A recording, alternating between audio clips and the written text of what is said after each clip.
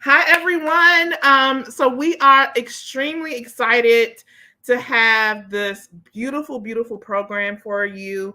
It is the second annual celebration of global African excellence.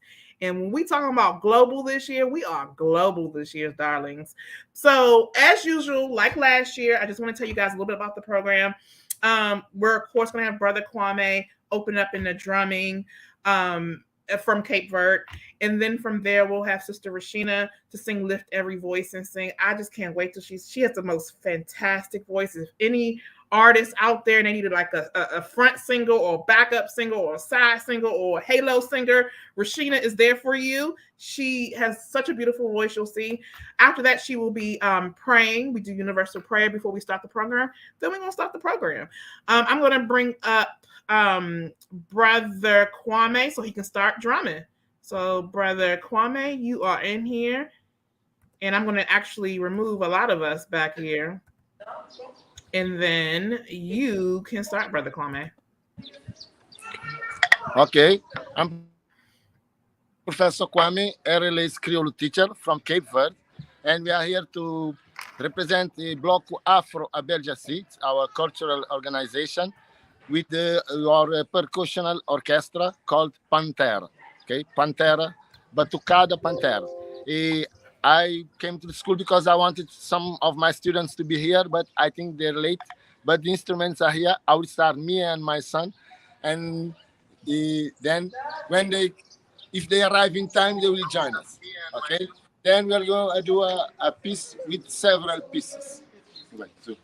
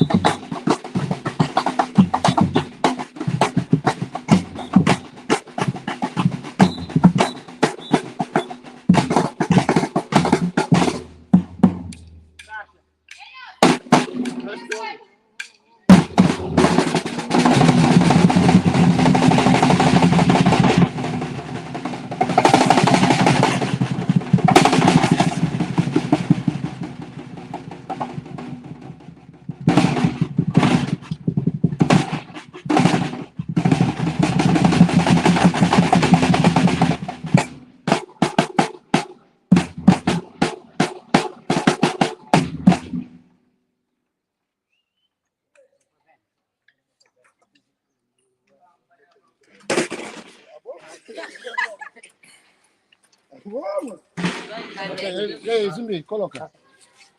Let's coloca. Okay, everybody. Thank you. This was Batucado Pantera, Professor Kwame, Director Zumbi, Director Danielson, Director Lopeto, and student D.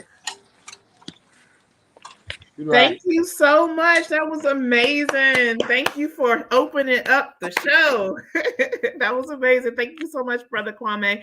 We'll see you a little bit later. Thank you so much. Okay.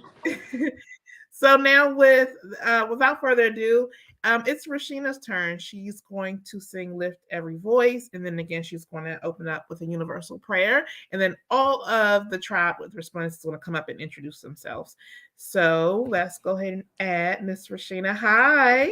Hello. How are you? I'm good. What about you? I am great. Good afternoon or morning to everyone who is watching. I'm going to sing "Lift Every Voice" and sing. Lift every voice and sing till earth and heaven ring with the harmonies of liberty. Let our rejoicing rise high as the listening skies. Let it resound loud as the rolling sea. Sing a song full of the faith that the dark past has taught us. Sing a song full of the hope that the present has brought us. Facing the rising sun of a new day begun. Let us march on till victory is won. Stony the road we trod, bitter the chastening rod, felt in the days when hope unborn had died, yet with a steady beat had not our weary feet come to the place for which our fathers sighed. We have come over the way that the tears have been watered. We have come treading our path through the blood of the slaughtered. Out from the gloomy past, till now we stand at last, where the bright gleam of our bright star is cast. God of our weary years, God of our silent tears, Thou who hast brought us thus far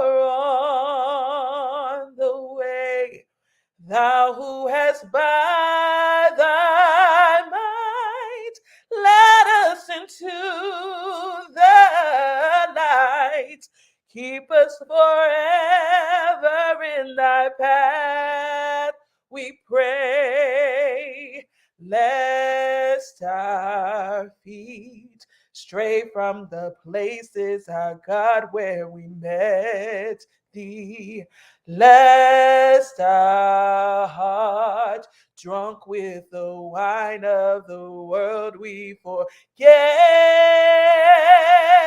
thee. Shadowed beneath thy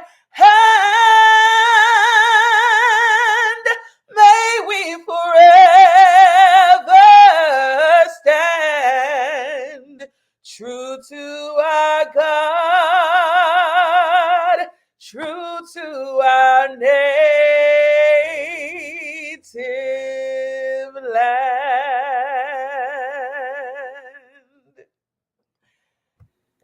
Let us pray. Literally, just wait a second. Hold on. I'm literally crying. You got me crying right now. Like, I'm literally crying.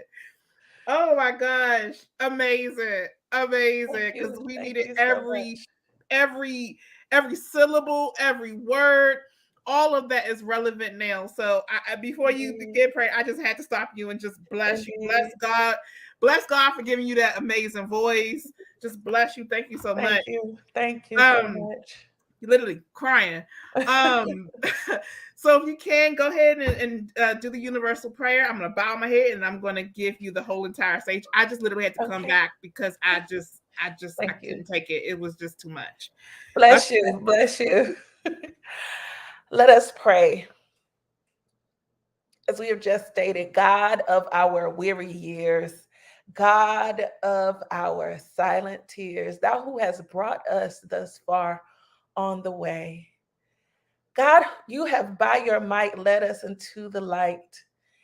And so today we ask that you would keep us forever in your path. Today we ask your richest blessings on Resplendence Language Arts, on the work that they are doing. We ask your blessings on all of those, the staff and those who are involved, the students. We pray, God, that you would continue to keep them, that you would continue to guide them, that you would continue to provide direction to them, to the director, to all of those who are involved. God, may they forever shine their bright light, God, doing the work that you have called them to do. God, we thank you for this day. We thank you for being with us. We thank you for going before us. And now, God, we ask that as we continue on, God, that we would be blessed, that we would be changed, that lives would be changed through the work that is being done here today and throughout the duration of this program. We thank you so much for all you have done for us. We thank you for what you are going to do for us, God. And we thank you, God, for what you are doing even in this moment, in this nation, in this world, God. We thank you for it all. And God, we understand that there are things that that would have us be depressed. There are things that would provide anxiety. God, there are things that would cause us to worry or to fear. But God, we thank you that you give us peace, and we thank you for the peace that you have given us. And God, if we don't have that peace, God, we ask that you would give it to us now. And all of these blessings we ask in your name. Amen. Amen. Amen. Amen. Amen. Thank you so much, Rashena. And with that, the breath of God lights our path. So thank you so much. Thank you for having me. Yes, Auntie Sana. If you guys need to reach out to Rashena and have her sing, please just contact us. We'll hook you up. Thank you so much, Rashena, and we'll see you next time. Thank you. Love you. Bye-bye. All right. So now we're going to bring up Resplendence one by one. All the folks at Resplendence, add to stream. And I think that's it in the background here. So like last year, I normally want to just start off with who we are, why we do it, and things of such. So Resplendence, we're still in our infancy stage. We've been around for about 2.5 years, I want to say. It started with just a need, quite frankly. I saw a need for us to go back to learn our languages, and those who know the ancestral tongue to teach us the language, those in the diaspora. I saw that, I believe I saw, I saw God, or the Spirit of God, shine a light that said, this is the way of the path, which is we have to unite globally. We have to be, instead of us fighting and bickering and being crabs in a bucket or pulling each other down, we need to lift up each other, all of us, because that's the only way that we're going to have some peace and some prosperity in this world as who we are, is if we engage with one another and we protect one another and we love one another. And so hopefully during the duration of this broadcast, you will see that energy and that light and that love that we share. So that's exactly what Resplendence is all about. We offer private tutoring. We offer group live classes. A lot of the classes come with recordings. We have homework assignments. We help you pronounce the language. We have flashcards. We have classes that actually are starting in April and in May. We also have free events. So if you can't pay for paid classes, we also have free events like Language Jeopardy. In the summer series, we want, can't talk. In the summer series, we run a program where we allow artists from around the diaspora to come and sing. So we have a lot of different programs that are free and paid. In about 2 weeks, on April 15th, we'll have a program here on this YouTube channel that's all about health and healing within our communities. So definitely tune in for that. This is one of our bigger broadcasts. We do offer broadcasts for the holiday seasons, but this is a bigger one because it's literally all day long. So definitely share, and like. Please do me a quick favor while you guys are watching. Please hit that like button. Please hit that like button. Please hit that subscribe button wherever you are at. Please share the broadcast because you never know who you can positively affect with the message that we are delivering today. So if you are interested in Resplendence and what we're doing, if you want to partner with us, we actually are growing in partnerships, both with tour guides and also collectives and organizations who want us to teach for them live. We are happy to work with you. This is the whole purpose of our program, is about engagement, leaning in, etc. I went ahead and posted our link to our website, which is resplendencela.com. Please make sure you go there, you visit, make sure you like and subscribe to this stream right now. With that being said, I'm going to turn it over to Veronica so she can introduce herself, then Sister Dimpo, and then Frank, and then we'll continue with the program.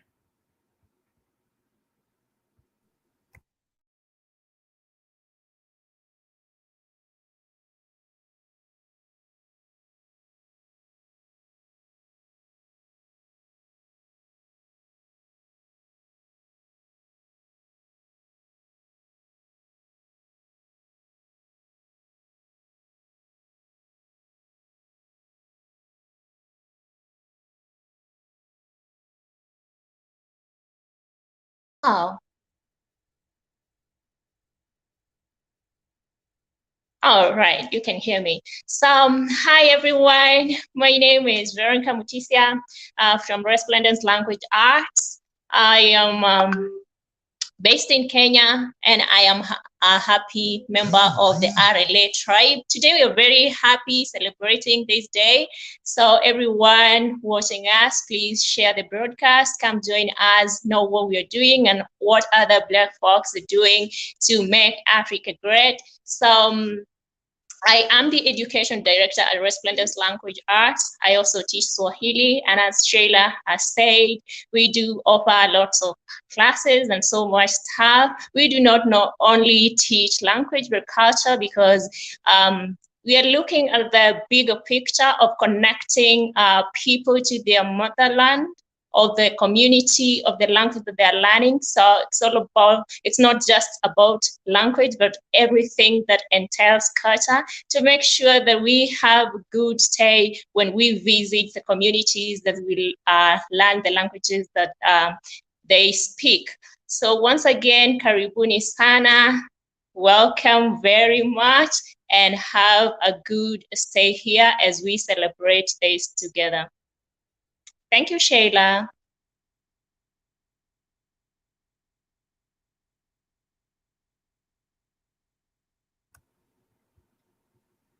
Perfect. Thank you so much for that. And then I'm going to have Dimple come on, and so you can let everyone know who you are. Hi everyone, Sanbonani, Dumelang. My name is Dimple. I am a Zulu tutor on Resplendence, currently on a sabbatical though, but I'm coming back soon. I also tutor Xhosa and Sesotho, which are South African languages. So if you ever want to come to South Africa, you can talk to Shayla and she will definitely do the things. Resplendence is a very nice concept, awesome concept. And we are a family there because even though I'm not there currently, I'm still a part of it. So we're very passionate about connecting people to the motherland, Africa, which is a continent, by the way, not a country. And we just want to get African languages out there. We want people to be comfortable when they come to our countries. We want you to enjoy and connect to the locals. We want you to know the language, know the culture, know the food, and just feel at home because this is home. So I really look forward to the show today. And we look forward to just reminding everyone about Africa and celebrating how excellent Africa is and how much talent we have. So this is what tonight is all about, or today is all about in other countries. And yeah, thanks, Shayla. You are more than welcome. You are more than welcome. And now we'll have, I think it's Frank, go on. Remove from stream. And then we'll have Frank. Hello, everyone. Hello. I believe you are doing well. My name is Frank Kwakwa. I am a tutor professor on the platform of Resplendence Language Arts. I'm so happy that you have joined us today. You know, when we mention Resplendence Language Arts, as my colleague lecturers have already said, it is not a place for dull people. If you are not interested in the development of Africa, you cannot join us. Here is the home of language. So, for example, I teach Chi and Ga on this noble platform. Now, why is Resplendence Language Arts so important? Interestingly, we have a founder whose vision is that she wants to unite the whole of Africa so that we can move together and develop as one force. But understand something, if this is going to be possible, it must be through language. So if you understand each other's language, then reasonably, we can develop together. Interestingly, on the side, I am a lawyer in Ghana, and that's when I teach on Resplendence Language Arts. I am happy to help anybody who wants to come and establish business in Ghana. I'm also into tourism. When you come to Ghana and want to visit interesting landmarks and historical places, interestingly enough, you can join me so that we do this particular way. But then today's focus is on celebrating African excellence. Surely, you are going to see myriads of people who are actually doing something to develop Africa. Thank you very much for joining us. I'll leave the platform for Sheila to continue. Thank you very much.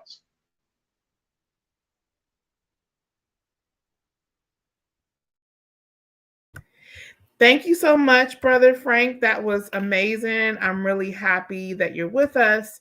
And I'm really happy that everyone is joining us today.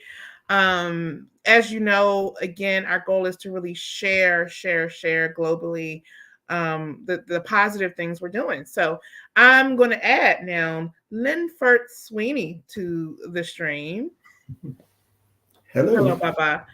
And Bob, he's going to talk with us about, I believe, West African history, correct? Yes. I'm going to give you a quick rundown on three West African empires. Excellent. I'm excited to hear. So I'm going to let you introduce yourself, and then we'll get started. What I'm going to do is actually give you full screen, sir. Mm-hmm. There you go. And if you can't introduce yourself, and then we'll start the topic. Thank you, sir. Okay. Right. My name's Linford Sweeney. I'm what you would call a Black history educator. And I'm involved with cultural engagement facilitation, and I'm a Caribbean genealogist and author, and I live in Manchester in the UK. So what I thought I'd speak to you about today would be about West African history, three great West African empires. And you may have heard of these before, but yeah, if you haven't, then this is a learning experience, I hope, for you. Now, West Africa, part of the great continent of Africa. If we're looking at West Africa and looking back, the furthest back we seem to be able to go at this present moment is the rock art in the Sahara that suggested that northern West Africa had been inhabited since 10,000 BCE, which is 12,000 years ago. Then let's take it a bit closer to home.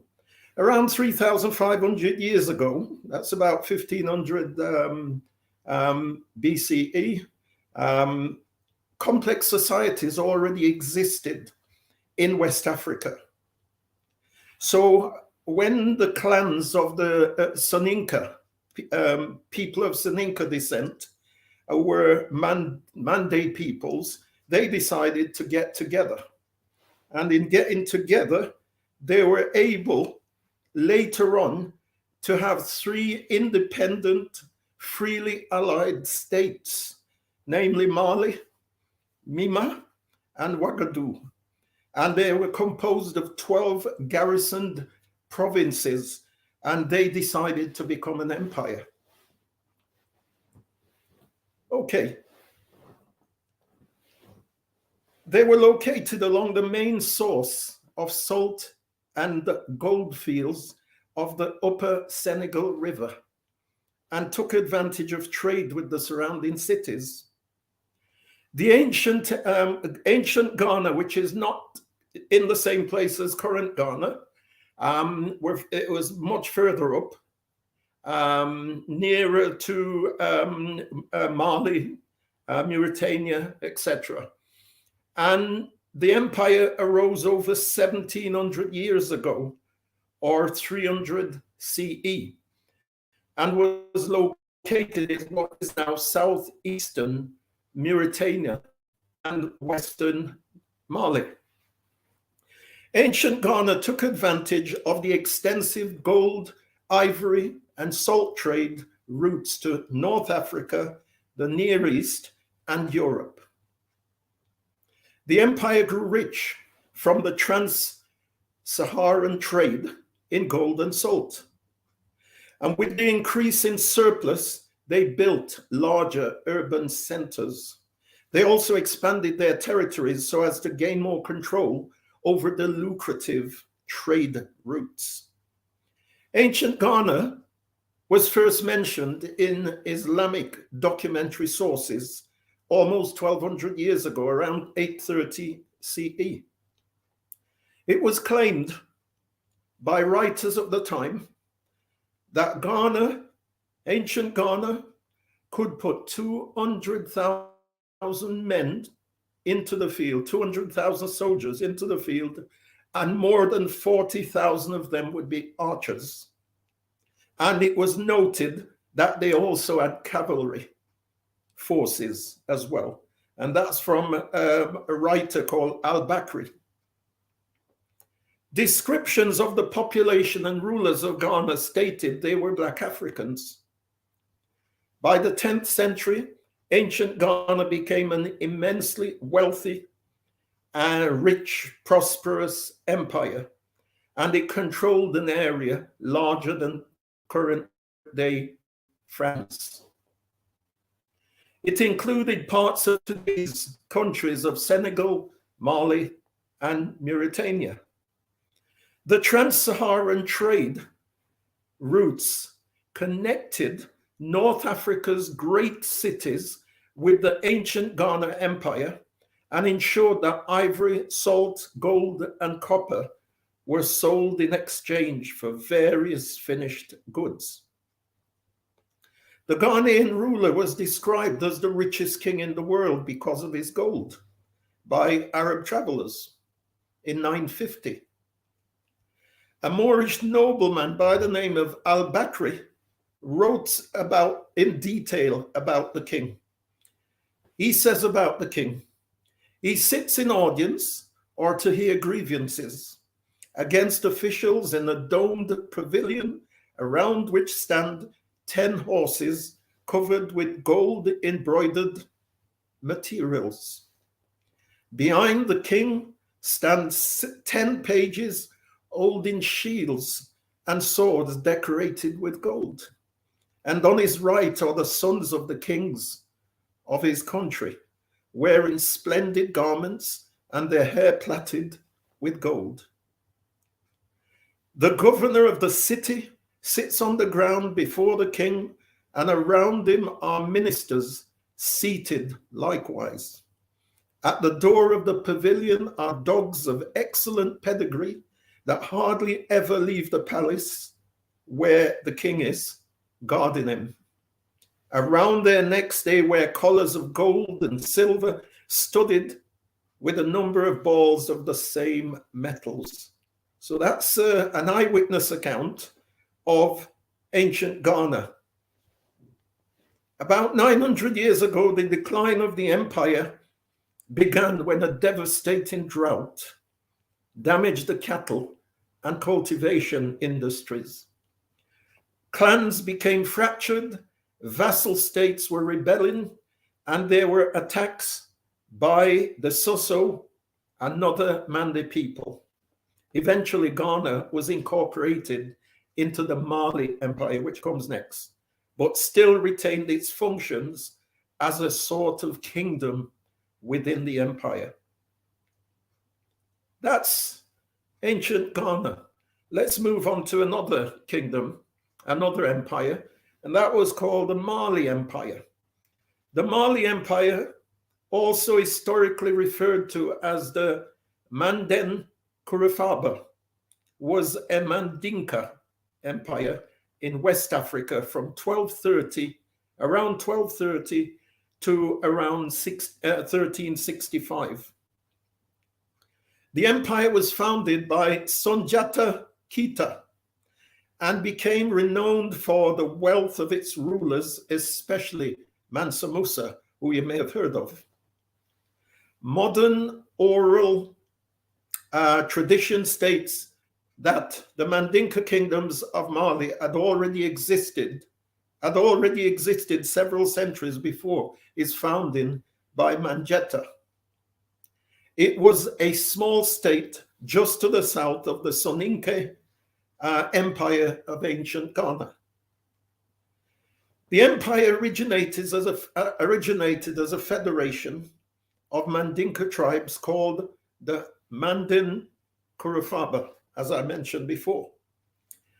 Mangan Sunjata led a revolt against the Kanyaga kingdom around 1234 CE, or AD, as it used to be. Then defeated the Soso army at the Battle of Karina in approximately 1235 CE.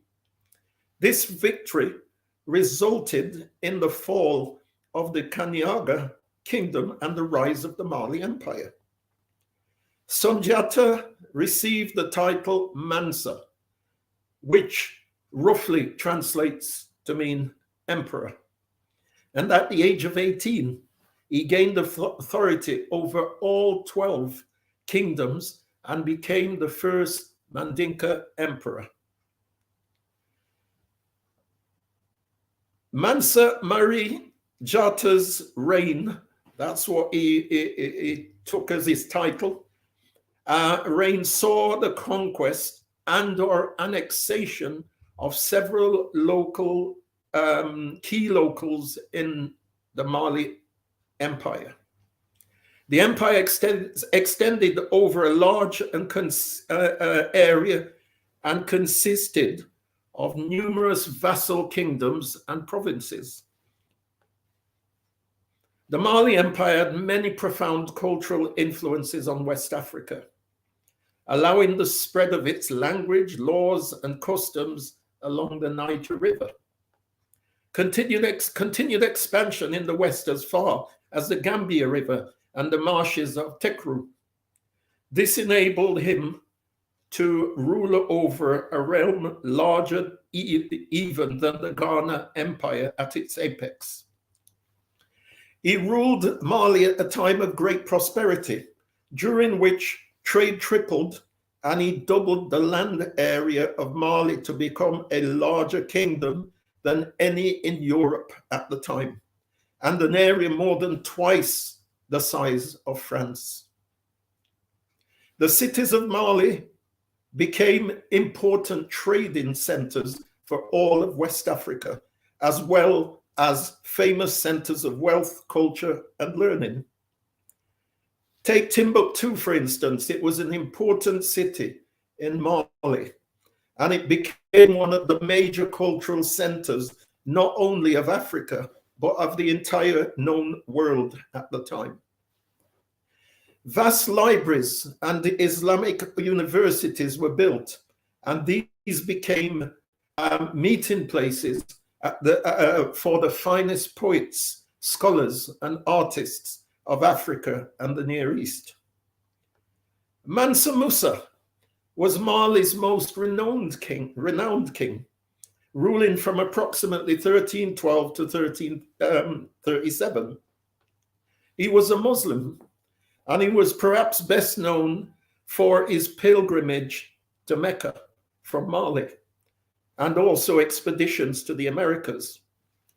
His pilgrimage to Mecca included 60,000 people and 80 camels, each carrying 300 pounds of gold. When he actually reached Cairo in Egypt, he flooded the market in Cairo with gold and caused the value of gold to decline, and it did not recover for 12 years. People were still talking about him 12 years later. This pilgrimage displayed Mansa Musa's enormous wealth and generosity, and he has been described as the richest man that ever walked the earth. Quarrels over who should succeed the throne and rebellion later on by the Fulani people in Senegambia and the Songhai people in Gao and the city of Gao led to the collapse of the Mali kingdom in around 1610 CE. Yep. Final empire, Songhai Empire, or the Songhai Empire, some call it.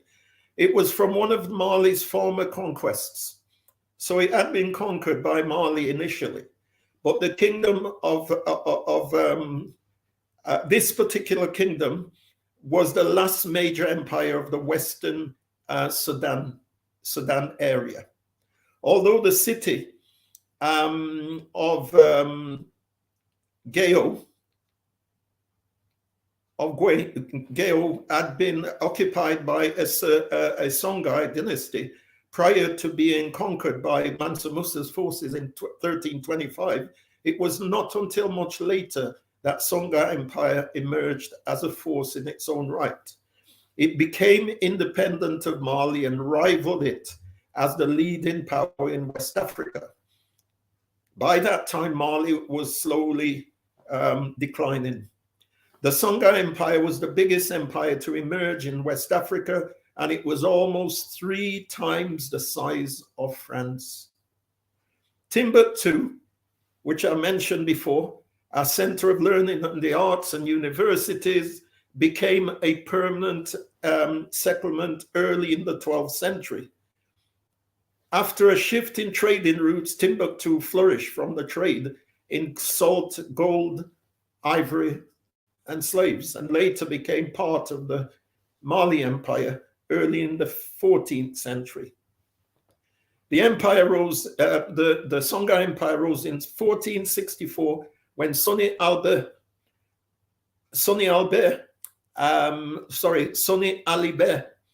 conquered much of Mali's empire's territory, as well as Timbuktu and the pivotal trading city of Jhon.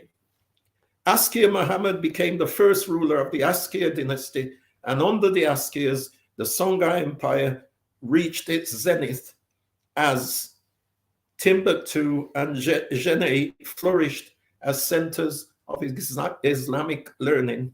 Askir the Great opened religious schools, constructed mosques, and opened up his court to scholars and poets from throughout the Muslim world. Some great accomplishments included an interest in astronomical knowledge, which led to a flourishing of astronomers and observatories in the capital. The army consisted of war canoes, expert cavalry, protective armor, iron-tipped weapons, and an organized militia. There was centralized administration of the empire, and an efficient bureaucracy was established for tax collection and the administration of justice. Also, the introduction of weights and measures and the appointment of an inspector for each of Songhai's important trading centers. At its peak, the city of Timbuktu became a thriving cultural and commercial center. Arab, Italian, and Jewish merchants all gathered for trade, and there was a revival of Islamic scholarship. So finally, central to the regional economy were independent goldfields, as merchants formed partnerships and the state protected merchants and the port cities of the Niger. A Moroccan army defeated the Songhai in 1591 and made Timbuktu their capital, which meant that the golden age of the city was over and it entered a period of decline. Thank you very much. Thank you so much. That was really, really powerful. Really, really exceptional work, sir. I love knowing about our history, and for someone to take that much detail and really, really dive deep into who we are. I mean, it's never been done many times before. So I respect you, sir. Thank you so, so very much. And I'm absolutely going to be watching the broadcast again, just to hear every detail. So thank you so much. If you want to tell everyone your website so they can come and support. And of course, we also like to have workshops with you in the future. But yeah, let everyone know your website, and then we'll go to the next presenter. Yep, my website is inspiredhistories.com. So that's inspiredhistories.com. Perfect. Thank you so very much, and I will see you soon. We're also, just an FYI, guys, we're going to be broadcasting. Hold on, let me put you back there. We're going to be broadcasting on Clubhouse too. I'm trying to set the room up. That's going to be a listening party. As you guys remember, last year we had Hop-In. This year, we honestly just ran out of time. I mean, it's very, very busy in what we do and how many tribes member we have. So if you guys want to come and join our tribe, please do so. But with that being said, we were unable to do a Hop-In this year, sir. So you can go to Clubhouse if you have that. And I'll try to share that information on my social media. So thank you again, Linford. Thank you very much. Okay. All right, so let's keep it going. We have a lot of people backstage. I'm going to bring up who's next on the program. I believe it's Baba. Is it Baba? It is Baba. Yeah, Baba. Hi, Baba Bolekia. Hello. How are you? I'm okay. Okay. Koboalo. Koboalo. Betul, betul, betul, We're betul. speaking Bobe. I know very Yeah, little. yeah, yeah, Bobe. Kidogo. yeah, yeah. But anyway, tell us about. I love you so much, and I don't know how to tell the world who you are. I don't know how to present you. So the best thing I can do honorably is have you present yourself. Tell everyone where you're from, the book that you have, and anything about that. And then after that, we'll get into coming back home. Because I'm a Bubi woman. If people don't know who I am, I'm a Bubi woman, and it's all about connecting. It's all about connecting with our sisters and brothers. So Yes, please, you sir, know, I'll let you have yes, your stage. yes. I don't use to introduce myself because it's not easy to introduce oneself. I know that I am Bubi from Bioko Island, the former island of Fernando Po, is now part of Equatorial Guinea in Africa, in the Gulf of Guinea. It's a little island. We are there since 80,000 years. And we have singular culture. We have many, many things singular that we are not sharing with other ethnic groups in the African continent. I have written many, many books about history, linguistics, poetry, novel, story tales, dictionaries, many, many articles because I'm professor in the University of Salamanca since 35 years.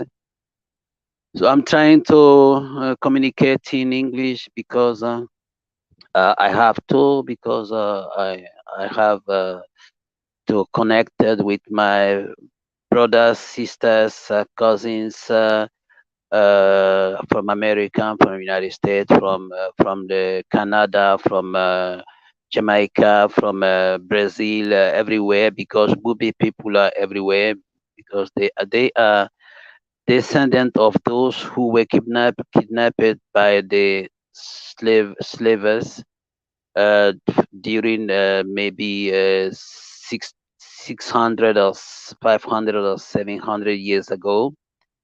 So I'm trying to teach them our Bubi language because I'm also teaching a Bubi language because I have made many researches about Bubi language, how to teach Bubi language.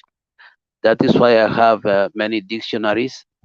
I also happy to meet them to join them because they allow me to remember what happened in the past when they were kidnapped because they were very young, maybe 14, 13, 16 years when they were kidnapped by the slavers.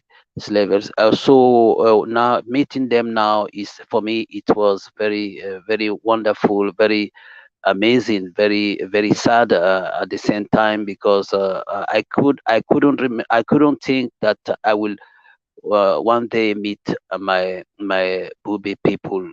So for me is quite important to meet them. I'm trying because Bubi people we are suffering in Equatorial Guinea because we are discriminated by the rulers because the rulers are not Bubi people. The rulers are from other side from African continent because they were brought there by the Spanish people during the colonization. So I'm trying to talk to learn my brothers, sisters, Bubicans, American Bubis. I'm trying to explain them that we are not the rulers of our island. We can't do anything against this discrimination because we are very few in the island. So the rulers, the Fang people are trying to erase us, delete us from the island, but we are fighting. We are trying to keep to save our language, our cultures, etc. Now that I have met my brothers and sisters and cousins, etc., nephews, etc., I would like them to join, be one, and look how we can all return and to recover our island, because it will be for us. It will be very important to go back, to let them go back and stay there together and recover the 600-700 years that have passed for between them and us. So for me, it's quite sad. I don't know how to explain it. When every time I see them by Zoom, etc., every time I listen to their voices, it makes me remember when some mothers were crying because some whites were kidnapped their daughters, their sons, etc., and took them far away from the sea, etc. So for me, is what I can say.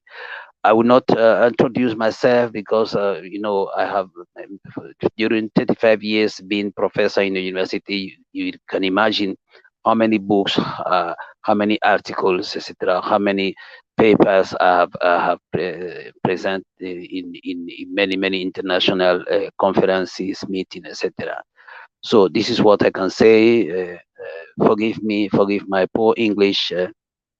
I'm trying to explain things in a language that I can't control, etc. This is what I can tell you about me, about the link. What makes me happy to meet my people, my brothers and sisters, and I would like to take them all to the island and stay there together and forever. Thank you. Hello. Thank you too. I'm actually going to have at this point, is Veronica in the back or Rebecca? They're supposed to take over, but that's okay. I guess I'll keep going because we have it kind of hosted as well. So thank you so much, Baba. Like I mentioned, if you have Clubhouse, please jump into Clubhouse for the listening party, then it'll be an after party. But thank you so much for everything that you do, okay? You're welcome. Thank you. All right. Bye-bye. Bye-bye. So now let's see, we'll bring up, oh, this is a really good one. Adam Bodomo, he's going to talk about From Swahili to Afirihili, the rise of Pan-African language. Really exciting. Baba and everyone else listening, please join, okay? So let's go ahead and have Mr. Adams come up. Okay. Can you hear me? Yes. Yes. Good. Yeah. Thank you very much, Shaila, for what you and your group are doing. I guess you need me to bring up you need me to bring up the form for you, right? Yeah, let's see. Let's see if it can you see it? No. Not yet. I'm gonna give you a solo and then I can bring it up. Don't worry. Okay, please bring it up because I don't know how to. I'm kind of low in technology. So let's see. Oh, it's okay. I was saying that I guess you got to know about me or got to know about each other when I recently presented my inaugural lecture. Yes, that was so powerful. And I love the way you speak. It was just amazing. Right. Thank you very much. You're welcome. I'm trying to get it up. So if you want to at least introduce yourself while I get this up. I think that's what I'm beginning to do. So we got to know each other when I recently presented my inaugural lecture to the Ghana Academy of Arts and Sciences as a member. And my lecture was on linguistic Pan-Africanism. And so I'm talking about Ghana. I'm from Ghana, but I'm currently talking to you from Vienna in Austria, where I teach. I teach at the University of Vienna. I'm a professor at the University of Vienna. I I am a professor of African Studies, and my specialization, I'm a chair professor of African Linguistics and Literatures. So as you can see, my remit is in the arena of African language development and the literatures of African languages and cultures. So I'm very happy to talk to you about the concept of linguistic Pan-Africanism. Now, the specific issue I want to raise here in your session, in your event, is the idea of talking about Swahili, the Swahili language. Because my idea of linguistic Pan-Africanism is to focus on African languages. And later on, I'll be telling you about the tenets of linguistic Pan-Africanism. And one of the aspects of it is to focus on Swahili as a continental language. So in the short discussion, I will describe what the Swahili language is and where it is spoken. I will then give a brief tackle of the history of its rise, first as a trade language, a national language, a regional language, and then gradually as a continental lingua franca. Finally, I'll talk about how Swahili can be transformed into what I call a unique Pan-African language, into what I call Afirihili. Now, Afirihili would be a language with virtually the same grammar as Swahili, but a radically expanded vocabulary, drawing in words and concepts from the major African languages. And I don't know whether you can, Charlotte, maybe if you can move on. I have a map which I want to show on. Is it possible to move on? I don't know how to do that. Charlotte? Yeah, great, great. Can you move to the next page where I have a map? Right, the next page. Map. There is a map. Oh, sorry. Well, on page 3 of my slides, I have a map. Oh, yes, this one. I have a map of East Africa, with a map of whole of Africa inset. And this map shows you the position of Swahili, the spread of this language called Swahili along the East African coast. And it is this area that we'll be talking about in the next few slides, about its history. How did it come about to be like this? And the rise of Swahili is intimately connected to the history of this area. So I would like to first of all give keynotes. So the next slide, I would like to give key dates in the rise of Swahili. Now, and all this begins in the 7th century when Arab sailors, I don't know if you could keep going, if you could move on, because I've moved, yeah. The Arab sailors and merchants introduced Islam on the East African coast. At the end of the 12th century, led by a Kharijite Sultan Al-Hassan ibn Daud, Kilwa arises as the leading trade center of the coast. Kilwa, that's part of East Africa. At the end of the 13th century, a new Sultanate Hadrami dynasty takes power in Kilwa. Now, we move on into the 15th century in 1498, where there's a destruction of Kilwa by the Portuguese militia Vasco da Gama, and Vasco da Gama is quite known in history. Now, in 1505, there was the destruction of Mombasa by the Portuguese, led by F. de Almeida. So the Portuguese take over all the coastal islands. So that's the Portuguese influence. And we see in 1585, where there was a Swahili resistance against the Portuguese rule, which develops through alliances with the Omani clans. So at this point, you see that there's a indigenous resistance within the area. taking us to 1652, where Sultan Ibn Saud and Omani expelled the Portuguese, and the Mazuri eventually emerged as rulers, the Mazuri clan throughout the area. This reminds us of a famous historian and African intellectual called Ali Mazrui. He belongs to this kind of group. In the 1700s, there was an increase in demand for slaves from Southern Arabia. And towards the 1770s, there was then an agreement between the Sultan of Kilwa and the French trader Maurice, organizing the slave trade to the French Mascarene Islands. So all this goes on and on and on through the 19th century, 1822, 1823, and so on, all the way until after, in 1840, after his victory over the Mazri and the takeover of Mombasa, Said, Sultan of Oman. So as we can see, Omani experience and Omani influence is very pervasive on the East African coast. Transfers his capital from Muscat to Zanzibar. His domination is generally recognized by the sultanates of the coast from southern Somalia to northern Mozambique and in the mainland up to the lakes region. So all this area, began to be recognized as the Swahili coast.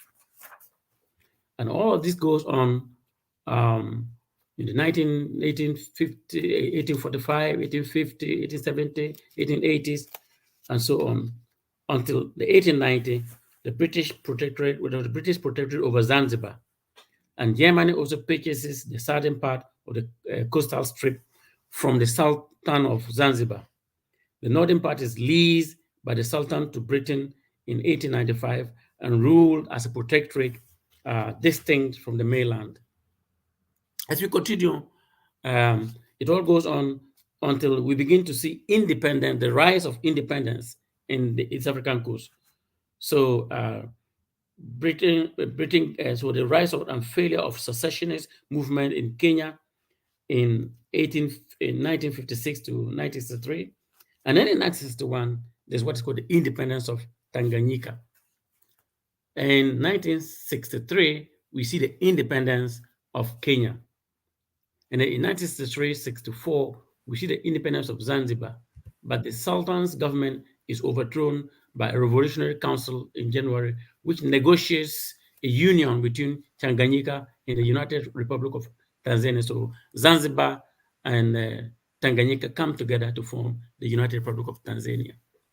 And in 1975, we also see the independence of the Republic of Mozambique. So all these parts, they began to get independent, but while still maintaining Swahili as an important lingua franca. Okay. This goes on and on. And what page, because I was actually on mute, so I had to go out of the presentation to come back into it. So I apologize to the viewers. This was, I was trying to make this a last minute change. Right. But so right now, are we at this slide? Which slide would you like me to be at? So as you're explaining. Remember, I was on mute, so I was trying to tell you backstage. But anyway, go ahead. Well, there's a slide which I'm going to now call where I begin to talk about. I'm still on the history rise of Swahili. So if you could just keep moving, I'll show you. I'll get to a point where if you keep on moving, I'll show you to stop. To stop where I am. Okay, go. Are you moving? I'm not seeing you moving. I'm not here yet. Go on. Move on further. Gosh, yeah. What page would you like me to be on?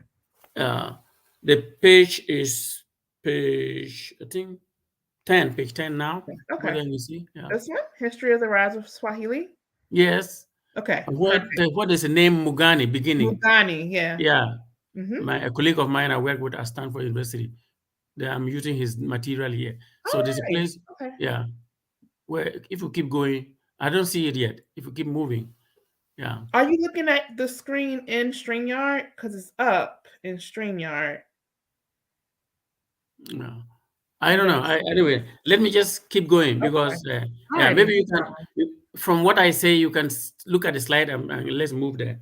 Okay, no problem. So what I was going date by date to just show you what was happening in the East Africa, and which led to the rise of Swahili as a language. Now, the historical lands of the Swahili are on East Africa's Indian Ocean littoral. It's a 2,500 kilometer chain of coastal towns from Mogadishu, Somalia to Sofala in Mozambique, as well as offshore islands as far away as the Comoros and the Seychelles. This coastal region has long served as an international crossroads of trade and human movement. Swahili, then, is the Eastern African language most associated with the struggle for independence from European colonialists in the 1940s and 1950s. During the decades leading up to the independence of Kenya, Uganda, and Tanzania that I talked about earlier on, early in the 1960s, Swahili functioned. Yes, this is where I'm talking about. So, I know. I'm just trying to make it right. yeah. This is what I'm talking about. Yeah. Should be right. This place. This one. Yes. I had to do a lot to get there. Yeah. And again, sorry to everybody because this was like a last minute change and I'm trying to accommodate, but I think we're fine now. So I apologize, but now we're good. Okay. So during this period, Swahili functioned as an international means of political collaboration, enabling freedom fighters throughout the region to communicate their common aspirations, even though their native languages were varied.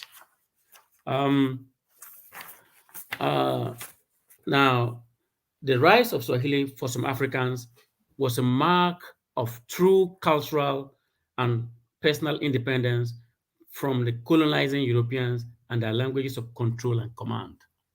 I think you should now move to the next slide. Thank you. You can say, Tanzania, just say for me, next slide. Yeah, here, yes, this point, yeah. Thank you. Tanzania is a linguistic standard bearer of autonomy and respect because uniquely among Africa's independent nations, its government uses Swahili for all official businesses and most impressively in basic education for the nation's youth. This is very important. Mm-hmm. The highest political offices in East Africa began using and promoting Swahili soon after independence as a language of African liberation and pride. Next slide. So I wanted to use this a song, a very patriotic song that was sung as recounted by my friend Mugani in Kenya, and I'm sure are all on the coast of East Africa. And as an example of how Swahili was used as an important means for, expressing, a lot of, patriotism and so on and so forth, and African nationalism. So here we go. O Afrika nchi yetu, tunataka tuungane tujenge taifa letu lenye nguvu na umoja. Na lakini ni lazima tusahau ulegevu, unyang'anyi na uchoyo. Hizo zote zinadhuru. Great. This is recounted by a master student of mine from Tanzania, in my who I'm supervising, and it's a very patriotic song. It says, as you hear, those of you who speak Swahili, it says, "Oh Africa, our country, we want to unite to build our nation, having strength and unity. But it's a must. We forget sluggishness, plundering, and stinginess. All those are harmful." And indeed, these are exactly some of the things still hurting Africa at this point. So it's a very revolutionary song, and the lyrics tell a lot about what is going on. So can we move on next? Next slide. So still on the rise of Swahili now, under President Mwalimu Julius Nyerere of Tanzania, Tanzania became one of the only two African nations ever to declare a native African language as the country's official mode of communication. The other is Ethiopia with Amharic. Today, Swahili is the African language most widely recognized outside the continent. And the global presence of Swahili in radio broadcasting on the internet has no equal among the sub-Saharan African languages. Indeed, right now, Swahili has been made an official language of the African Union, in addition to the three former colonial languages, English, French, and Portuguese. So this is this is the rise. So as you can see, Swahili has risen, from for a long time over the centuries to become a very important language in many parts of Africa, especially on the eastern and southern parts of Africa, and it is on the spread. In fact, I must say that I studied Swahili for 1 year at the University of Ghana in the 1980s, and that was the first time. One of the first times, places in West Africa that Swahili began to be taught. So if I say habari, what would you say? Habarigane, Zulu sana, of course. Zulu sana. Yeah, Zulu sana. Ndio. Yeah. So here I will describe. So we now move on. So I'm now leaving the history of Swahili, and then to focus on the rise of from turning Swahili into what I call Afirihili, or what Pan-Africanists, some Pan-Africanists are beginning to call Afirihili. So next slide, please. Okay, hold on. Yes, yeah. So here I'll describe what Afirihili is and how we can get Afirihili into becoming a language acceptable for most regions of Africa. Afirihili must not be thought of only as a linguistic touch-up of Swahili, but as a modernized form of Swahili that develops enough terminologies and concepts for the teaching of African history, culture, traditions, geographies, philosophies, and so on. So just to give 3 examples of some of the vocabularies, the recurrent vocabularies that can be put there. We need to put in Ubuntu from Zulu. We need to have Kente from Akan and other Ghanaian languages. And we need to have Djembe from Wolof. So we consistently look at the most recurrent vocabularies across Africa, and we indigenize them, we put them in the Swahili dictionary. It becomes, we're on the way to making Swahili a Pan-African language called African. It makes a lot of sense, sir. It makes a lot of sense because Kente is represent, like you said, the Khan people, and then Zulu, and then Wolof. That's a lot. Yeah. So these are just only 3 examples. If I keep on, you see many from North Africa, from everywhere around. I just brought 2 examples one from Southern Africa and 2 from West Africa. As you can see, many more. We can talk about that. So it will be important for all African children from different parts of Africa sitting in the same classroom to learn. It's important for them to learn about their traditional African heritages in a common African language, and not in English, French, or Portuguese. Yes. Yeah, not in English, French, or Portuguese. Next slide, please. Next slide, please. So I'm trying to, okay. So in this slide, you would see a diagram that shows you what I call a diagrammatical representation of what I call linguistic Pan-Africanism.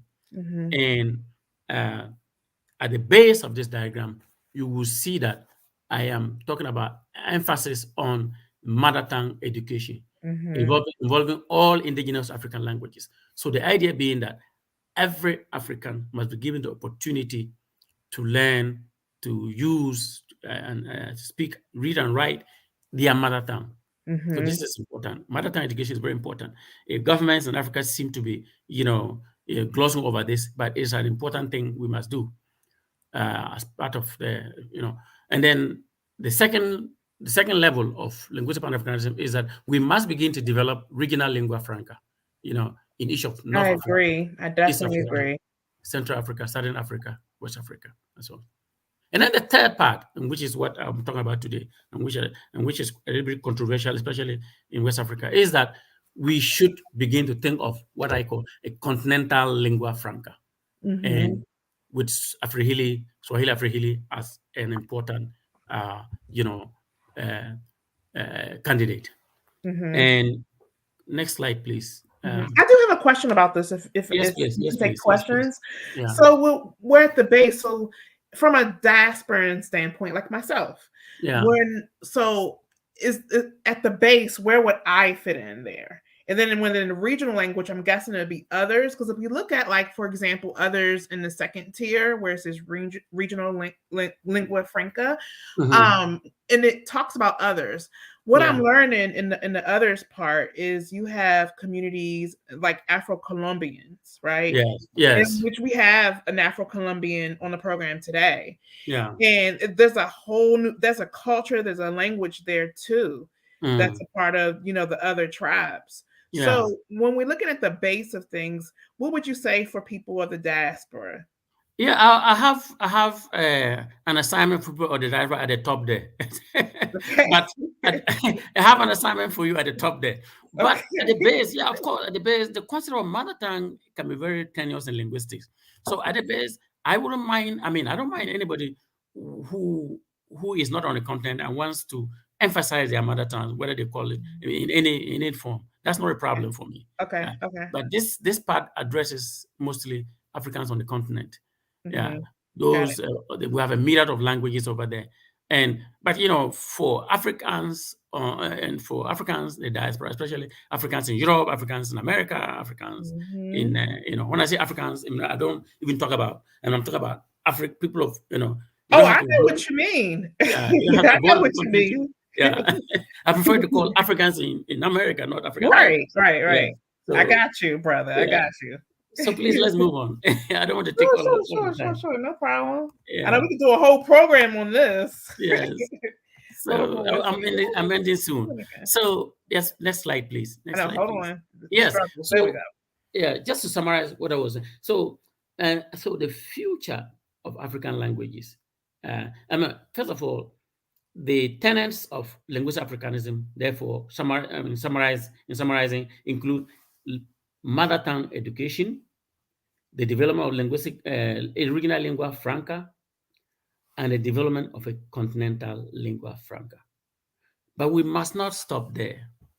I believe that we must promote our languages beyond the African continent in the same way that other people are promoting their languages beyond their continent.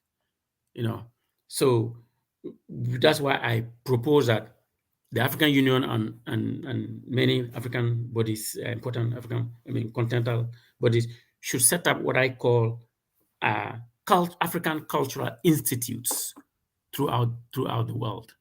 In the same way that we have, French Cultural Institute, Alliance Française, we have the British Cultural Institute, the British Council, and the same way we have the Goethe, the Yemen Cultural Institute, and also in the same way we have the Chinese Cultural Institute called the Confucius Institute. We ought to have an African Cultural Institute throughout the world. Yeah, absolutely. And I emphasize this. And we may want to call it whatever we want, but I do sometimes mention the Mandela Institute, because Mandela is an important continent-wide person. But we can decide to call it anything we want. Yeah.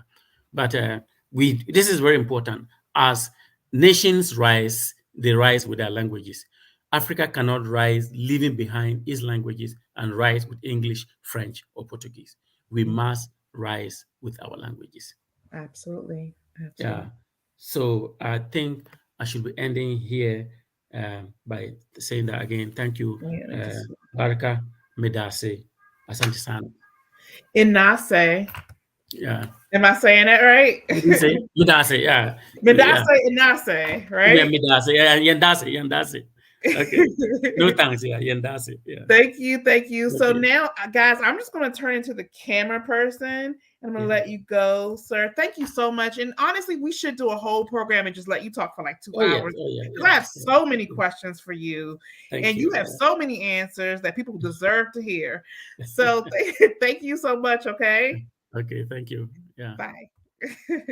All right, Frank, it's your turn. I'm turning into the camera person. Hold on for 1 second. I'm going to, there you go. You're introducing Hello, someone. Thank you very much for joining us. Yes, so once again. So like Sheila rightly said, my name is Frank Kwakwa. At this particular juncture of our program, I'm going to introduce no other person but Nana Obokese Ampa. Now, the name Nana in Twi means chief. Obokese means big stone or great stone, and Ampa means truth. So the translation should make you aware that the person you're about to introduce is a huge person on the continent of Africa. Now, Nana Obokese Ampa is the Apejahen of Asebu, traditional area of the central region of Ghana. He is the Chief Executive Officer for the Year of Return Legacy Projects, and then the Asebu Pan-African Village Projects.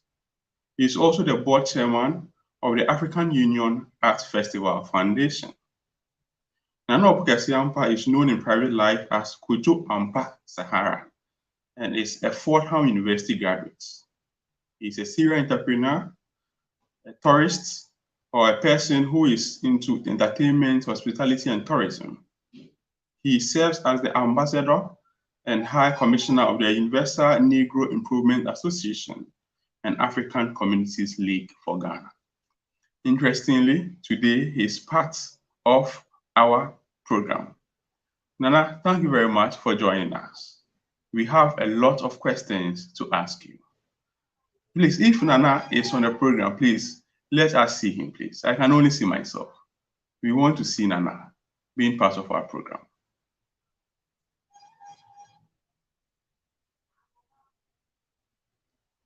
Hello? Hello? He's coming, he's driving, so keep talking. Okay. That's fine. You know, he's an important personality, so it is quite difficult getting such important personalities. However, let me say something to you about Nana. Now, interestingly, he has granted many interviews, and he doesn't look at the people he's granting the interview to, the caliber of people he's granting interview to, and say that this is a bigger person or this is a junior person. If the conversation is important, he will surely grant the interview. So, in May 2020, 22nd May 2020, Nana granted an interview with Devisha L. Johnson. And then the program was called The Conversation with Black People. Interestingly enough, in the conversation, Nana labeled the Cape Coast Castle as a dungeon. So rather than mention it as a castle, he labeled it as the Cape Coast Dungeon. So we have this particular question here that we would want to ask Nana, but in his absence, we'll presume that we understand what he said, in that the use of the word Cape Coast Castle actually hides the historical connotation of the landmark Cape Coast Castle. Now, the historical connotation of the Cape Coast Castle is like most castles that were built by the colonizers on the soil of Africa. Like Baba Bolekia rightly said, these particular castles were held in order to capture our ancestors and then keep them in these castles. And then as time progressed, the castles were being used to export the captured slaves. So if today we are calling it the Cape Coast Castle and we are failing to hold the actual doing of the castle by expressing the fact that it was used to hold slaves until the last time they left Africa, then reasonably, we are actually hiding the historical connotation of the castle. However, this is my view of what Nana said. And when Nana joins us, we are surely going to ask him questions about what he said and then why he maintained that particular position. Now, another interview that Nana granted was on October 8, 2021. Now, within that particular interview, he made us aware about the launching of the Ghana Chieftaincy Award celebration. Now, this particular program is highly important in Ghana. The question is why? Now, in Ghana, prior to the colonization of Ghana, as a country, the white man labeled us the Gold Coast. Prior to the coming of the white man, Ghana was ruled by chiefs. We have myriads of ethnic groups in Ghana. We have the Akans, the Gans, the Dagbani, the Dagombes, the Frafra, the Ewe, and many more. However, upon the colonization of Africa, upon the colonization of Ghana, the chiefs were sidelined and the British started to rule. In their ruling, they explored something known as the indirect rule. So instead of coming forward to rule us, they used the chiefs to rule us. Politically, most have argued that these chiefs were acted as stooges who were doing the bidding and demands of the white man.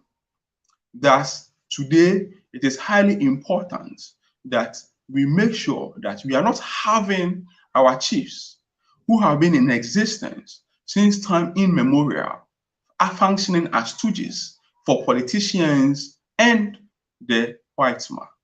So this explains why Nana Ampa Obokese has decided to launch the Ghana Chieftaincy Award.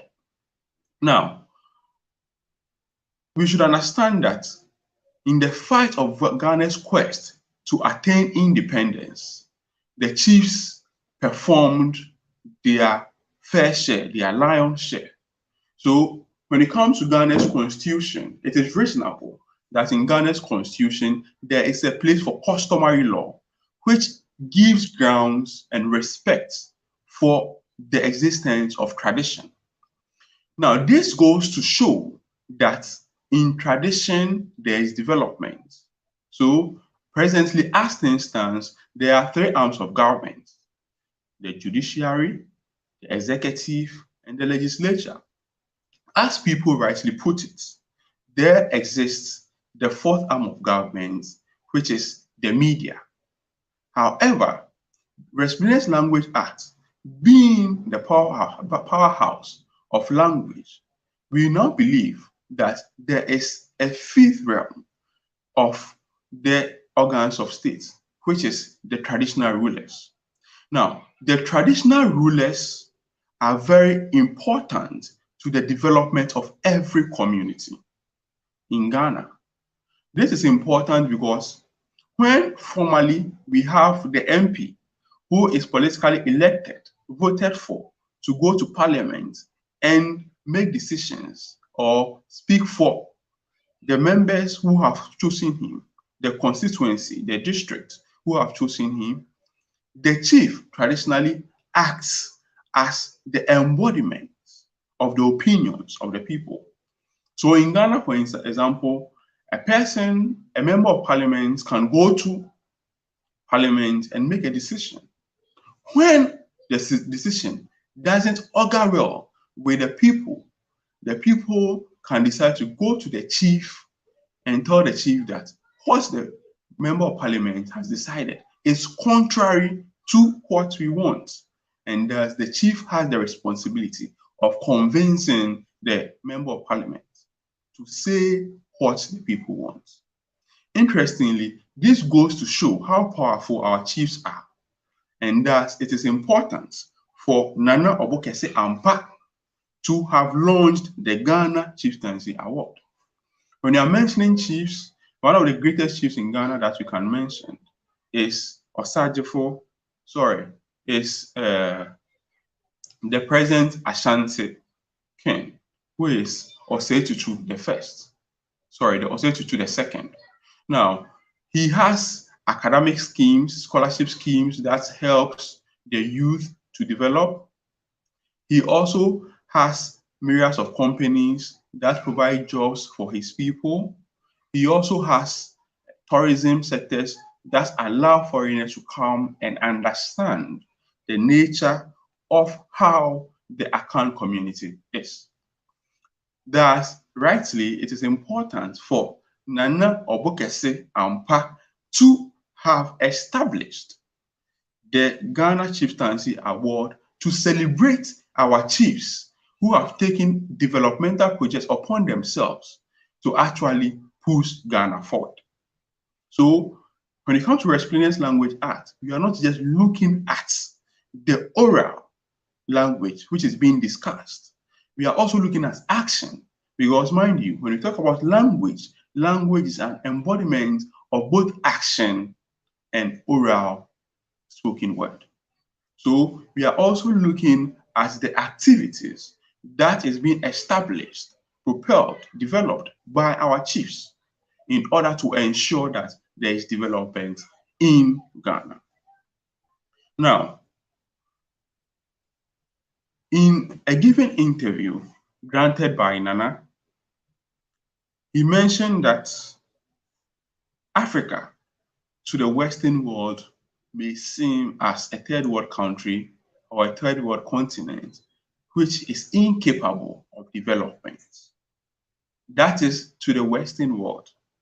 However, this is what Nana said, and I quote, Africa only loses if it loses its generation, which is yet to be born.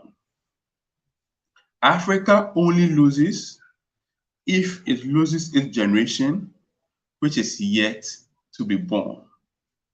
I believe this important nugget has sunk into your bosom. And so, the comments of this chief proves that we are not looking at development for today, but we are looking for development for posterity.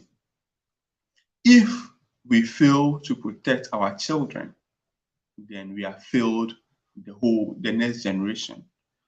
So when a chief of this caliber makes you aware that until Africa develops, it must focus on its children, it tells you that this is a kind of chief who is highly focused on the achievements of not just the elderly, but children. Now, there is this tradition in football, which is a globally loved entertainment sports. Every national team, which begins from, every national team doesn't begin from where it presently exists. You would have people moving from the basics to the middle platforms, then they progress into the national team. Every national team, which is very strong, has always propelled people from the basic level. So if you are in Ghana, before you climb up to play for the Black Stars of Ghana, surely you have to play for the Starlets, and then you propel to the middle ground, then you play for the Black Stars of Ghana. So if we are able to educate our children, if we're able to train our children will grow up and keep the fire burning. The children's children will also grow up and keep the fire burning. But since we are a home of African language, let's connect this analysis to language. Most African parents have failed to train their children in the African sphere. When I say that, what do I mean by this? It means that most even feel shy to speak African language with their children when they are in the house. The reason being that they would want to show their children as being civilized, as being highly educated. So they prefer teaching their children a white man's language to show the white man that my son can speak with you, can think like you, can move with you. However, we should remember one thing, that language is identity. When we fail to educate our children about our language, the philosophies, the philosophical underpinnings of this particular language, then reasonably we are failing to understand that these children will not communicate the philosophical underpinnings of today's language to the next generation. So if Nana says Africa only loses if it loses its generation, which is yet to be born, is he true, or he finds himself in the false arena? Now, the next thing that we would want to mention about Nana Obokese Ampa is his development of the Obokese University. The Obokese University is an African project which focuses on building a university in Ghana. Now, this university is not any traditional form of university which we all attend. Rather, it is this cultural type of this university which inculcates African pedagogy into education. So when you come to present Ghanaian education, maybe someone is learning history. Maybe the person might end up learning American history, even though the person is African. However, the Obokese University focuses on the studies of history, strictly African history. Proverb is a part of African culture. Dance is a part of African culture. Wise sayings are part of African culture. That this particular university is going to look at ways and means of inculcating this activity into the studies, the training, the enlightenment given to students who are going to pass through. This is not to say that only African culture is going to be studied. Besides, the world has now grown into a global village. That ICT has become an integral part of our education. So yes, we are going to learn ICT, we are going to learn important philosophies that emanate from the West, the East, the North, the South. However, we are going to make it the African way. Because if we fail to make it our way, who will learn from us? We can't keep mimicking what people have done. So the Obokese University is a type of university which mimics the African, so that the African can create something new for the world. Now, at this particular juncture, I have said a lot about Nana Obokese, and I would want to hear from Sheila. Please, Sheila, are you online, please? Yes. Sorry, I was away for a little bit. So Nana is having connection issues. So we're working on that. So in the interim, we're going to bring up Bolekia so you guys can continue that conversation. And what I'm going to do is try to get Nana here. Okay, interesting. Hello. Hello, Professor. Hello. I greet you, sir. Thank you. I'm listening. Yes, I consider it a great honor having this conversation with you. Thank you. I'm glad to hear from you that there is a university where people can study African cultures deeply. It's quite important to know that we have an university where students can really study African cultures, all African cultures. So you need to let us know this university, because there are many researchers, there are many academicians in Europe who want to start studying African cultures because they are fed up with Western cultures, etc. So for me, it's quite important to know that. So you are doing a great job because even in our African countries, university students are studying European cultures with everything like that. So when I'm in some African universities like Senegal, Gabon, Cameroon, Ghana, etc. It's for me is great. I don't understand why African students have to study the French history, Spanish history, So, but they don't know anything about their own, about our own history. They don't know anything. So, yeah. So if we have this, for me, it will be very interesting, because we don't even this is what this our universities are going against this African Charter of Cultural Renaissance, because in this African Charter of Cultural Renaissance, they are they say that we should introduce our languages, our cultures, etc., in primary schools, in secondary schools, in university level, etc. But our politicians don't do that. So because they so we need to start doing that, because no, when we are teaching European cultures, we don't teach people how to become Africans. They are just they are black because of where we were born, but their mentality is white. Sure. So it's like a white mentality in an African body. Well, yes, of course, yes. Yes. Okay. That is why. Yes. Go on. At this juncture, I don't know whether you paid attention to the delivery of Adam Bodomo when he was speaking about from Swahili to Afirihili, the rise of Pan-African.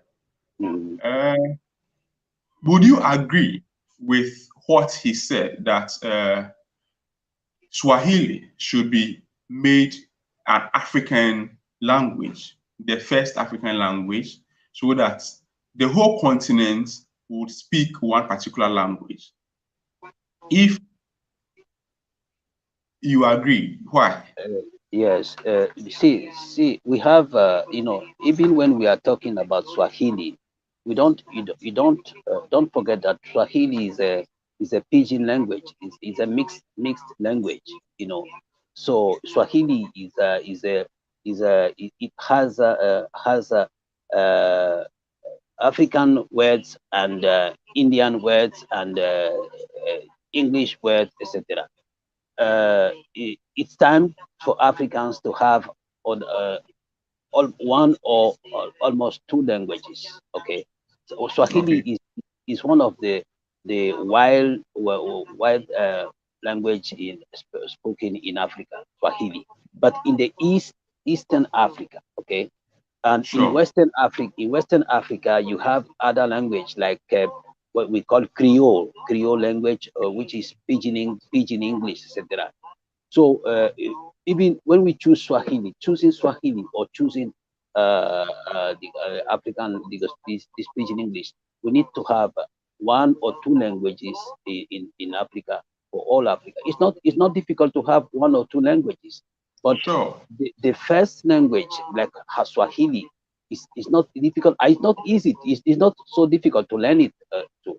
So we need investment from commitment, engagement from African African Union to start teaching it, to start doing it, because is for me is not. I don't. It doesn't have sense to have like foreign languages as official language for African Union, like English, like French, like Portuguese, like Spanish, like it doesn't make sense. We need to have like African language as official language, but like now we have like Swahili, but Swahili must become a first language, first official language in our institution, in order to force Europeans to learn Swahili if they want us to have relations, economic relations, business relations,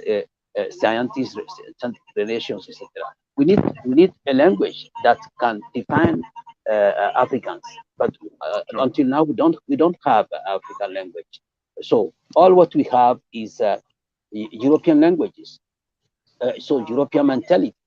So for me, it's important to have African language as official language, taught in primary, secondary, university, spoken in the medias, etc. For me. Okay, okay, that's really truthful coming from you, and we are happy to have had you share your idea on it. Yes. Yes. However, one might ask that if, say, Swahili is chosen, don't you think that there is this conception that when you are learning a language, you are supposed to learn the culture that comes with that particular language? Because language is a form of culture in itself. So it means that if you are learning Swahili or any other language that comes in itself, any other African language, then we are supposed to learn the culture that comes with it. Of course, of course. Like now, when many times people are talking about African culture. We don't have African culture as singular. We have Okay. multiple African cultures. Okay, so Swahili cannot transmit the whole African culture from north to south, from east to west. We need to construct a common African culture that can be shared, that can be done, that can be known by all Africans. Okay. So Sure. Swahili language can become the intermediate language to teach African, a common African culture for all us. Okay. Look, see this example. Europeans have European culture. Okay. Even when you are Spanish, when you are Portuguese, when you are French, German, they have their own common European culture. In Africa, we need our own African common culture. We can use Swahili to do that. Uh, can do Swahili. It doesn't mean that we will abandon our own particular languages. No, but we need one language. It's not just like English. People are learning English, but they also have their own particular language. Okay. Mm-hmm. Okay. Mm-hmm. Yeah, and I actually That's I think what Baba Bodomo is doing is so important to unifying us again.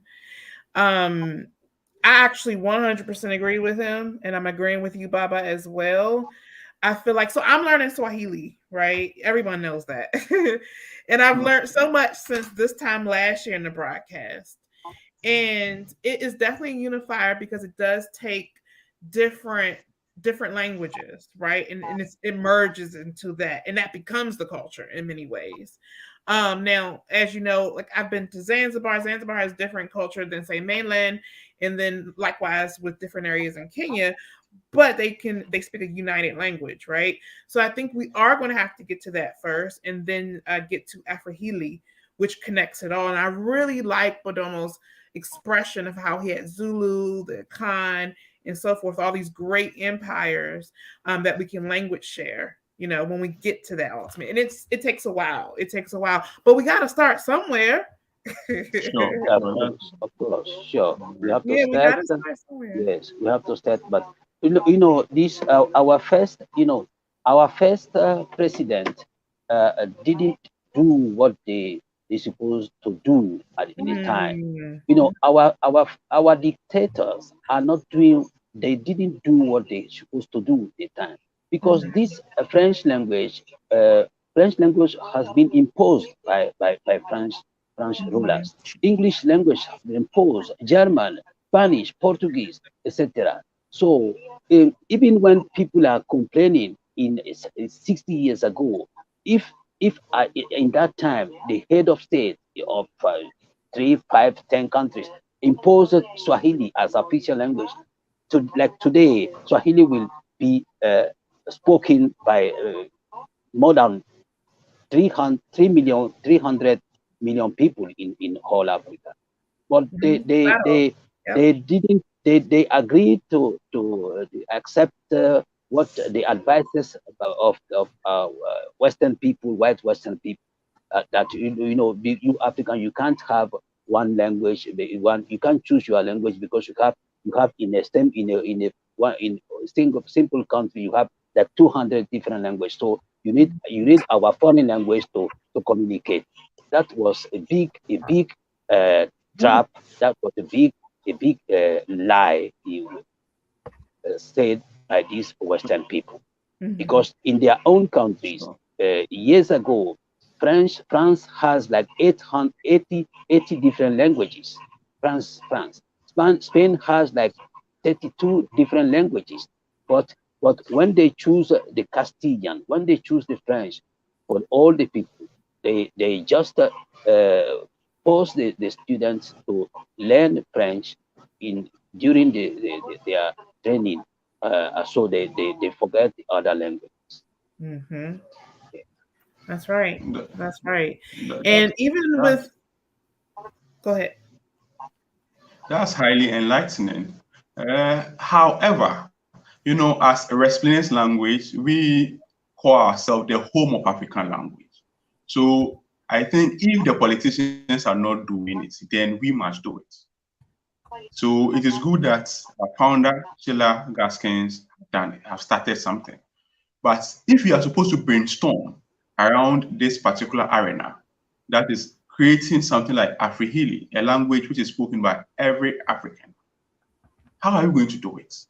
Yes, we have crossed the bridge that we can choose a particular language.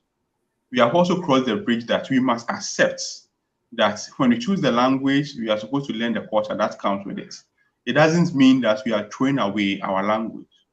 However, the question that stands is that, can we, the whole Africa, speak one particular language? Because in Ghana, for example, we have about 49 ethnic groups, and then we have about 100 languages in the country. So how are we going to go about it?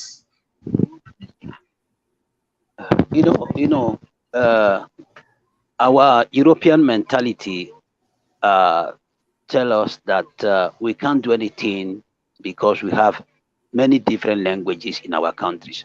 It's not true. We just only need to negotiate by ourselves, with the government, with the ONGs, institutions, etc., to negotiate which language can be chosen. But today, in some African language, even when the government are not participating, people are speaking one language, like Swahili, like Twi in Ghana, like Wolof in Senegal, etc., like Fulfulde in many countries, like Mina in Togo, etc. So speak Baba. Yes, so so people need the government. If my problem is because my English is not fluent, because I have many things I can many say things about. We don't need to deny to refuse the other languages. We need only to choose a language that can be taught in the schools. The other language can be also taught, because like if we choose one language, one national language, okay, that language will be taught, but the other language also can be taught, or also can be taught in their own area, in their areas. It's like the student will have like two language, the national African language and his own African language, native language. Okay, so it is not difficult. This has been said by Professor Akinnaso since the years 90. He said that it is not difficult. We don't need to refuse our own languages, our own native languages. We can learn our own language and also learn the other national language, because with the other national, with our own language, we can how do you say when you want to contribute to the enrichment of something other language. With our own particular language, we can help to integrate the yes, languages. to integrate new words, new cultures, etc. in the national language, in the national African language. I have a Yes. question. When we look at Bantu, sir, the Bantu languages, what would you say are some common threads that we see throughout Bantu? First comment is that Bantu languages don't exist. Okay, Bantu languages don't exist. This term was created by William Blake in the 1862.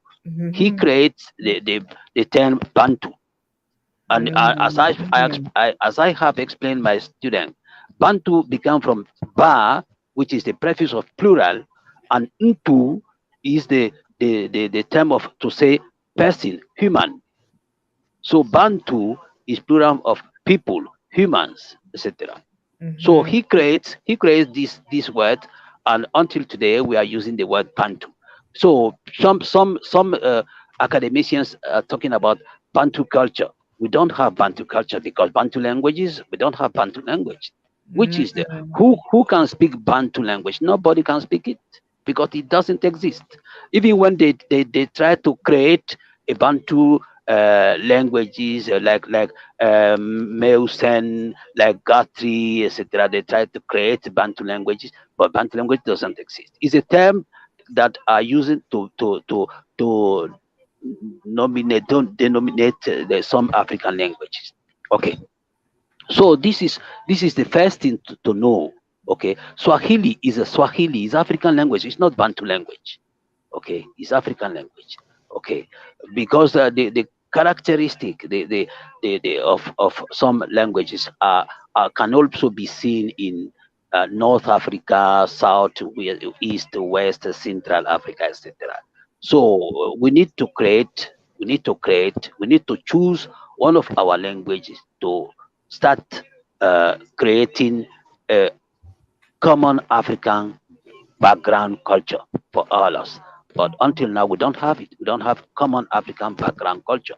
I don't know what I can share with South African person, with Amharic person, etc. I need to know. I need to know what the youth can share as common in being African. So. I mean, it's going to take a long road. The crazy thing is that some things that, for example, in that diaspora that we do, that's super African, but I never knew it. Like I was talking to Sister Rebecca, and one thing we don't do as women is put our purses on the ground, right? We don't put our purses on the ground because it's like a old wives' tale that if you put your purse as a woman on the ground, you lose money. You won't have any money. So we're always taught early on as young ladies to always put our purse on something. And I found out Rebecca said they do the same thing. So it's interesting if we could just find something like that threads us into each of our cultures and our languages. I think that would actually create Afirihili, right? But we have to get there. We have to, like you mentioned, we need to start teaching regional languages, right? Or regional language too. And then, maybe in a couple 100 years, we can get to Afirihili, right? Because we all know if you work in education, or for me, I have one of my degrees is in English, and we learn that language changes every 1,000 years. We just need to make sure we know now to navigate it. Right now, we're not doing a really good job navigating it. We're just letting it happen. And sometimes you have to take a driver's seat. So instead of being a passenger, when you want things to go into a direction that would be healing for all of us. So I absolutely agree with you guys. So guess what? hate to say this, Nana is having some technical issues, hardcore. We waited long enough, and hopefully maybe he can join later. I'll message him again. So, but with that said, thank you, Baba. You the best, Baba. You the best, Baba. Yes, You are I am with you now, but I am in a meeting also. See, see, I'm Wow. connected with my university department. So I'm in a meeting. So I'm listening. Yeah, when I'm doing this, I'm listening what they are saying. You know. That's well, Okay, great. see you. That's great. see you, Baba. Okay, bye bye. Oh my gosh, I love Baba so much. All right, so we're gonna keep the program rolling. You know, things aren't super perfect, but you know what? You're getting a lot of information today. We have a lot of excellent artists, repatriates.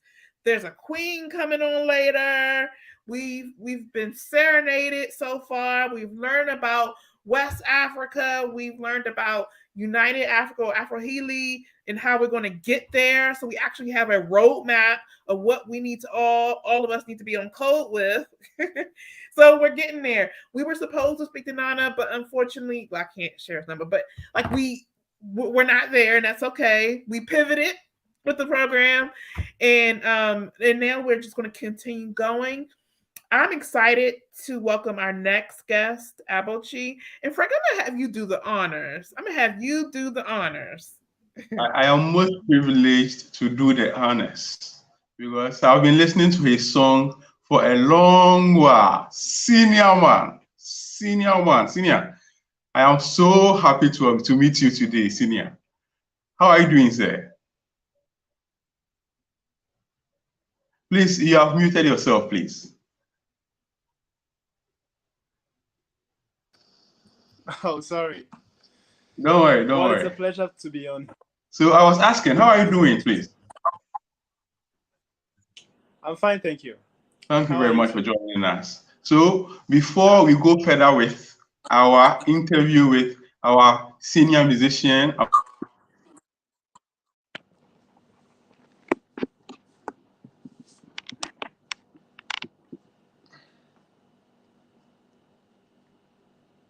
Froze. No, Frank, no.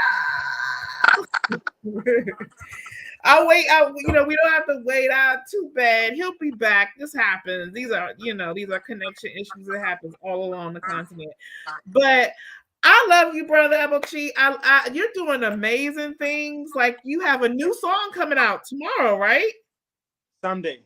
Sábado Domingo. No, anyway.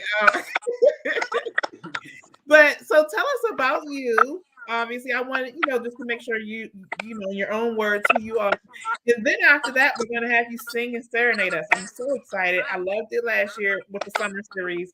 So I'm just excited to hear what you have for us today. So go ahead and introduce yourself, brother, and then sing. Okay, so my name is Abochi. I'm a Ghanaian Afro high life artist and producer.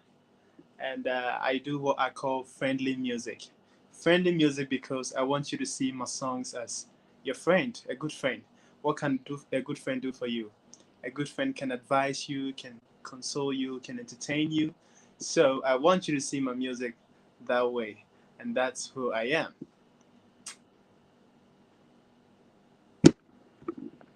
Excellent. I'm so excited. Frank, did you want to take over again?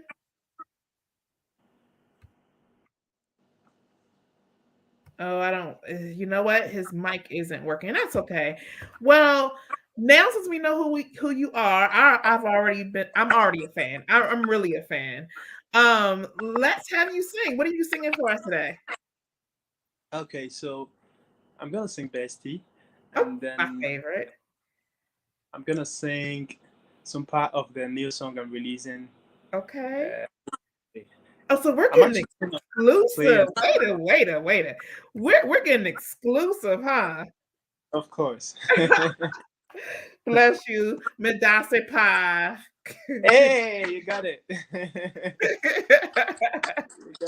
All right. So let me put you back on. I just had to see you real quick. All right. So go ahead and sing, brother. You got it. The floor is yours. Okay. So I'm in love with my bestie and I don't know what to do. Sometimes I dey feel say she dey feel the same way I do. But she dey call me brother. I know they bad that thing. Cause sometimes we dey act like lovers. Where we dey do more things. My bestie, my bestie, my bestie, my bestie, my bestie. If you dey hear this song, just know say somebody fall for you. Ah. My bestie, my bestie, my bestie, my bestie, my bestie, yeah.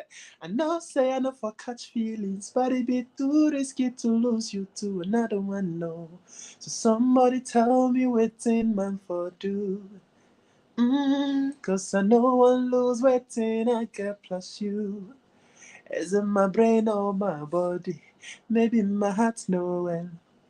I say you're the kind of yamin, say my tea we do. Oh, bestie, yeah, yeah, wherever you day. I say you for hear me today. I don't care if I shy for your face. So, bestie, you know they wonder why. The girls know they come away no more. Sometimes your jealousy set they blow my mind. But they give me them so I dog them all. Now ask you there, your guy Sean. I hope say we go fit to go the next level. Cause the feeling they grow strong. Make we look sharp before we start to blame devil. I will fly us mommy. Eja kemi humi sumopo. Inya yo bakwa sumomi. Eja kemi humi sumopo. Hey. So somebody tell me waiting man for do. Cause I know I lose waiting I get plus you. So is it my brain or my body? Maybe my heart know well. I say all the kind of yaminim say my tea she would do. Hallelujah. That was amazing. I don't know if you saw me jamming. Was I jamming? Wish I did. I was jamming back here. I was like moving and everything. That was amazing. I was dancing. I actually know that song very, very well. And like, what has been crazy? What has been crazy? So last July when I was in Zanzibar, that song came over on the program. I'm like, oh my God, don't let me so cute. So you are like in Zanzibar. You're probably in South Africa. Like, oh my God, bless up, bless up. I'm really hoping to tour the world with the song. Yeah, like, how does it feel to know people from around the world like listen to your music? Like, literally. It feels great because as an artist, before I even started music, my target was to do songs that are going to travel the world. And seeing that happen is really a good sign. So it feels really great to know my Awesome. songs. I'm so proud of you. You're doing like again. If I heard you in Zanzibar, and I hear you too here on Pandora all the time. So, yes, I'm telling you, you're bigger than what you think. I'm telling you. But thank you so much, and hopefully you can join us on our summer series. Thank you so much. Sure. And so now we're gonna have Dajanna come in. That was so great, y'all. I love that song. I'm gonna have Dajanna come in because now we're gonna talk about Afro-Colombians. Oh, good afternoon, everyone. Hi, Shayla. How are you doing? Hi, I'm good. I just enjoyed that performance. It was amazing. Did you see me rocking? I was rocking too. I'm like, okay, I'm going to fall in love with my bestie now. Basically, I'm going to fall in love with my bestie now. But hello, everyone in the YouTube world, everybody watching. I'm Dajanna Ochoa. I'm with Resplendence Language Arts today. If some of you know me, you know that I give Afro perspective Spanish classes with Resplendence Language Arts. Please sign up if you want to. I am the teacher that will help you learn Spanish, but also with an Afro perspective twist. To give a little bit of my background, I am Colombian, Afro-Colombian. I was born in a shipping port, the biggest one in Colombia. It's called Buenaventura, Colombia. Many Afro-Colombians live there. We have the most important shipping port in Colombia. We bring in about 60 to 65% of Colombia's goods through the port. It lies on the Pacific coast. Just to give a little information on Afro-Colombians, we're mostly concentrated on the coast of Colombia. If you didn't know, Colombia has two coasts. It's the only country in Latin America that has two coasts. We have the Atlantic and Caribbean coast, and we have the Pacific coast. These areas are where most Afro-Colombians live. When you do see Afro-Colombians in landlocked cities, in major cities like Medellin, Cali, Cartagena, Bogota, and either other towns like Pereira, where else? Pereira, Manizales. It's because we're leaving our hometowns to have a better opportunity at life. We usually leave our areas so that we can go to school, maybe apply for better jobs. We might not go back home. We might go home for the holidays and things like that, or on weekends, depending on how close we are to our homes and our towns. Cali is the third major city of Colombia. It's very industrialized. We are the salsa musical capital of the world. So if you would love to learn how to dance salsa, please come to Cali. I'm also a tour guide in Cali, Colombia. I'm biased, but we have the best food in Cali.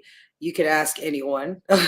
We have the best food because we have an eclectic mix of different indigenous tribes, our African brothers and sisters, and descendants of Africans, and the Spanish influence from the Spanish colonizers. It's not very spicy, but it's very flavorful. As far as the food from the Pacific coast, it involves a lot of coconut milk, lots of natural herbal seasonings and flavors and seeds. We also use a lot of seafood. We fry up some nice snapper, or we make coconut stewed shrimp. It's very delicious. I highly recommend. It's one of my favorite dishes. As far as the connection from Africa to Colombia, it is still here. It is very much alive. You hear it in our music. For example, on the coast, on the Atlantic coast and Caribbean coast, we have a style of music that is very similar to soukous and high life. It is called champeta. It comes from West Africa. I want to say mainly from Congo and Cote d'Ivoire, the Ivory Coast. It's a very beautiful music. You hear the African drums and African guitars as well. We love to dance to champeta. There are many different ways to dance champeta, but my favorite way is the way they dance in Barranquilla. It's very, as we say in Colombia, alborotado. It's very like, it's very amazing. It just you really just get into it. It's really fun, and everyone wants to be involved in the dances. Matter of fact, Shakira at the Super Bowl, Shakira is Lebanese and Colombian. Shakira at the Super Bowl had a small part where she danced to champeta, a very classic neighborhood champeta song that you will hear in any working class neighborhood in Barranquilla, she put that little piece of flavor into the Super Bowl. And on the Pacific Coast, in Cali mainly, we hold the biggest Afro-Pacific festival in our city. It's a free event. It's a 5-day event. 4 days. It is a competition. It is a festival, but it is also a competition. The name of this festival is called Petronio Alvarez Festival. It is every year around the 3rd week of August. We bring together many different artists from the Pacific coast of Colombia and even Ecuador and Peru. There are 4 categories in the competition. Right now, I can only remember 3. We have the marimba competition, which is to see who plays the best wooden xylophone. The wooden xylophone is very important to Afro-Pacific music because you can only get the tree to create the wooden keys for the xylophone on the Pacific coast. This is why it's very special and traditional to us. There are special drums that are handmade as well with cow skin. That sound beautifully. The singers are amazing. You definitely feel like this is coming from home, from Africa. Like I said, it's a 5-day event. 4 days out of it are competition days to see who plays the best marimba, the wooden xylophone, who has the best singing voices, who has the best freestyle. In the freestyle category, you must include elements or sounds from the Pacific, but you can freestyle the music into salsa or salsa choque, which is a subgenre of salsa that was created on the Pacific coast as well in a little town called Tumaco, which is in the state of Nariño. And the last category is violines caucanos, which is a special violin that is used in the state of Cauca, which is a 2-hour border from the south side of Cali. What else? What other information can I give? Yes, and then you can get to try lots of the traditional cuisine that is prepared on the Pacific coast at this wonderful event. You can also try some drinks. I don't want to get too graphic today, but let's just say that a lot of these drinks are like homemade liquors like moonshine or spirits. You might even have some wine that are distilled from fruits that can only be found on the Pacific coast, like naidi or pepepan, or borojo or chontaduro.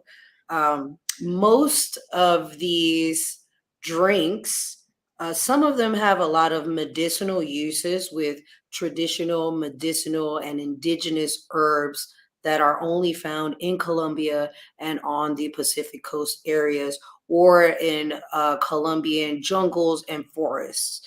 For women who are suffering from being able to become pregnant or being infertile, they recommend these drinks for you. You have 3 shots and you'll be just fine to create a baby. Honestly, as a Afro-Colombian woman, there are many traditions that are still alive that were brought over from our ancestors. For example, having a partera when you're pregnant. A partera is the same as a doula, or what we call in English terms, a midwife.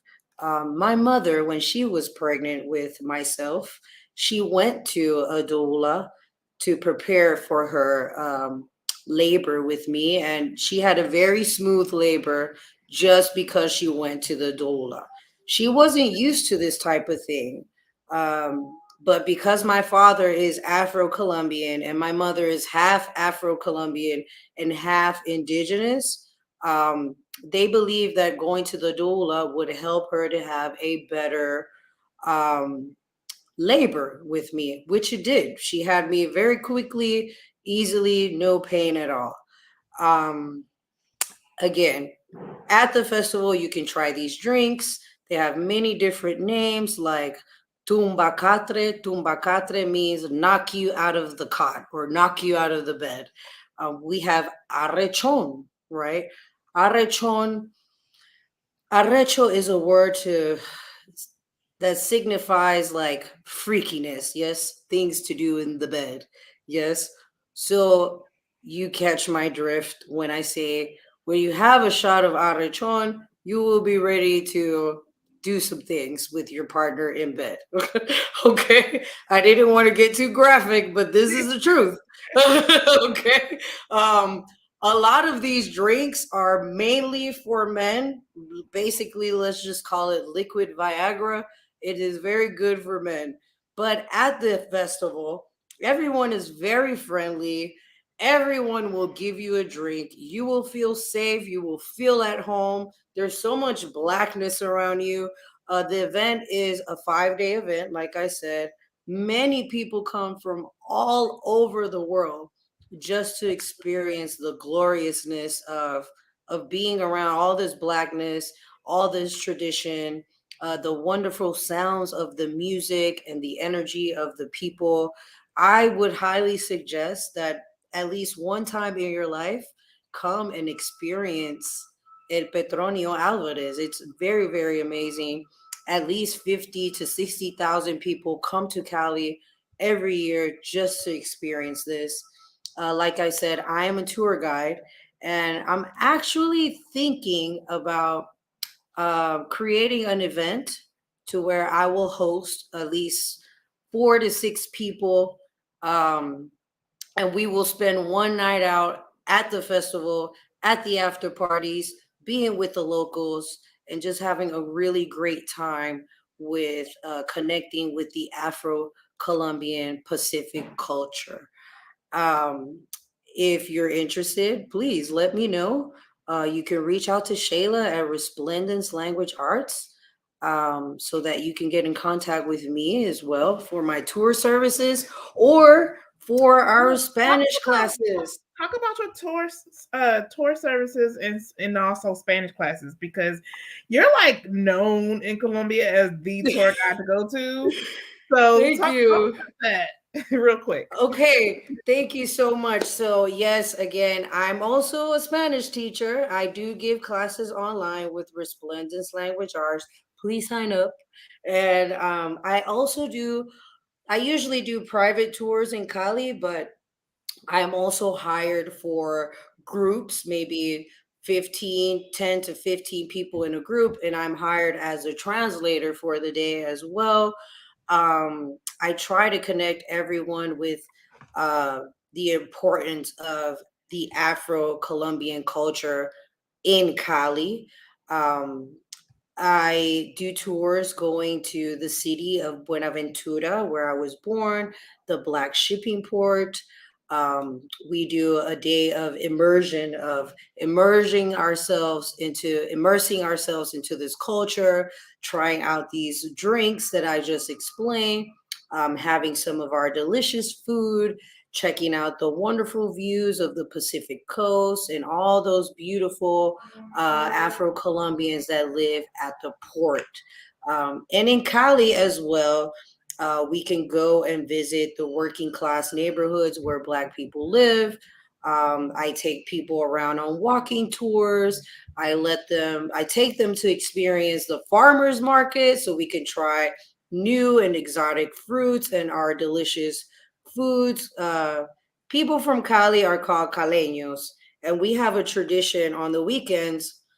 I would say this is all of Colombia, though. On the weekends, we don't like to cook. We like to like hang out and spend money and go here and go there. So on the weekends, we love going to the farmers market and having a traditional Afro-Pacific meal, which usually consists of fried fish? snapper. Yes, fried fish with some patacones, some double Wait, fried what's plantains. patacones? I don't know Double that. fried plantains. Oh, wow. Okay. Green banana is actually green plantain. So what you do is you cut it into rounds, like thick rounds. So you know your plantain. You cut it into about 5 or 6 pieces evenly. You half fry it, and then you smash it, and then you fry it again, and then you throw some salt in it or on it. Some people, they put the plantain in salt water and garlic, and then they pat it dry and fry it, and it comes out just as delicious as well. But you have to remember that you have to half fry it and then smash it, because it's going to look like the sun, and then throw it back in the fryer. You can also air fry it for people who are watching their weight and stuff. You can also do an air fryer version of tostones or patacones. And this is found all over Latin American countries, I want to say, especially like Cuba, the Dominican Republic. They love tostones. Colombia, Peru, Ecuador as well, Panama. Please try some fried patacones. They're very delicious. If you need the recipe, I will post one so that Shayla can post it on Resplendence's page. Oh, tell everybody about your Instagram too before we move to the next guest. Yes, so you can reach out to me on Instagram at Tours, TOURS by BYDDEE. Feel free to reach out if you have any questions, if you need a consultation because you're coming to Colombia for the first time, you don't know where to go, you don't know what to do, you want to feel safe. Please feel free, reach out to me. You can email me as well. I'm sure we'll post it somewhere, but in the meantime, you can reach out to me on Instagram. If you don't have Instagram, we'll find a way to get in contact via email as well. Thank you. And tell everyone about your classes. That's kind of important. Yes, of course. So usually with Resplendence, we have our different levels of Spanish classes and other classes that we provide on Resplendence. If you're interested on wanting to learn Swahili or Kriolu or Ga or Sri or I'm sorry, I forgot, Bioko Island. Oh, Bubi. Bubi, yes. Please reach out to Shayla if you're interested in learning. This is the one and only place where you can actually gather and learn these special languages that come from our motherland. As far as my classes, they're pretty fun and dynamic. You will definitely learn about Afro-Colombian culture because I love history and I have to let people know, especially our brothers and sisters, what it's really like to be Afro-Colombian and giving you information on our culture, on our daily things that we do or traditions, folklore as well. It's a very interesting class. You will also learn how to speak Spanish. So it's like a double whammy. It's a double whammy for class. Please reach out. Please reach out to us and sign up for all of the special classes and offerings that we have. Great. Thank you so much. So who are we going to You're welcome. Next? Who are we going to pull up next, Dajanna? Who's ready? I don't know. I believe I'm supposed to pull up Adrian next, right? I know, but Adrian not in the background. I think let's go with Chief Foday, and then Dr. Wanda. You guys? You're ready, Dr. Wanda? All right, let me put Dr. Wanda up, and let's find out where RJ is at too. We're going to mutually talk about it. Hi. Hi. How are you? I'm great, thank you. I just came in. I was in a look amazing. Finding out that it's thank you. This is menopause. How she sitting? So tell us about you have a lot of things. You're a doctor, first of all, and then of course, right, and then of course, like the many things you're doing. So tell us about who you are. Don't forget your website, things like that. You put Dajanna behind. Hold on for a minute. There.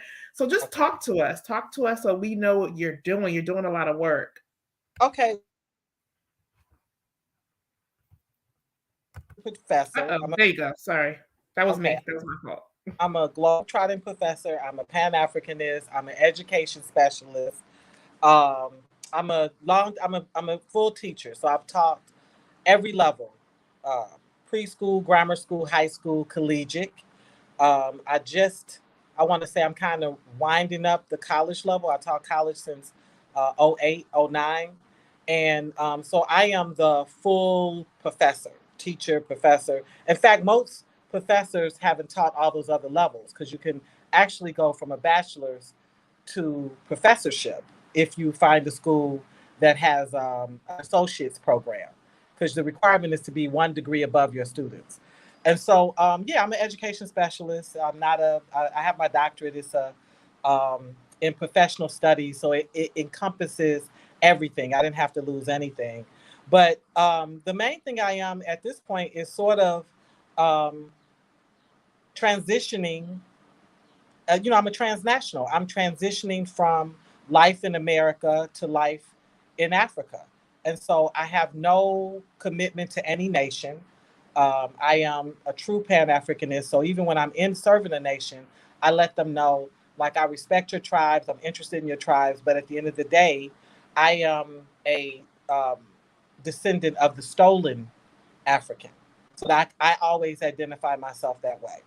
And it cuts through a lot of tribalism real fast. So because I'm working with your group doesn't mean I'm only going to work with your group, or that you can sort of hoard resources. And so now I'm here in Ghana. So I started off in South Africa in 2016. Me and my daughter, whatever I do with my daughter.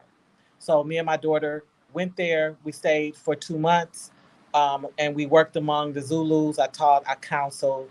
I did outreach among the Zulu people, beautiful people, in a village called Mabola that the whites have called Dirkesdorp.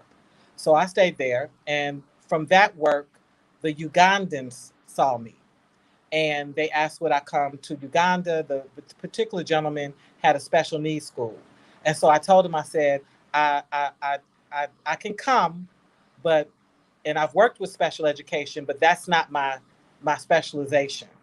Particularly when they're developmental disabled, because in Africa, those type of children oftentimes are throwaway babies. They leave them in houses, they tie them up, they're associated with curses and witchcraft. So it's a lot of work to do there. It's a beautiful work, a hard work, educating parents on what autism is, what it means to be cognitively delayed, and then all the successes you can have with that. So I did go there. Me and Gia stayed there for 68 days.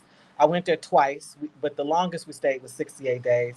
And there it was the same thing. I did a variety of work, some of it with the parents, some of it with the babies, some of it with helping to build efficient, uh, getting the type of equipment you need when you're working with special needs students. And so from there, the Tanzanians saw me and they said, "Is it possible?" And I said, "I can come, but I'm not going to have no money." So I had made a call out to various educators I knew, and I said, these are the things they're telling me that's happening. Tanzanians have been told that education was free, which different African nations are doing that, but they announced that the education is free with no resource. So they're like, yeah, we got these students and we don't have enough books, we don't have enough chairs, okay, I can get you what I can get you, but what I can't get you, I can't get you, okay? So one thing I can always get is books, because Africa has a famine, but the U.S. dumps books. They purge libraries, throw books in the garbage.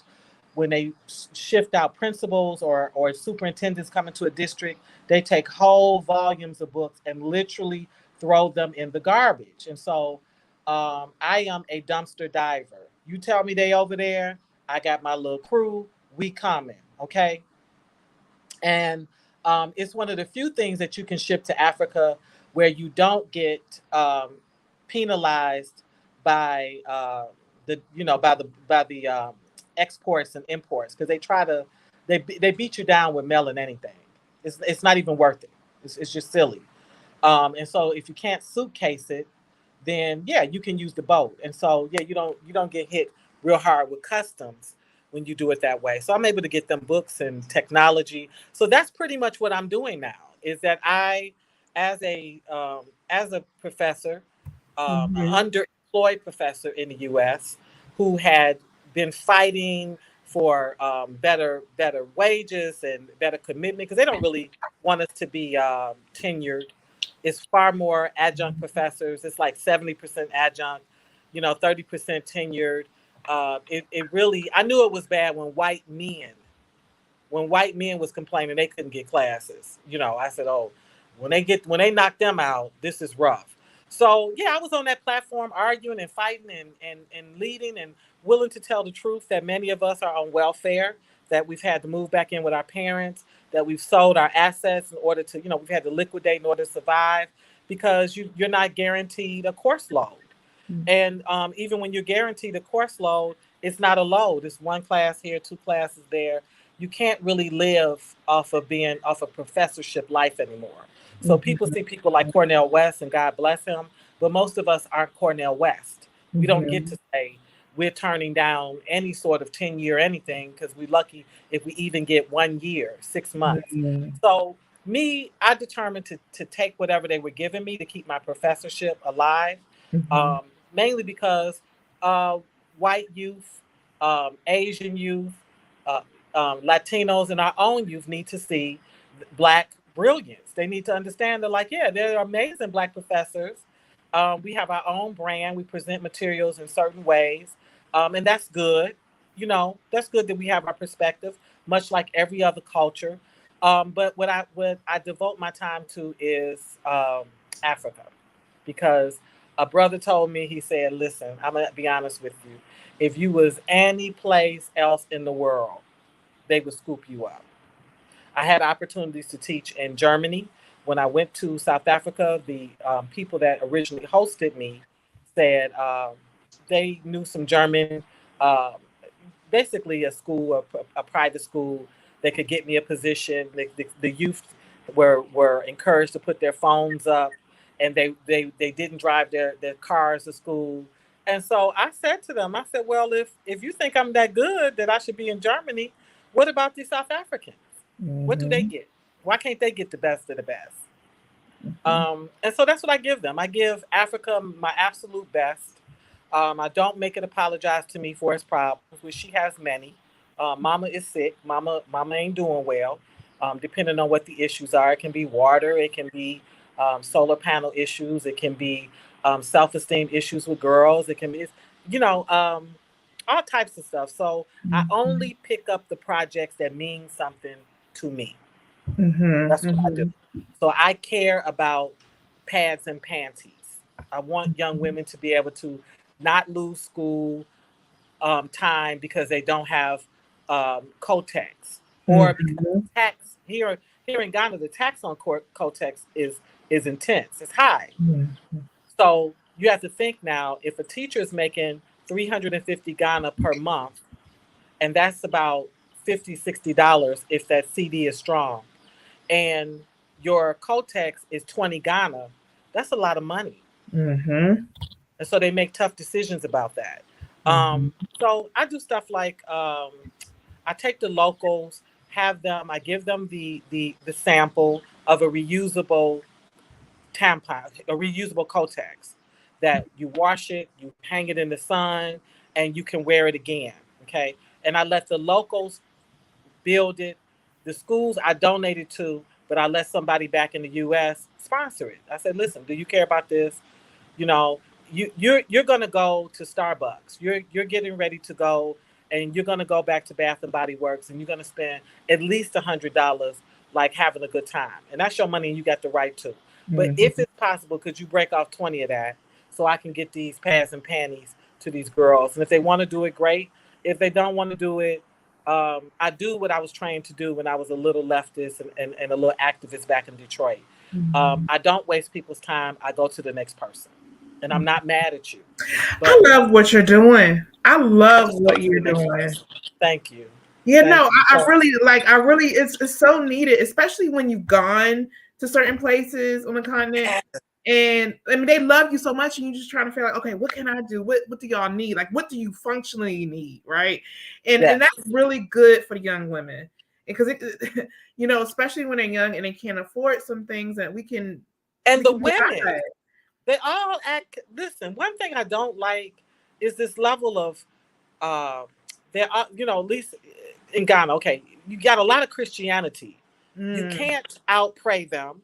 You can't out-praise them. But the application, I said, y'all God is weak. He don't do nothing. He don't help you do nothing. You ain't empowered to do nothing. I said, come on now. So, yeah, your mother is a country full of seamstresses. How do you not solve? So that's some of it, is teaching them to solve. Like, let's critically think and solve. And they've helped me fall back in love with the American Black, who, you know, I'm frustrated because they dumped drugs and guns and turned, you know, really turned us into animals on so many levels in these communities that, you know, it hurts me seeing some of the ways that we have just sort of, you know, demoralized ourselves. And then I remember, I come back and I go, damn, but I tell you one thing, we help each other, baby. We will help each, if we got the fried chicken in the back, if we got to get Uncle Ned, I know he drunk, but he will drive. We got, baby, that American Black will, and all of my help, this is the truth. If we're going to tell it, we got to tell the truth. Africans don't really help Africans very much. They don't. When you teach them, they're open, some. But in general, they have them so stressed and desperate and needy that sometimes they forget that, like that old story, Stone Soup. The man shows up and he got that big giant pot and he puts water in it in one rock. And he says, ooh, this would sure taste good if I had some carrots. And somebody look out the window and they put a carrot in there. He said, it would be a lot better if I had a potato. And the lady up the road had, and you can see where this is going. They kept on. Next thing you know, the whole village was eating because they all had something to put in this pot. It's called Stone Soup. Girl, they don't know nothing about no Stone Soup. So I get my help from, you know, pretty much brothers and sisters back in the U.S. They support me. I would say 95% of it. Now, what the Africans will do is a little bit of a quid pro quo. So I help them with projects where I personally, like Kwame Ture, will never be hungry. I will never be looking for a place to sleep. There's always somebody that's going to come pick me up. I'll always get a dress dashed to me or an animal. You know, they've gifted me, like Tanzanians. That's where my cows and my chickens and my goats, these are all gifts, because they said, listen, we don't have anything, but we love you and we appreciate the things that you've gotten to us. So they give to me on their own terms and I receive them on their own terms. It's actually far more beautiful and more valuable than I understood as a city girl, inner city girl. We don't know what cows mean. You know what I'm saying? Like, cow is like the ground beef you get for your spaghetti. You know, it means you're going to have a good hamburger. But cows for them is wealth. It's wealth, and it's great inheritance. So they've taught me so much about value systems and how you get paid back if you're going to get paid back, and being able to receive that, you know, very graciously. So that's what I do. I bring academic resources, books, technology. Any of those phones, I never get on the plane and don't come with people's phones because we run through them. We want the new this or that. But I take the phone with the purpose of, one, let's get a robotics program going in these schools.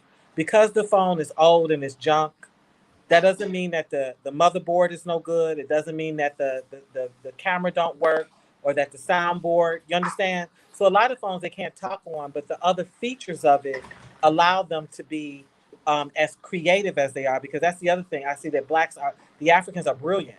they will you'll be over there and they'll make some kind of toy or make some kind of robotic thing. You're like, wow, really? We're so creative. We can do anything. I tell you, in Tanzania, you just get a fundi. They can fix your phone. They can fix they can fix everything. And it's talent and resources and talent and good people. Like, man, I have nothing but happy things to say about Tanzania. I just wish they would allow us to come in and get citizenship, but that's a whole other thing.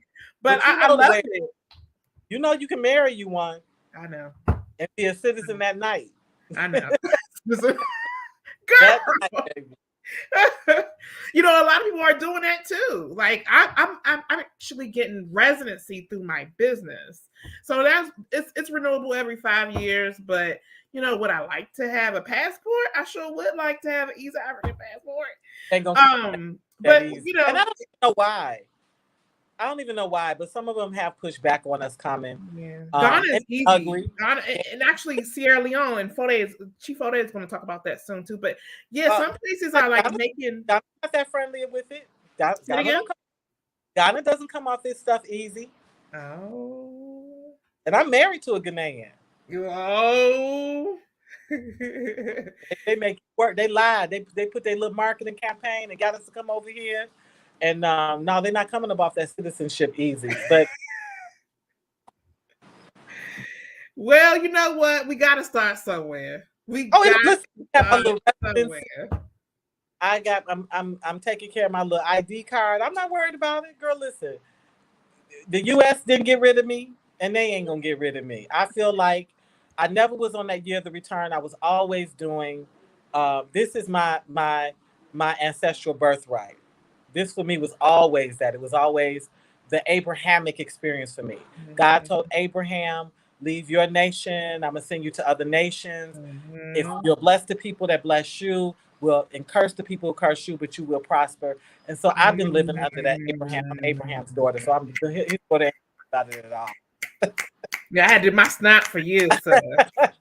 Where can we got a lot of people backstage, so I want to certainly keep it moving. We, you know, obviously Nana couldn't come with us. I love him so much. I'm so, you know, not upset, but just, I'm upset at the internet services in Ghana and Cape Coast, but you know, you're doing wonderful things, and I want people to know about what you're doing. So definitely I don't know if you can drop it here or just tell people about your website, how they can donate, how they can be a part of your organization, anything like that. I'm no organization. I'm just Dr. Wanda. I pick up individual projects that you get around solar, pads and panties, literacy, and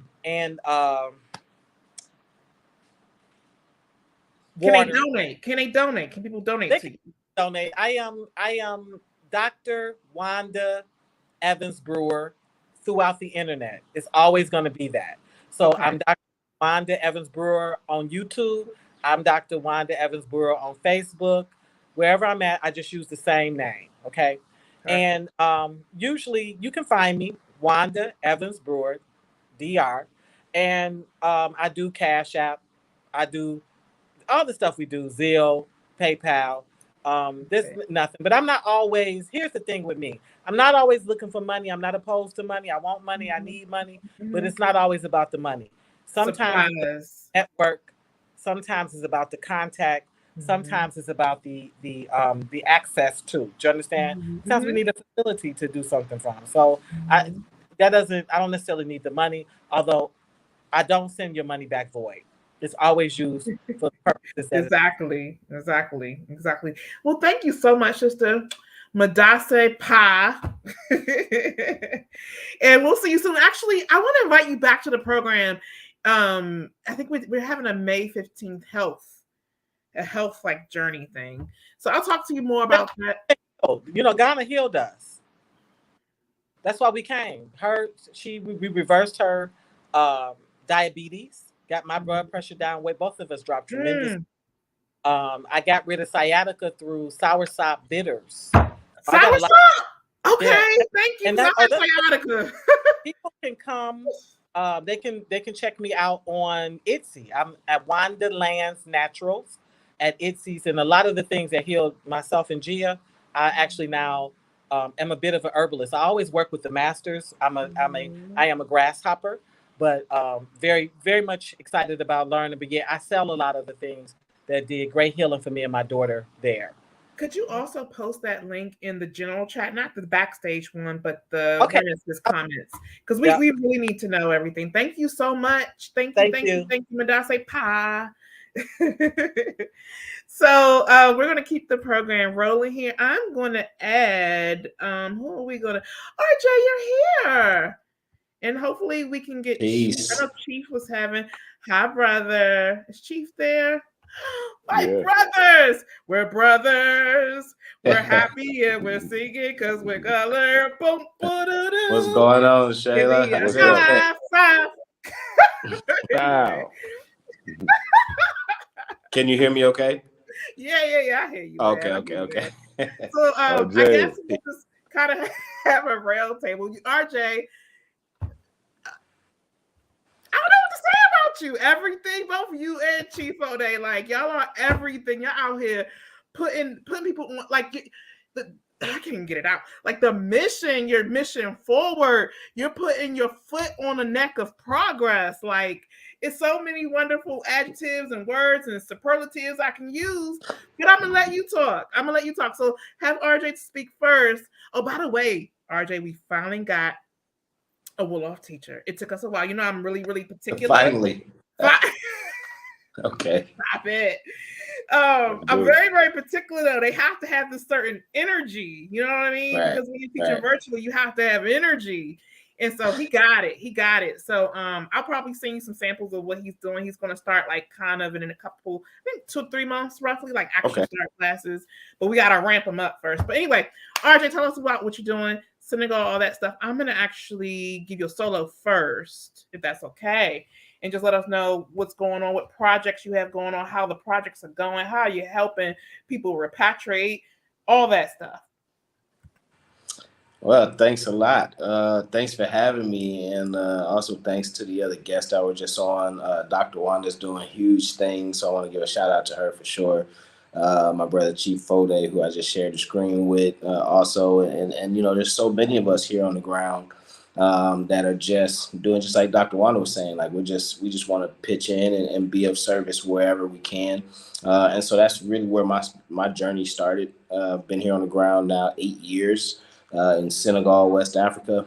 Spent the first 4 years in Kaolack, which is kind of like a, you know, smaller town, spiritual town, you know, a lot less economics going on, but a lot more, you know, spiritual and more cultural and traditional things happening.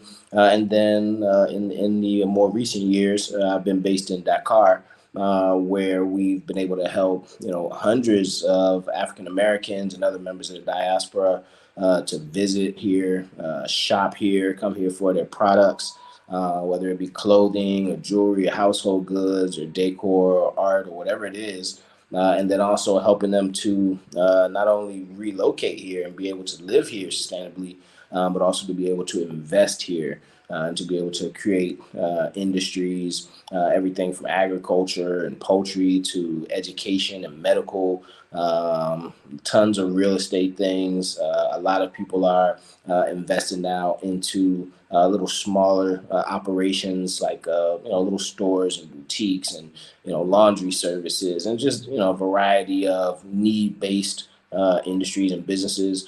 And this is allowing people to actually make a living for themselves here on the ground. I think that's one of the biggest challenges in terms of when you think of moving back to Africa. The first thing everybody wants to know is, you know, how am I going to sustain myself? And so our Made in Africa project, in conjunction with a, you know, variety of organizations and institutions here in Senegal and throughout West Africa, throughout the continent, are just, you know, linking arms. We're making it more and more possible every day. Things that were difficult or a challenge or, you know,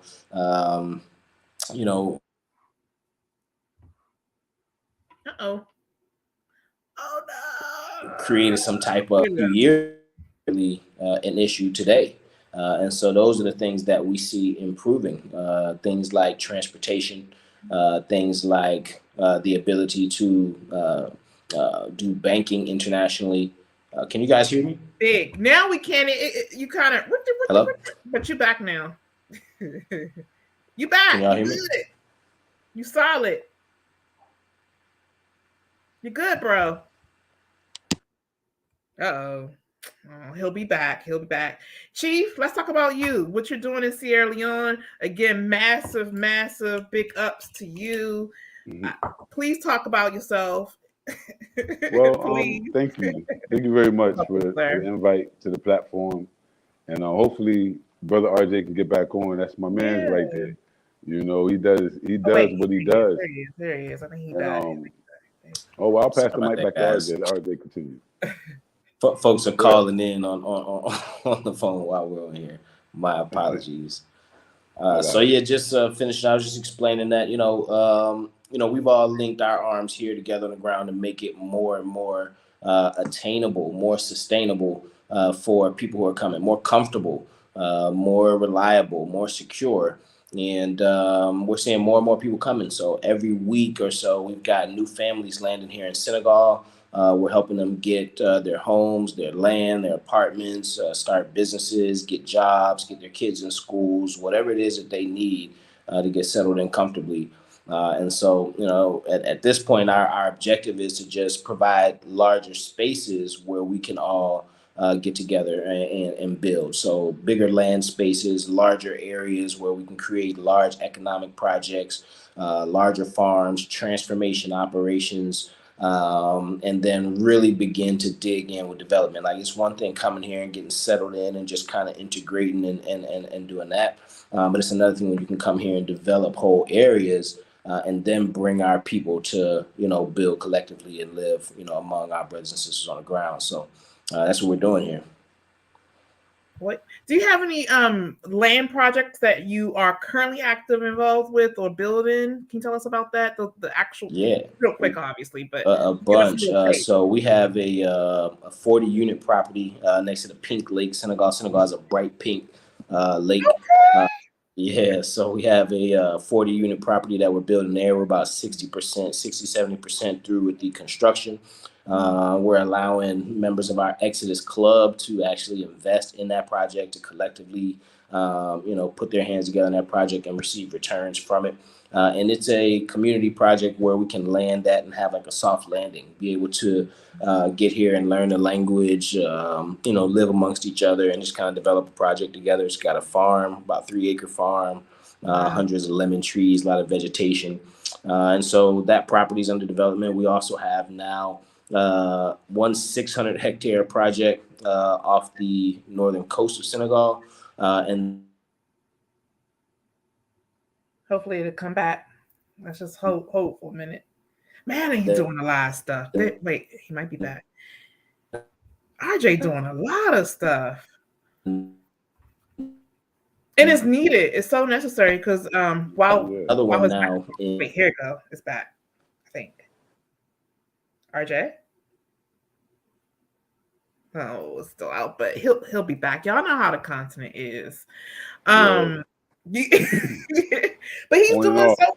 Yeah, I mean, look, even Zanzibar, we were having outages all the time. I did have a local phone. So when y'all are traveling the continent, it is so important for you to get a local phone, okay? Because Wi-Fi is so untrustworthy. You need a local land phone.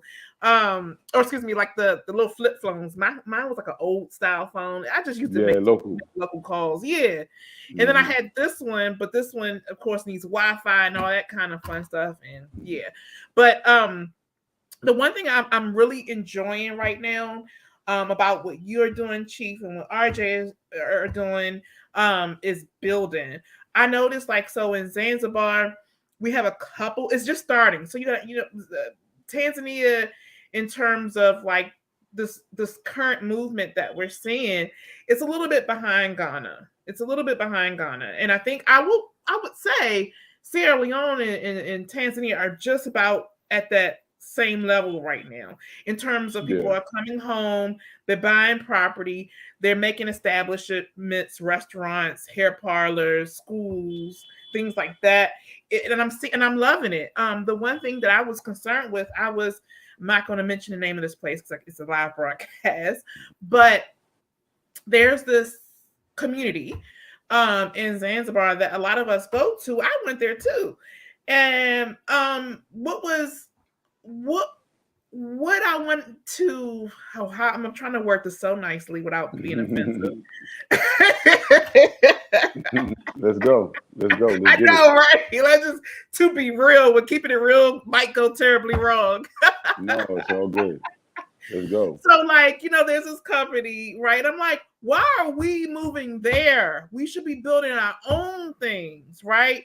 Like, and oftentimes when I'm noticing is that they're buying up the coastal land. What does that leave us in the generations to come? Especially as we're integrating with Africans on the continent. Like, what is that leaving us? So, I came back to the States to actually save up my coinage to actually buy land. And I only the one God I tell you, I feel like he really talked to me because he said, buy some coastal land. Right. Okay. And I know when I'm ready, it's going to be there because I have faith. And that's the thing. We don't have any coastal land, like at least in Zanzibar, we don't. And I feel like we need to start having these communities where we have, schools. We can set up school systems and banking systems, right? Especially the school system part, because we want to be able to teach them African things that was lost, and then also bring in the elders in the community, and none of that is being done, at least in Zanzibar. Let me see if brother RJ is back in Zanzibar. So it's definitely, hopefully walking. Want me to put you back real quick? Can you hear us? Let me put them back real quick. But it's a need, it's necessary. And people now, in our generation, we finally have some of those resources. It takes resources to do these things, a lot of resources. And I donate when I can, to different projects when I can. And now I'm, hitting these real estate coins, and real estate market is really good. Okay. Very, very good right now. And it's a blessing. It's a blessing because it's not about, like, you should see my house. I have a really small house. It's not even big. But my goal, I'm not interested in making big houses and things like that. I'm just interested in taking our money that we're making here and moving it over on the continent to help and establish. Because my family will tell you, I keep saying, I feel like I'm a broken record. I feel like I'm like the disciple of Tanzania / Zanzibar. But I keep saying the same thing, which is, at this point in the game where we're at, we ain't been winning in a diaspora. 400 years we've been bombed. Oklahoma, they literally drop bombs on us. How do you do that? That must be like something government affiliated, right? So you got Rosewood, you got all these little things where we had communities, where we had schools, where we had banks, where we had certain practices and so forth, and we get bombed every time we try it here, or we're seen as trying to, I don't know why it's offensive to some people that we just want some space. I mean, everybody deserves space. There's a Chinatown, there's a Italian this and an Irish this, and why can't we have something? And I finally came to the conclusion, and especially having, lost both of my parents and my grandmothers, that we're just not, we're not gonna cut it in the United States, y'all. I mean, we're just not gonna cut it. That's the answer. Because now where you're at, we're so institutionalized, and I suffer from it too. Be clear, it takes a long time to get out the mindset and being institutionalized for so long. So it's not to say I'm better than anybody. I'm definitely not. I'm humble right now because my eyes are open and it's a light in them. And I see the progress and the work and people like you and people like RJ. I'm with y'all now. You know what I mean? I get it because you can't build behind another man's country. And you can't, as a man, try to, men are hunter-gatherers. That's just nature, baby. That's nature, right? When you're hunter-gatherers, you want to have your own house, your own country, whatever. You want to have your own for your set of rules. That's just the mentality of man, right? You can't have your own set of rules, your own set of teachings behind another man's country. Ain't gonna work. We tried, they bombed us. It ain't gonna work. Exactly. So once you get to that realization, somebody calling me, I think it's family. Once you get to that realization, it becomes so evident and so clear. And when you start making the little baby footsteps, God literally will hold you. Because if you look behind you, there's footsteps behind you in spirit that's helping. All the ancestors, they helping you get there. I mean, Resplendence for me, and I can tell you right now, bro. Is RJ back? I'm trying to. Oh, he's not back yet. Oh wait, there he is. I'm sorry, man. Hey, look, man, it's stuff going on while the show's going on. It's okay. Guy was calling me. Just a quick story. They had to bring our insurance for our new vehicle, and so everything's full service here. You don't have to go anywhere. You don't have to do anything. So the guy was coming, the delivery guy. So he just brought our insurance paperwork back. So we legal, y'all. We legit. What I'm talking about. Sorry to get locked out though, but I was listening in, and I agree, man. There's I can keep going. We all got to pitch in. Yeah, for sure. It's more than enough work to do, you know. Just based off what you were saying, Shayla, I was thinking about a lot, but I think it just boils down to understanding what self-determination is and actualizing it. The reality is that the African identity has been confusing to Africans for a very long time. And that's our number one obstacle, is that we can't all agree on a single African identity that gives us all an equal set of rights and an equal set of claims and responsibilities. We keep breaking it down into segments. And for those of us who are progressive in this time, we're not strong enough to buck that. We can't stop that. You know, as ethnicities of Africans migrate and move around the world looking for, you know, greener pastures, just like us coming home to Africa now, they typically, and this is for the whole humanity, it's the same thing with Chinese people. They got sub-ethnicities inside Chinese people, and they move within their ethnicities. All we see is Chinatown, but we don't see the sub-ethnicities as they move. We just relate it all to that group.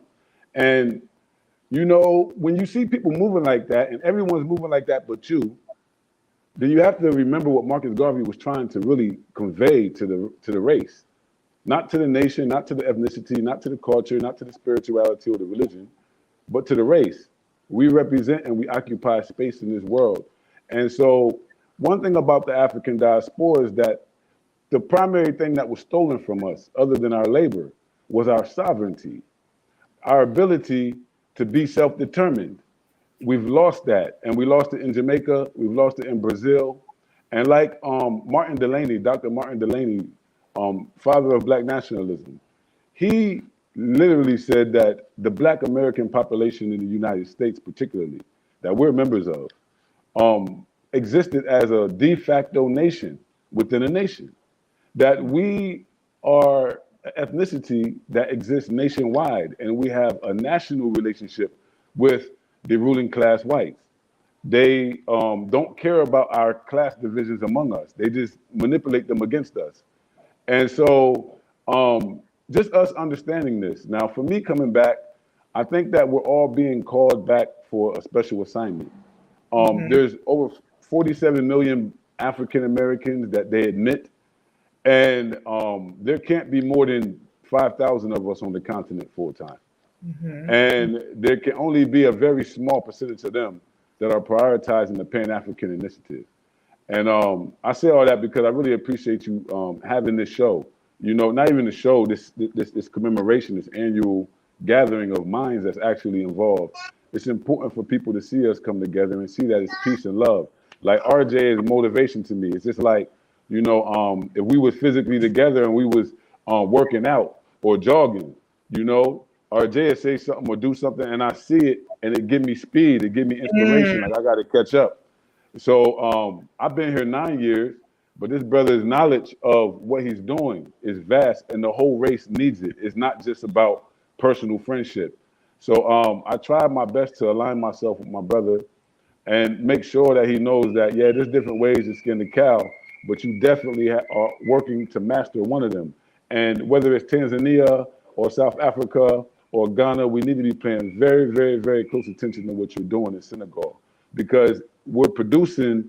We're not talking about preaching and teaching anymore. We're not talking about a blueprint anymore. After you have your plan, you have to implement. We are years. I'm almost a decade into implementation in terms of what I believe was needed on the continent with my skills. I'm just an activist. I'm just a community organizer. You know, I love history. I love culture. I make myself available to the least men. And that's just how I live my life. Now, I'm a member of a movement. I started several organizations. I lead them, but I'm not big-headed about it. My whole goal of creating organizations is to produce more organizers. We need more people that actually occupy that position within this repatriation process and within this African liberation process at the global level. The greatest ancestors that we admire were excellent organizers. They weren't just family men, they weren't just businessmen, but they were excellent organizers. And they didn't just organize for business, they organized their social lives. They made sure that they took time to be social with each other. They made sure that they gave awards to each other. They made sure that they ranked and fouled each other so that everybody had a respect level within the community that they earned one way or another. And I think that we have to get back to that. Embracing Western views and values is going to kill us, because what we learned from repatriation in the past is that our ancestors failed to leave those values behind. It's not that they didn't have a different culture than the white Americans in the first place in Liberia, but it is that they still adhered to the principles and values of the American system when they came back. And that put them in alignment with American imperialism, because now they're pushing them values and they're pushing that interest, even though they're in blackface. And that may not even be their intentions. You know, political ignorance is something that's also destroying us. Us not being able to see ourselves as a group and knowing what that means and knowing what we need to do to create support institutions so we can empower everybody, man, woman, and child. So me and several brothers, actually, we're talking about forming a manhood group, you know, a brotherhood group that would span the globe, and it will have standards. You cannot just pull up and just because you're a black man. We need to stop and push pause and get back into our positions at the global level. I think that what we're seeing happening in the world today, geopolitically all around the world, that's impacting us in many, many ways, requires a great grand response from all of us. And it's going to take every element. You know, there's brothers and sisters in the diaspora that's born on the continent. We go to school with them. I know many of them. Many of them, and in their life and in their legacy and their destiny, their calling is to be the one that's out there. I don't fault them for that. We should get with them and make them stronger. They have networks back home. They already know who they're trying to support. So we don't have to come here and be isolated and think that we're starting from scratch. When we do that, we position ourselves as isolated individuals. Colonizers, the worst colonizers. Absolutely. So the thing is that we can be sovereign and independent as quote unquote African American from the African diaspora, but that it has limits because the ultimate goal is African liberation. So we're trying to reposition our ethnicity, our heritage, our culture with the continent as a whole, and have the continent receive us as we are. In the future, of course, identity changes. There was a time where we didn't have the definition to meet the requirements of being called African Americans, or Jamaicans, or Haitians. So that's how nationality evolves. We want to get to where it's one Africa, one nation, you know, just one. But we're not there yet. And that's not going to happen without the return of the diaspora in the same fashion that we are promoting and that we are advocating, that we are doing, whether it's language arts, whether it's what RJ is building. RJ is building a city. I hope y'all understand that. I know, that's what I'm like. He's literally out here building the city. Yeah, he's building a city, man. So like, you know, it's not easy, bro. Listen, still, you right. Listen, bro. I'm always studying the great repatriates, the founders, Thomas Peters, You know, I'm always looking into their personalities and what made them tick. You understand? There was something different about those who laid repatriation movements back to the continent. There's only been few, but when you study them, there was already a connection in them in the diaspora, and it was a hunger. They had to have it. They had to get back. America wasn't good enough. Even when they got free over there, they were like, "No, Africa, Africa, Africa." Right. It was in them. It's not the Africa that you're in, but the Africa that's within you.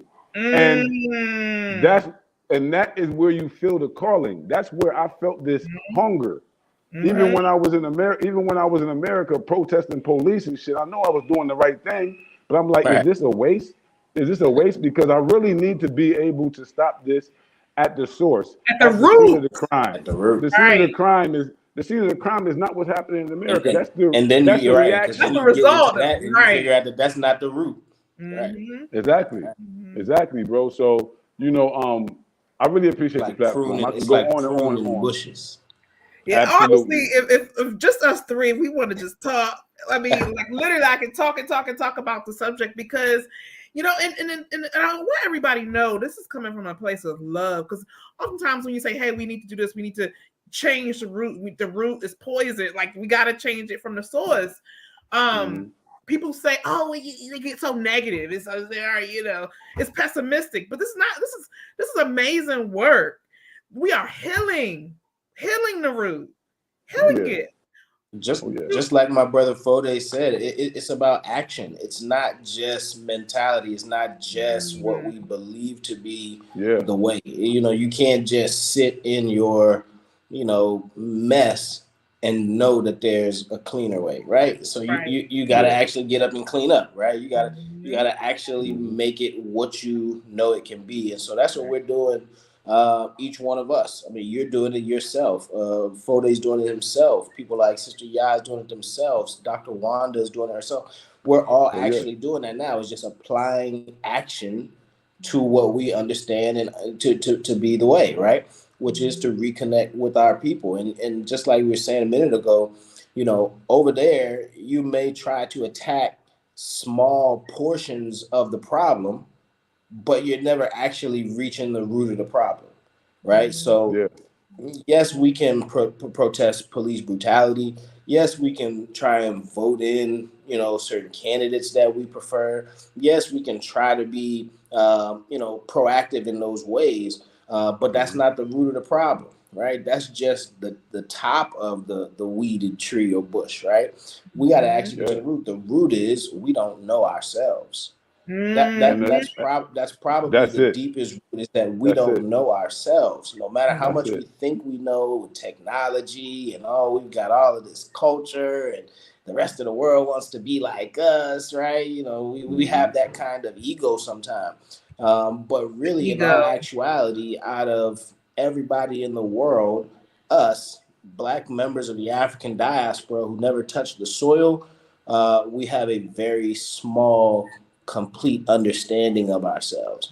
And so when we come home, there is a elevation that happens. And for some people, it happens immediately right away. For some people, it's a gradual thing they have to, you know, get into. For some people, they may never reconnect because, in fact, maybe they just don't have that connection. Maybe it's not particularly in them. And just like the Honorable Marcus Garvey said, not all of us are good enough for Africa. And that we found to be true with certain people, right? But for those of us who acknowledge that connection, when we come back and we accept our family as they accept us, right? As we were talking about the Liberian incident, how, you know, if we had come back with a more, collective mentality, that movement may have been a success, right? And so we understand that to be true, right? It's not just about us. When you come home, you understand that everybody looks out for everybody, but don't forget, we're still a tribe. Okay, so when we come home and we have these like interests, these like languages and dialects, these like, preferences, etc., and lifestyles, we're technically a tribe. We're even seen to the others here on the ground as a tribe, right? Every tribe has something that they're good at, right? If you're a Fulani or as we call it in Senegal, Pul, You know, you're known to be the herders, those who have the, you know, the livestock and the travelers, right? The traveling merchants, right? If you are Serer, you know, you're known to be the fishermen and the ones around the water and the islands, right? If you are Jola or Mandinka or Wolof, everybody has a different thing. The Wolof, they're the farmers, right? The agricultural specialists. They can put anything in the ground and bring something out of it. So we too, as a tribe, we need to identify what is it that we're good at. What are we going to contribute to the ecosystem, and how are we going to effectively integrate our skills and particular resources to be beneficial for the whole of Africa, like Foday was just saying, the one of Africa, right? We're not just coming back to just build for us. We're not just coming back to say, oh, no, this is our town, y'all can't know. We're coming to build something that can contribute to the layout of Africa, right? But we got to understand what is our specific thing that we're bringing. Is it, you know, is it language diversity? Is it technology? Is it creative design? You know, we have a lot of things that as African Americans we are really good at, but we got to wholly bring those things and contribute them to the ecosystem. And then our skills mixed with the skills of the Fulani, mixed with the skills of the Sere, mixed with the skills of the Mandinka, mixed with the skills of the Wolof, mixed with the skills. Now you have a now we're talking. Right. Now we're talking. Now, you know, now we're not just talking cities. We're talking, you know, the entire of economics for whole regions, perhaps, right? West Africa, just since, you know, the year of return and all of its publicity, et cetera, is developing rapidly just from our tribe engaging, right? When you look at the amount of money brought into Ghana and the amount of travel and things brought into these different West African, like we are actually contributing. But we do have to get more organized. We do have to put it to use in specific ways and keep it going. We got to keep them resources closed looped. I'm glad you brought that up, brother. I might take the conversation a little left, but it's a real thing. And I think that you have to be on the ground. You have to be one of the repatriates on the ground that's bearing the sicknesses, that's bearing the full responsibility of helping others, as well as trying to still keep it funky with your family and community back home. So it's not easy to have 1 foot here and 1 foot there and still try to move everything forward. So a repatriate, a responsible repatriate, a Pan-African repatriate, even if they're born on the continent, they have a completely different consciousness than most people on the continent. And so we need that sense of association and oneness. Now, the issue with Ghana with the year of return is a lot. First of all, 1619 is not the date of the first enslaved Africans reaching American shores. It was all hoax in the first place. That was the British imperialist narrative of their history in North America. It wasn't 1619, at least 1526. And it resulted in a slave rebellion and the Native Americans and the Africans working together to send the Spanish back to the Caribbean, where the Africans stayed in PD County, South Carolina, not Virginia. And that was 1526. So our history is not being told truthfully, like the brother just said. If we know our history, then we know that the transatlantic slave trade began right there where Senegal is. We know that the first Africans took in at least 1444. Columbus didn't cross till 1492. So where were they taking our ancestors first? We have to understand these things, that there was an international war happening between Christian imperialism and Islamic imperialism, and West African empires got caught up in the middle of that, but not without our resistance. A lot of us got carried out of here in chains because we were fighting for our land and for our freedom. Right. Period. We left here freedom fighters. We left here political prisoners. We left here prisoners of war. Many of us. And I mean that because we took that fight all over the world too. Oh yeah. Because what will make you invade a village, take everybody and burn everything? Warfare. And people having sides and alliances with those perceived as the invaders. And us Africans having that fight. And we getting caught up on both sides. So when we understand that, we'll realize that there is no transatlantic slave trade without a European invasion of the west coast of Africa. So you were talking about the coastal lands. In West Africa, the coast was like the back door of the empire. The cultures were more remote and more organically, naturally. They didn't have centralized societies with hierarchies like that. They had small communities that was networked, and they operated in their own way along the coast. Because all the kingdoms were interior. All the kingdoms were inland. Yes. They didn't build kingdoms around the coast like now how they build capital cities around the coast. All the kingdoms were inside. Exactly. So when they encountered us first, they didn't encounter us. They encountered the back door. They backdoored us literally. And even while we were being backdoored at the same time, we were under attack from the north by land, by the people of Morocco and Mauritania. The same Africans and Arabs that were being chased out of Spain ran down and attacked Timbuktu and Guinea and toppled Mali and Songhai. We are the booty of war. In Fula, in Fula or Pular, the word booty, it means money. If you understand this, what is the origins of the word booty? You ever asked that? It means money in Fula. And so what is the booty of war? The spoils of war. That's what we were. And when you understand that, then we can start putting this shit together and realize that nobody owes us anything on the continent but an understanding. Nothing but an understanding needs to truly be made. And it's not something that's going to happen from philosophizing, from sitting on YouTube. You got to get out here and do exactly what we're already doing. Meet the people. Exchange with them. They like learning from us too. It's an exchange. We understand the value on the ground, what happens if we come together because we do it every day. You understand? It's different than someone there still skeptical if it's possible. We just ordinary cats. We just ordinary people, man. So just imagine. So my thing is this.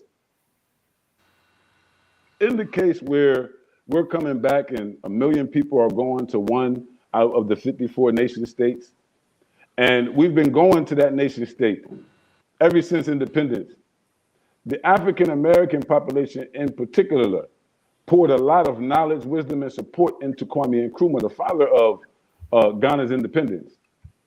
That is why there's a black star on the flag, because of the diaspora influence. And a lot of people from the diaspora, like Dr. John Henrik Clark, they went over to Ghana in them early days and was working with Nkrumah and the government. So those days are long gone, but we have to know who we are and say we did that back then and we've been holding it down all this time and we still got problems with our citizenship and our people still don't feel like we're being welcomed the proper way. $1 billion, 1 million visitors later, it's been 3 years.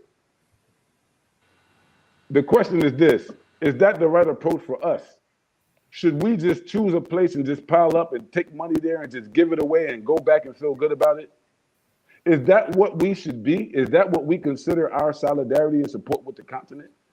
Just throwing coins, throwing money, and going back, right back into the enemy's dwellings, where they're going to tax us to death and use that money to send people to Ukraine and keep starving Africa in the first place? We finance our own oppression. At some point, we have to realize that, as my father here in Sierra Leone, the brother who took me back and welcomed me, no questions. He's a late man now. He told me, when I was young, there was no money. There was gold, there was diamonds, there was cows, there was this, there was families, and we had a system to break down everything. I asked him during my coronation, I said, what should I do? Like, I don't have money, I don't come from money. He said, he waved it off. He said, you don't need money, you need a community that understands how to stack wealth. That's what he was telling me about the livestock, not the Wall Street stock, the livestock. Get your people to invest in cows. Get your people to invest in the fishing. Make sure that there's always something living in your hands that you can exchange in any market, no matter what the exchange rate is, and get what you want from it. Right. So I understand it now. These are African economics, and this is what we carry over and still had in our heads when we began to build the Rosewoods, the Wilmington, North Carolinas, the Tulsas. You know, as soon as our people got free from enslavement, we went homesteading. You know what homesteading is? Homesteading is when a whole community of people come together, pool their resources, and migrate to a place that they can now buy a bunch of land and establish themselves, their own economy, their own social institutions, their own politics. And that's what they was bombing. They was bombing our own sovereignty within the United States of America. And we cannot never have it there. We have to come back home and enjoy our sovereignty with our brothers and sisters here. There's no way. Without us coming back and claiming our sovereignty here, there's no hope for our people there. So it's bigger than just the small numbers of people that's coming. We all we got.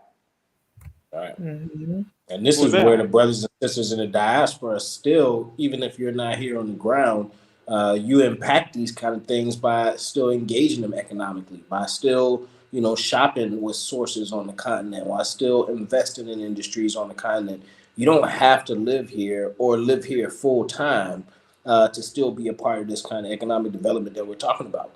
For those, we have a lot of people who come here and they go back and forth. They're still handling other dealings abroad, but they're being, largely impactful here on the ground just by coming every 3 to 6 months and dropping off some resources.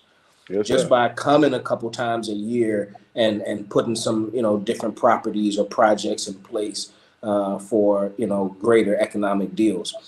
So, that's right. When we talk about the responsibility that we have, there's so many different ways that you can implement that responsibility. I think a lot of people feel like with Pan-Africanism, you have to be, 100% in it for the long haul, right? You got to just jump in and go. And that's not the case. I mean, even me, the first time I came and engaged the continent in person was 20 years ago. All right. Mm-hmm. And so, that was just a visit, right? But that's where my journey perhaps started, right? So you never know how long it's going to take, but you have to take that first step. It starts with a visit. It starts with reaching out to your brothers and sisters on the ground and starting to create that communication. It starts with, even when you're in the diaspora, connecting with those continental Africans that, have immigrated there and just building there. Build it. 9 times out of 10, there's somebody in your, close proximity, in your class, at your job, in your community, at your church, in your mosque, et cetera, that was born on this continent, and has something that they could probably share with you that could improve your understanding of yourself and your understanding of your ability to engage further economically and culturally, et cetera.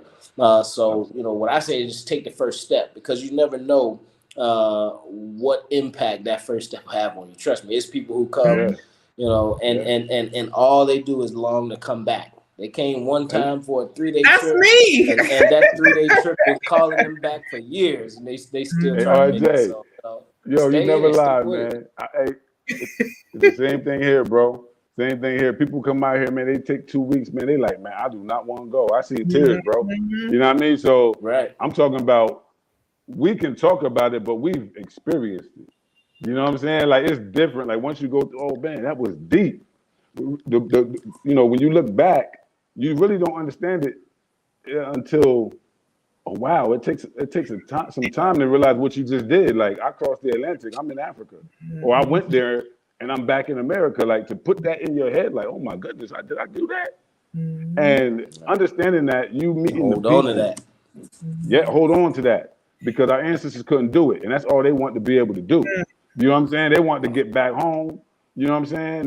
They want to get back to family, get back to their land. They want to get back to their farms. Get back to their occupations. They did not want to be there, man. They did not want to be doing what the hell them people had them. Because once you see a better way, it's hard to go back to. It's hard to go, and that's what. I mean, I like to put it like this. I'm sorry, Shayla. I like to put it like this. Just imagine, number one, let's just use the analogy of prison. Just imagine you're in prison, right? You've served your term, whatever it is, and number one, they unlocked the door, gave you your walking papers, and told you that at any time you can go. And then number one, you don't go, right? So that's for those of us who you can get a passport and you can actually walk away at least for a time, and you don't, right? But then there are those who get outside the prison, experience freedom, and then for whatever reason, they have to go back into the prison. right? For whatever reason, whether it's the job, recidivism, whether it's American recidivism, you know, that's what we're gonna call obligations, it. we don't know, right? And then you got to go back in. But one thing for sure is once you get back in, you're gonna miss that little piece of freedom you had forever until you get back to it. Forever. That's right. And it's almost like, I feel like it's almost like a Harriet Tubman type thing, right? Like you go there, you experience like, oh my, I'm telling y'all, let me pause a little bit. It is time not just to go home, but even if you feel like, oh man, I'm in corporate America and I'm still trying to, you know, be like them or whatever your mindset is, right? Just do me a favor. Jump on Qatar Airways, jump on, I don't know, Ghana Airways, jump on Air Kenya Senegal. Airways. Yes, jump on a plane and get to Senegal, get to Cape Verde, get to all of these places, because I promise you, as soon as you land, your whole life changes. You're gonna know. Whole life changes. You never lie. Right. And the thing is, especially someone like me, like I'm still growing, I'm still learning, I'm still like healing from the disease of it all, you know. And I'm not perfect. I just know there's a thought in my head and there's an action that needs to take place with my feet and my mind and my hands. How can I help? You know what I mean? How can I help? Because that's what we need to do. How can we unify ourselves?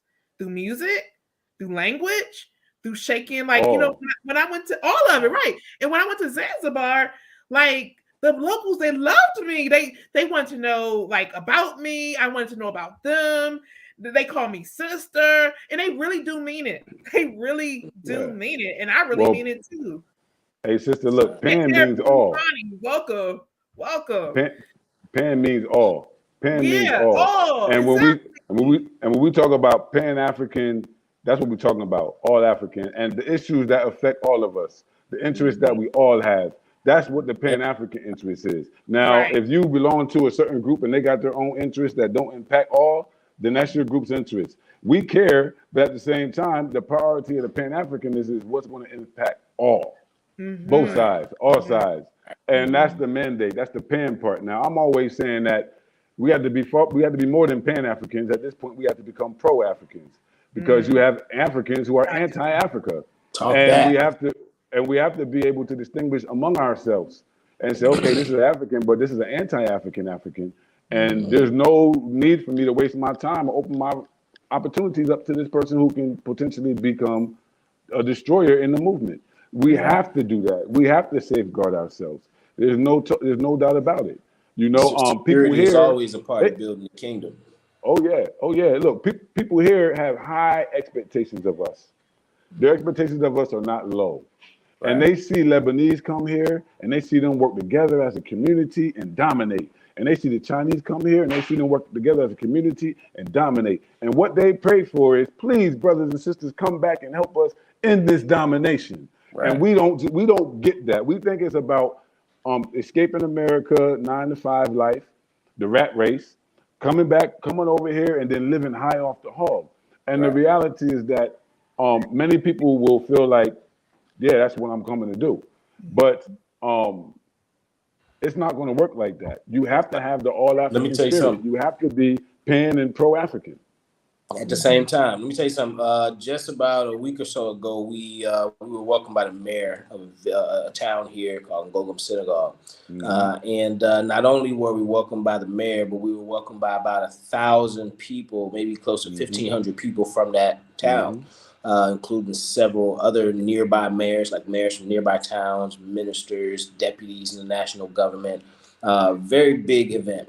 And, you know, one of the most moving things that this mayor said during his address about us, because, you know, this whole event was to welcome us there to contribute to the economic zones of the town, industrial and all these type of things.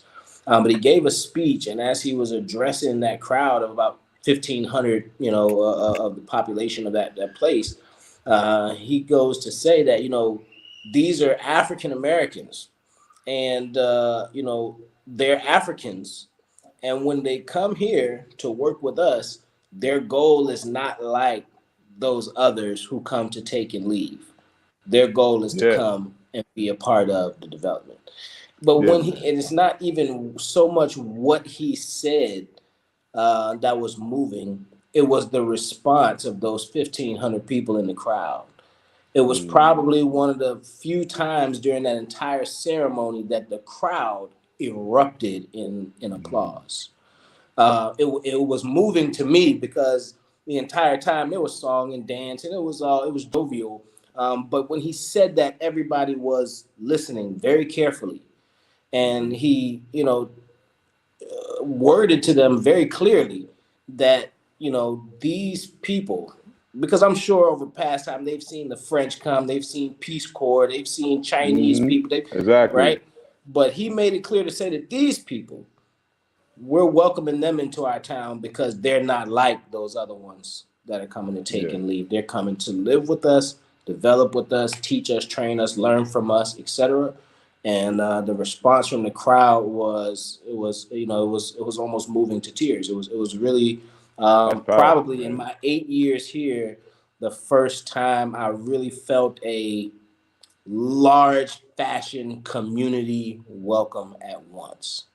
Right? Like where everybody came out of their homes, with their drums, with their, they're shaking rattles, they're singing, and it's a whole event. And it was just to welcome us into their town as a part of their economic development. So, just like the brother's saying, that's what our brothers and sisters here want to see. They want to see cooperative, collective, as we say in Senegal, on an ensemble, like we're together, that's what they want to see. And so that's what we intend to be here on the ground. We intend to be collective. That's real, man. That's real. Hey, bro, listen, congratulations on that too. I was watching the video, even the photos on social media, and I was thinking to myself, like, man, dude, RJ got to feel good right now because it's not a gimmick. It's not like you a Hollywood celebrity coming back and paid $1 billion or $1 million on a publicity stunt. Man, you've been out here putting it in. And I know what it is to wake up here every day for years and wake up frustrated because you're not in America, because this don't move like America. And you're like, damn. And just gather your strength and keep going. Because as you gather your strength, you realize that it's not for me. That's why I'm going. And so to know that it takes that kind of strength to achieve, it felt real good to see you getting your roses, man. And that's just the beginning, man. That's really just the beginning. I think that coming from our generation and from our culture, there is a drought of respect.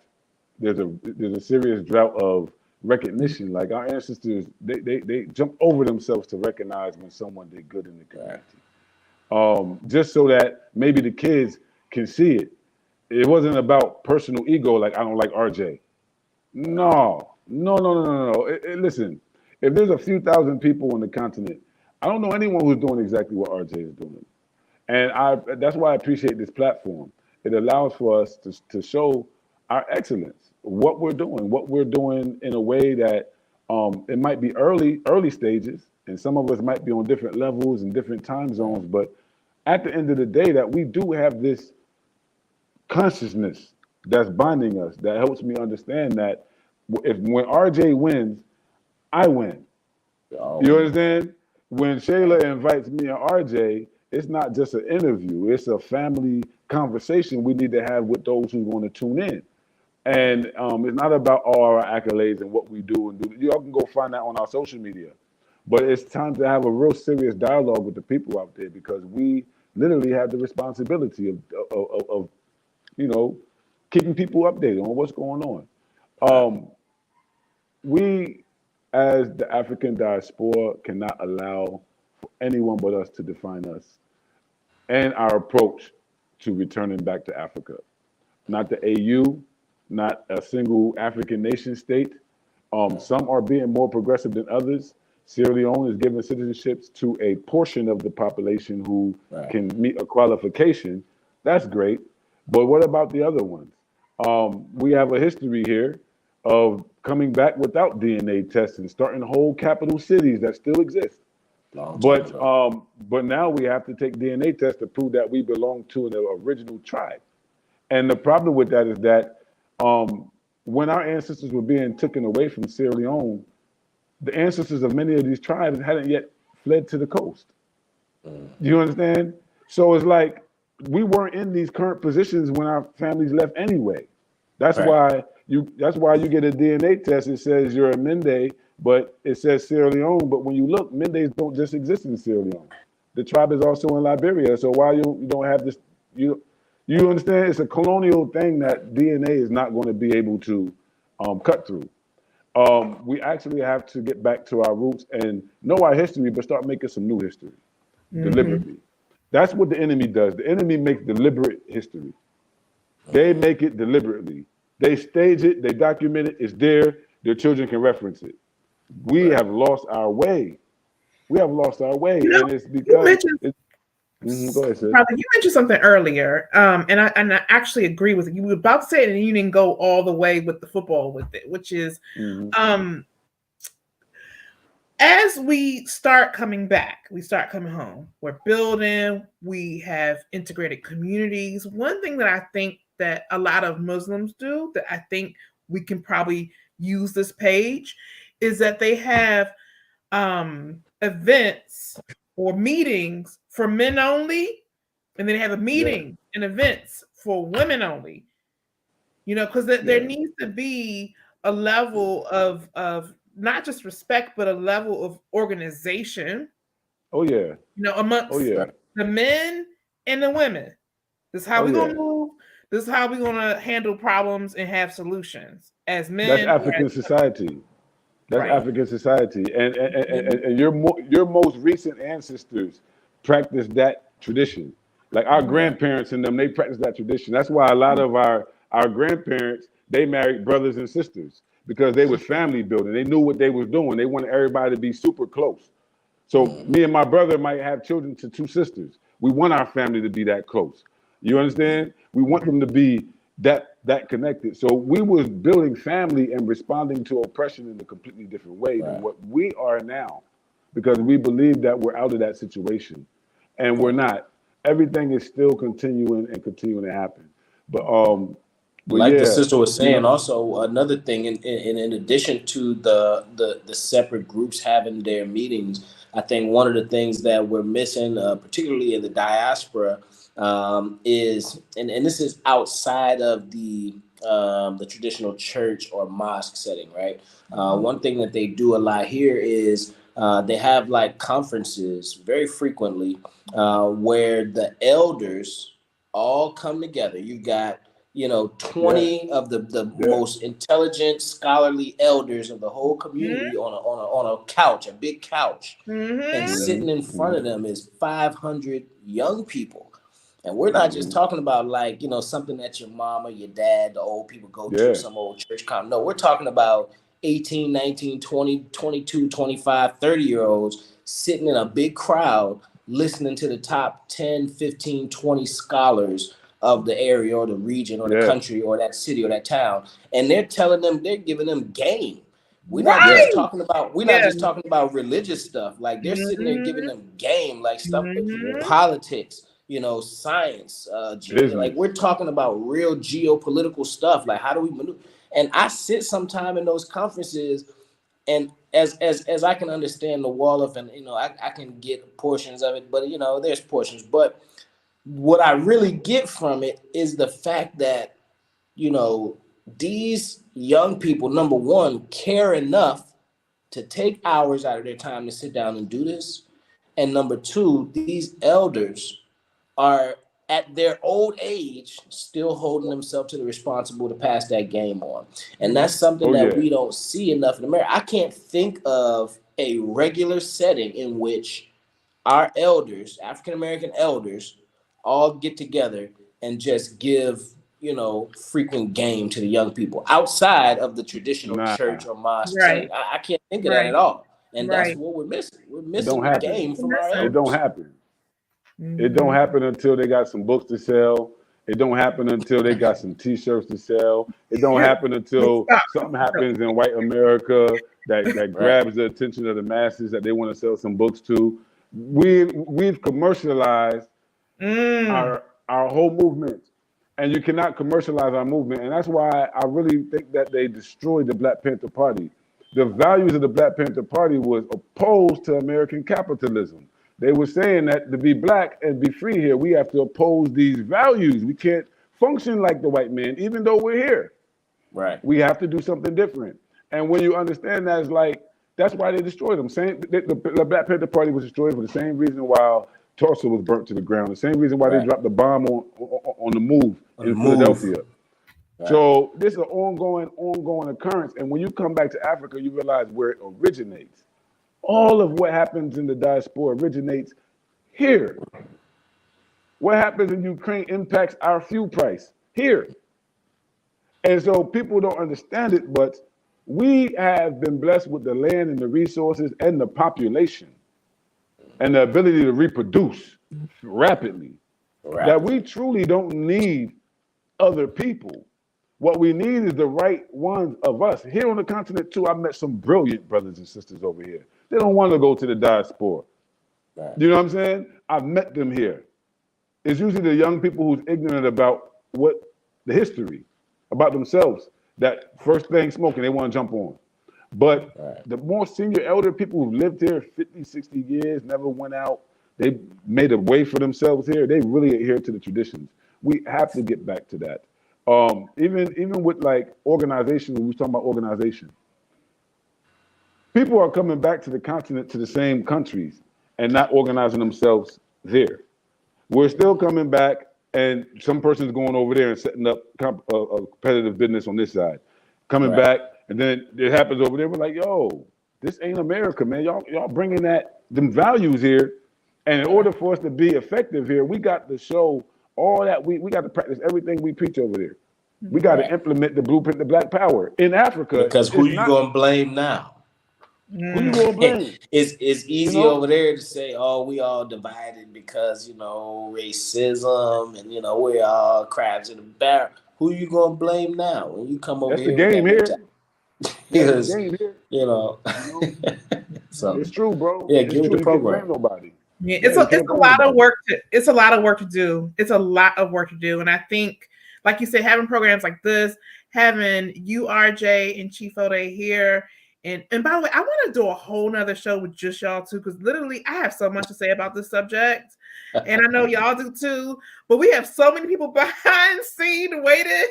They're enjoying it. Trust me, they're enjoying it. So no rush. But I definitely want to say thank you so much for both of you guys. I know your time is energy and your time is valuable. So I just want to absolutely honor that time and energy and say thank you so much. Chief Foday, do you want to have any last comments? And then we'll go to RJ last comments. And then we'll have Dajanna take over. I just want to say, so we're all united in this. We're all united in this. So go ahead. No doubt. No doubt. Well, I want to thank you again. I really want to appreciate you for even, taking this initiative. Appreciate RJ for coming through too, man. He made it a lot more, fun, more live as always. But I just want to, if I can say anything, I just want to say to the other guests, let's keep supporting Resplendence Language Arts. Let's keep supporting Sister Shayla. Let's keep supporting each other, y'all. Somebody gotta step out front and start, and that's all we did. We're not the it. We really are waiting for the rest of you to get here and show and prove. You know what I'm saying? Like up the ante. But other than that, man, I love y'all. It is what it is. Thank you. I'll talk to you soon. Thank you so much for coming. And then RJ, your turn. Final thoughts.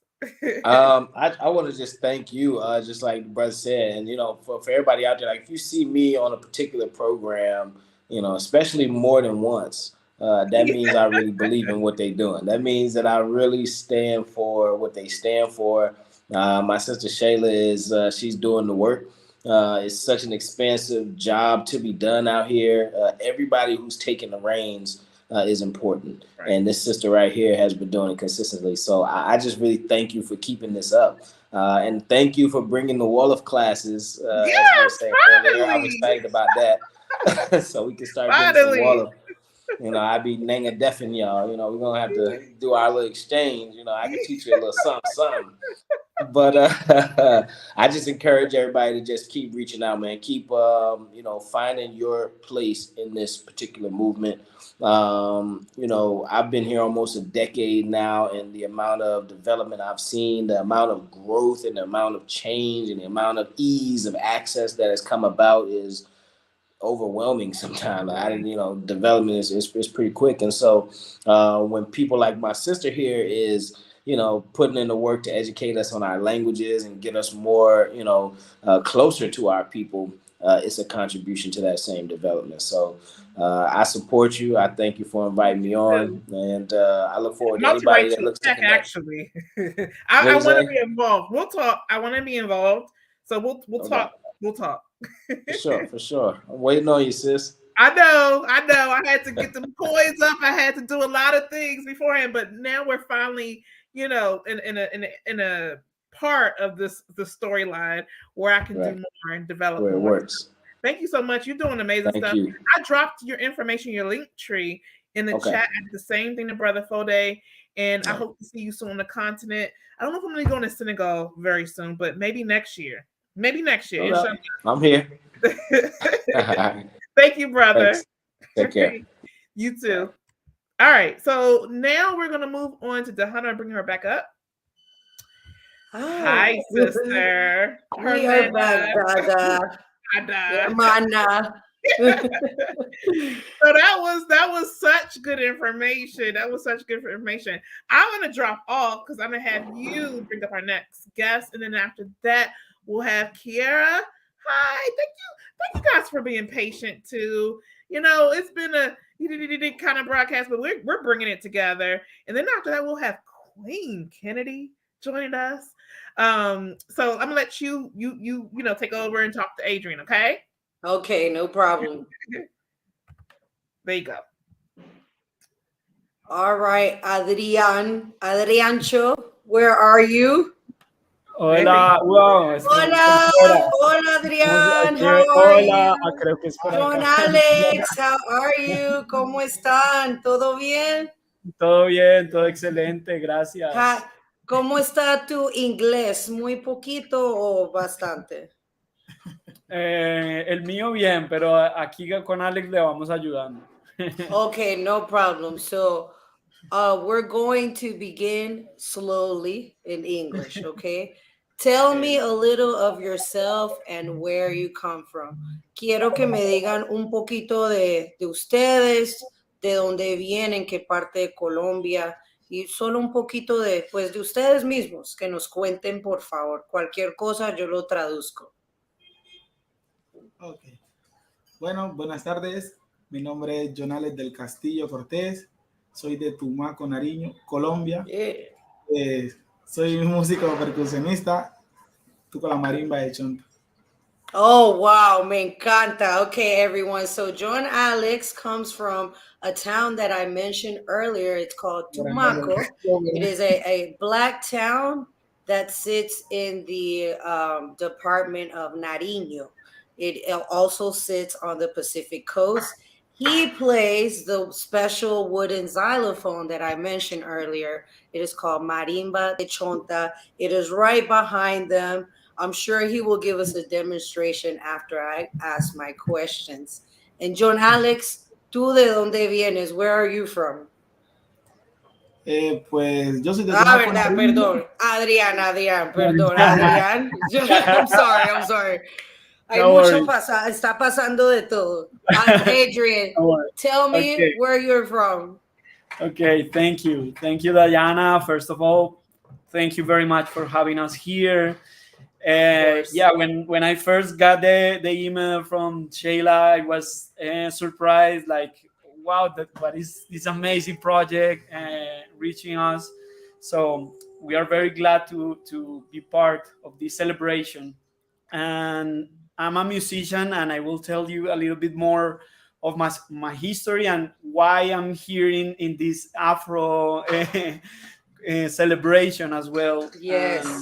And I'm a musician, and I got involved with the Afro-Colombian music through and culture through that way. And yeah, I just have been researching, learning from them, because I was born in Cali, in the middle of the country, and then Cali in the house. Cali in the house. Yes, I live in Cali. I live in Cali. That's amazing. Yes. So you're close. Do you guys live in Cali? Yeah, we are here right now.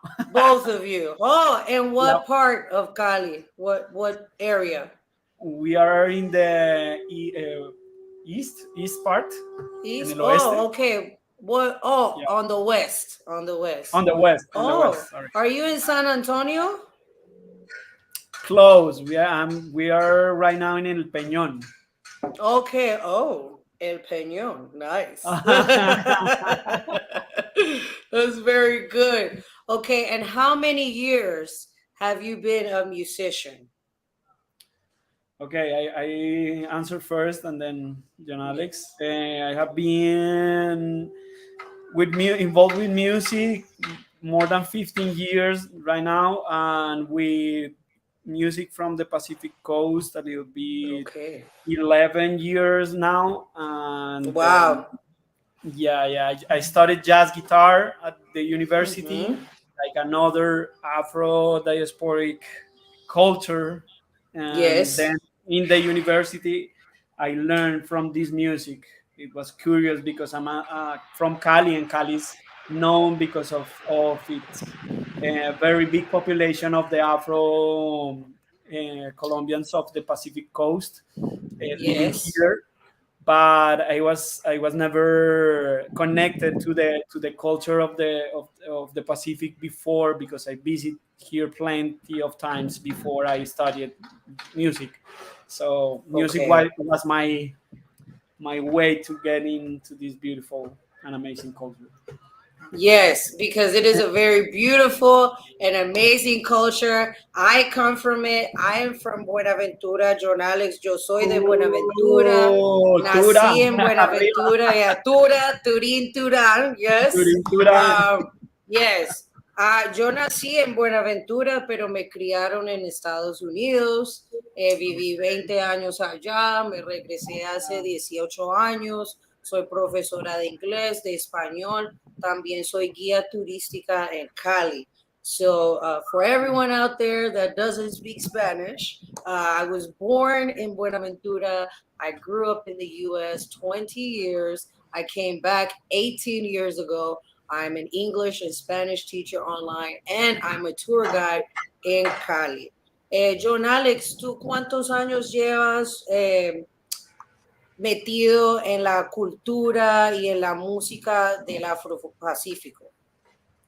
Bueno, pues yo desde los 5 años estuve en un proceso musical desde batuta. Ya como en el cuento de la música tradicional inicié, ya llevo más o menos unos 12 años en la música. Tengo 22 años. Okay. Jhon Alex is a young guy. He's 22 years old. He's learned about our musical traditions since he was 5 years old. And he started taking music seriously about 12 years ago. So he's been in the game for a while. Muy bien. Ahora, tú, Jhon Alex, como un hombre afrocolombiano, ¿alguna vez has sentido algún tipo de discriminación hacia ti en Colombia? Eso es lo que hablamos ahorita. Bueno, really? Cuente el chisme. Talk to me. Bueno, yo estaba en espacio, o sea, presentaciones de música del Pacífico. Pues más de uno entiende que la marimba siempre es tocada, por decir, por un negro, algo así. Entonces, cuando ya me ven como que ya yo voy a tocar, dicen, ve, y ese blanquito que hace ahí, que... Wow, colorism. Eso es llamar colorism. So, Jhon Alex, I asked him, as an Afro-Colombian man, has he ever felt discrimination against him in Colombia. And he says that several times it is known in the Colombian world that usually an Afro-Colombian man is the person that plays the marimba de chonta. And so when it's time for him to perform, people say, wow, but he's not black enough. Like, he's not really that black. A mí también me pasa eso, me ha pasado. It's happened to me as well, like, oh, but you're not really black, you're brown. But we're all black, todos somos negros, todos somos de diferentes colores. Y hay personas que no entienden eso. There's a lot of people who don't understand that there are many shades to us. It's not just black, we're brown, we're mixed, and we're all in the same group. Y de negros a negros, sí, a veces hay hasta racismo también. Ha pasado. You know, sometimes there's also the colorism that goes against darker skins or lighter skins as well. Adrian, tú que vives en Cali, siempre has vivido en Cali, me imagino, ¿cierto? You've always lived in Cali? No? What other places have you lived? I lived my entire life in Bogota. Actually, I have been here just recently from the start of the pandemic. Okay.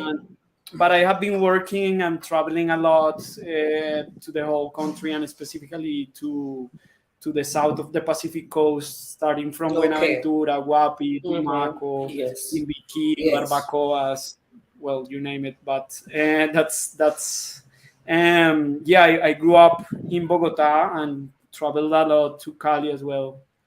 Very good. Okay. So Adrian just mentioned a couple towns like Barbacoas, Timbiquí.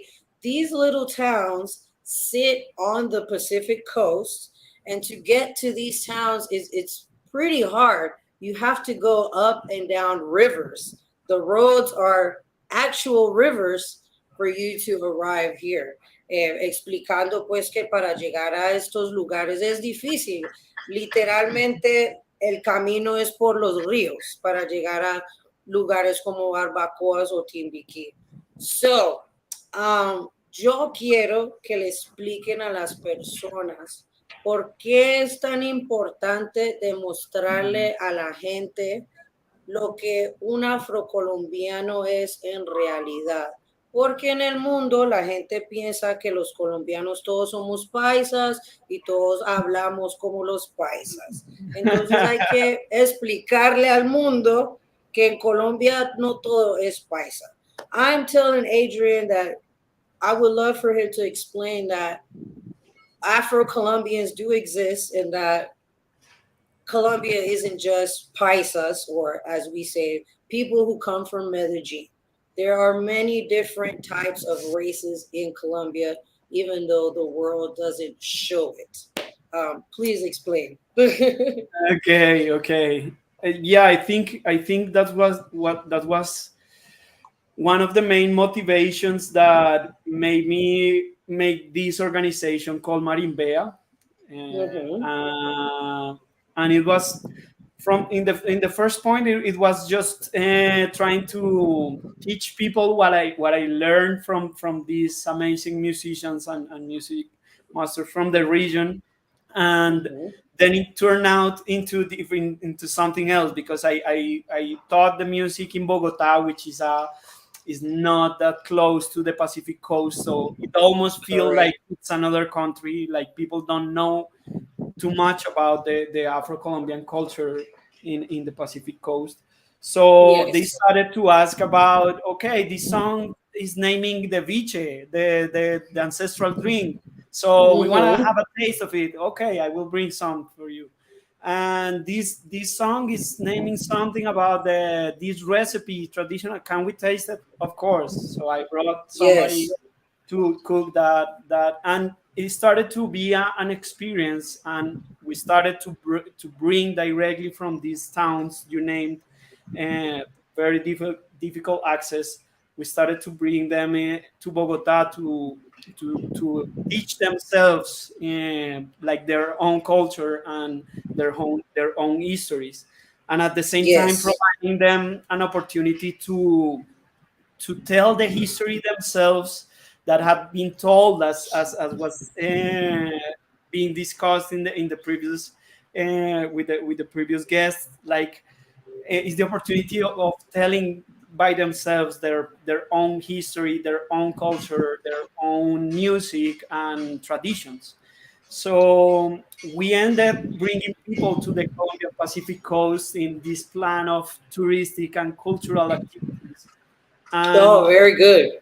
I think what is important for responding your question is that I feel those two words need each other. Like, people need to know more about Afro-Colombian culture because of their deep spiritual believings, your amazing joy for life, and this mood of always being like open to positive.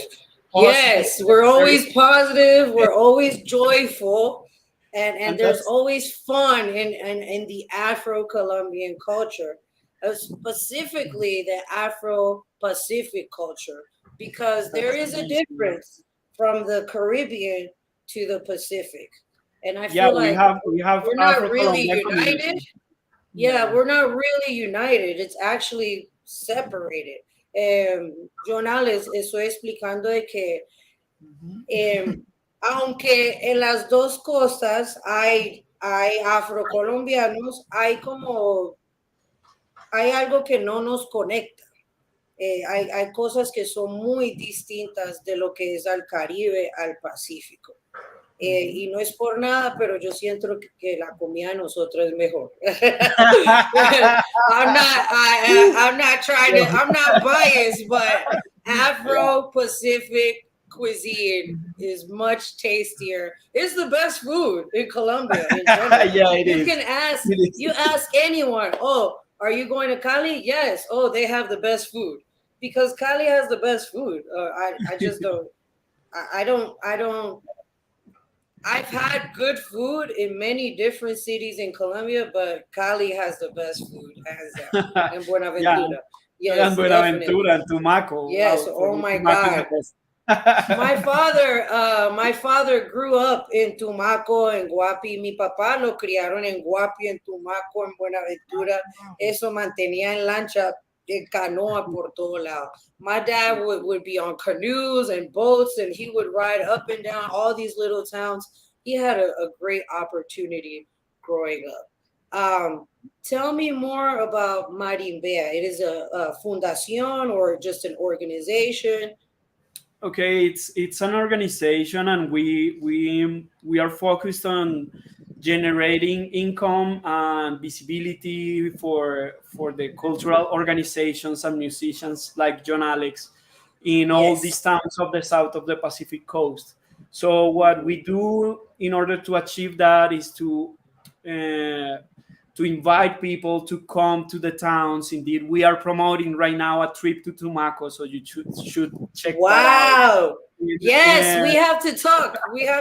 Yeah, I will give you my WhatsApp number. Yes. Okay. I would love to join. Okay, you're very welcome, and we're very happy to have you. I've been wanting to go to Tumaco for a long time because my father grew up in Tumaco, and I think we have family in Tumaco, but they always say, be careful, don't go to Tumaco because the rebels.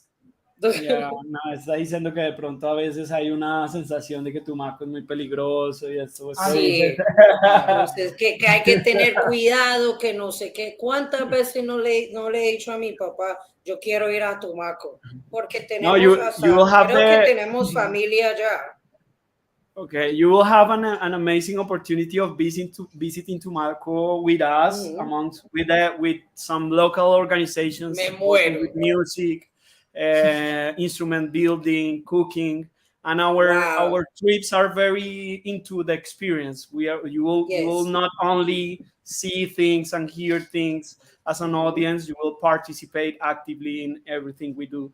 And that's Marimbea. We also created a series of virtual courses that you can check it just now nice. in our website. It's called Vibra Pacifico. Vibra Pacifico. Vibra Pacifico, and you will find it in our website, Marimbea, www.marimbea.com. And then you can have these experiences from anywhere, just a click away from knowing the recipes, the music, the dance of Tumaco, Wapi, Timbiki, and all that income for the people of those towns. So that's what we do with Marimbea mainly, and also working a lot like together with them, just hearing them a lot and what they are, the direction of the organization, because they told us, okay, this is good, we want to do this way, we consider this is a good thing, and we just support and create channels for that happening. That's very beautiful what you're doing, helping the community, giving back, trying to create income for our people, because it's very difficult for them to create an income because, the government does not support a lot of the Pacific Coast. Estoy explicando que tú sabes más que nadie, Jhon Alex, que el gobierno nos tiene muy olvidados. Ellos no nos fundan los proyectos ni las cosas que de verdad necesitamos, ni cosas básicas que necesitamos. Todo eso siempre toca hacerlo por aparte, por uno mismo, por los ciudadanos, porque el gobierno ni lo cuida. Listo. So, another question. I know you're from Cali. You live in Cali. So, have you participated in Festival de Petronio Álvarez? Claro. ¿Han participado? Festival. ¿Sí? ¿Cuántas veces? ¿Cuántas veces? Por unas 4 veces. O sea, he estado he ganado mejor canción inédita, he estado como invitada especial. ¡Wow! ¿Sí has tocado? Sí, o sea, oh my God. Lo primero inicié Petronito. He's famous. Usted es famoso. ¿Cómo así? Necesito su autógrafo. I need his autograph. He's famous, guys. Like Jhon Alex has won best song, unedited best song at the Festival de Petronio, which is the festival I was explaining earlier. And he's been at the festival / competition at least 4 times. It is the best festival in Colombia, hands down.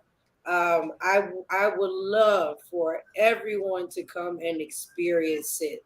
Jhon Alex, ¿tú qué le quieres mandar a decir al mundo sobre qué quieres que el mundo sepa sobre Colombia y los afrocolombianos?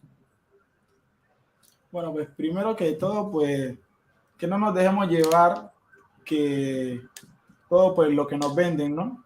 O sea, como usted dice, que solamente que más de uno cree que Colombia es los países, pero Colombia realmente es un país multicultural, porque si bajamos al sur tenemos todo lo que es lo de la marimba de Chonta, subimos, llegamos a la zona andina, encontramos con los indígenas, y ahí vamos subiendo y vamos encontrando cantidad de cosas, o sea, que nos hacen ser como un país muy rico en su, ¿cómo se dice? En su cultura. Sí, en su cultura. Correcto. ¿Y ahí? ¿O iba a decir algo más? Perdón. No, pues que habemos muchos jóvenes que no pensamos solamente en la violencia, sino que también a través pues, de nuestro arte queremos seguir saliendo adelante. Y pues tratar de mejorar el país, ya que los gobernantes lo hacen, pues vamos a ver si nosotros los ciudadanos sí. Vamos el 29 de mayo a ir a votar. Okay, so our first VP, Black VP. I know, our first Black VP in Colombia. We're very happy to announce that we have a female Afro-Colombian vice president. She is running with the presidential candidate Gustavo Petro, which a lot of people don't like, but whatever. I'm voting for them because we need a change in this country. Jhon Alex I asked him the question of what he would like the world to know about Colombia and Afro-Colombians. And he explained that he wants the world to know that Colombia isn't just Medellin and Paisas or Cartagena and their beaches over there.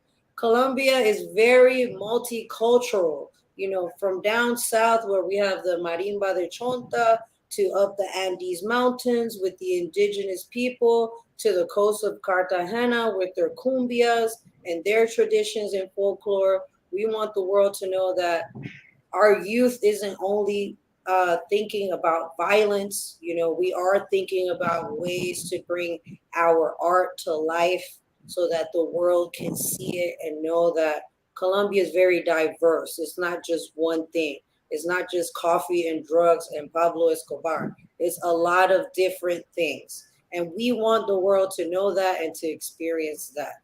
Entonces, para terminar, ¿ok? Para terminar, sí, obvio. Antes de, voy a hacer esta pregunta y Jonales nos da una muestrica de la marimba, por favor, que me encanta. Okay, so I'm going to ask this last question, and then Jhon Alex is going to give us a little demonstration of how he plays the marimba de chonta, aka our special wooden xylophones that are created on the Pacific coast. Adrian, how do you think we can help Afro-Colombians understand how important our Afro culture is to us? Okay, well, that's a difficult question, but yes, I think it's curious because inside these towns, sometimes you have the perception of the communities not not giving enough value to the people who builds the instruments, who builds the art, the craft, and that's actually what people all over the world is looking for. Not only and sometimes the culture of the coast is sold out as the party and the enjoy time, but I think what it's most important is that they to bring to these towns and to embrace young talents as Jhon Alex, for them to be leaders in their towns and demonstrate that culture is much more than just partying, and that it's much more, and that you can make a living and maybe a better living out of it from any other illegal employment, activities. So that's what we have been doing with marimba, is beyond like a commercial transaction, because people end wanting to, from diverse parts of the world, because we have had the experience to take this to the US, to Spain, to France. So they started making other connections apart from marimba to help them to grow their businesses, their cultural activities. So I think these networks helps a lot for them to understand their value and to understand their own, what they are missing. They are sitting in the gold mine, Yes, like we say in Colombia, they're sitting on a gold mine and don't even know it. Yeah, a cultural gold mine. Cultural gold mine. We're barely scratching the surface. It's like an iceberg. We only see the tip. We don't see the rest. O sea, la cultura afro, le estamos hablando con Adrián, es como un, ¿cómo se dice iceberg en español? No, en inglés, creo que no tiene traducción. Iceberg, como un iceberg, como lo que le golpeó el Titanic. El Titanic se cruzó por un pedazo de hielo grandísimo. Sí. Y solo se ve la puntica. Y en realidad, en nuestra cultura como afrocolombianos del Pacífico, estamos acostumbrados a que todo es fiesta y biche y rumba, pero estamos perdiendo como esa cultura de valorizar la cultura, nuestra música, nuestras tradiciones, como las parteras y todas esas cosas que nos han pasado de generación a generación. That was a very wonderful answer, Adrian. Thank you so much. We will have to connect like very, very soon. I would love to help you with the Tumaco thing. You know, I'm a tour guide here, so I try to help people experience and immerse themselves in Afro-Colombian culture. Jhon Alex, muchas gracias a los dos por estar aquí. Por favor, muéstrame un poquito de esa marimba de chonta. I'm ready.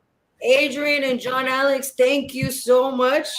This was very informative and very beautiful. Now we're going to have a little demonstration of Afro-Pacific music. Everyone, please, you're going to love it. Enjoy it.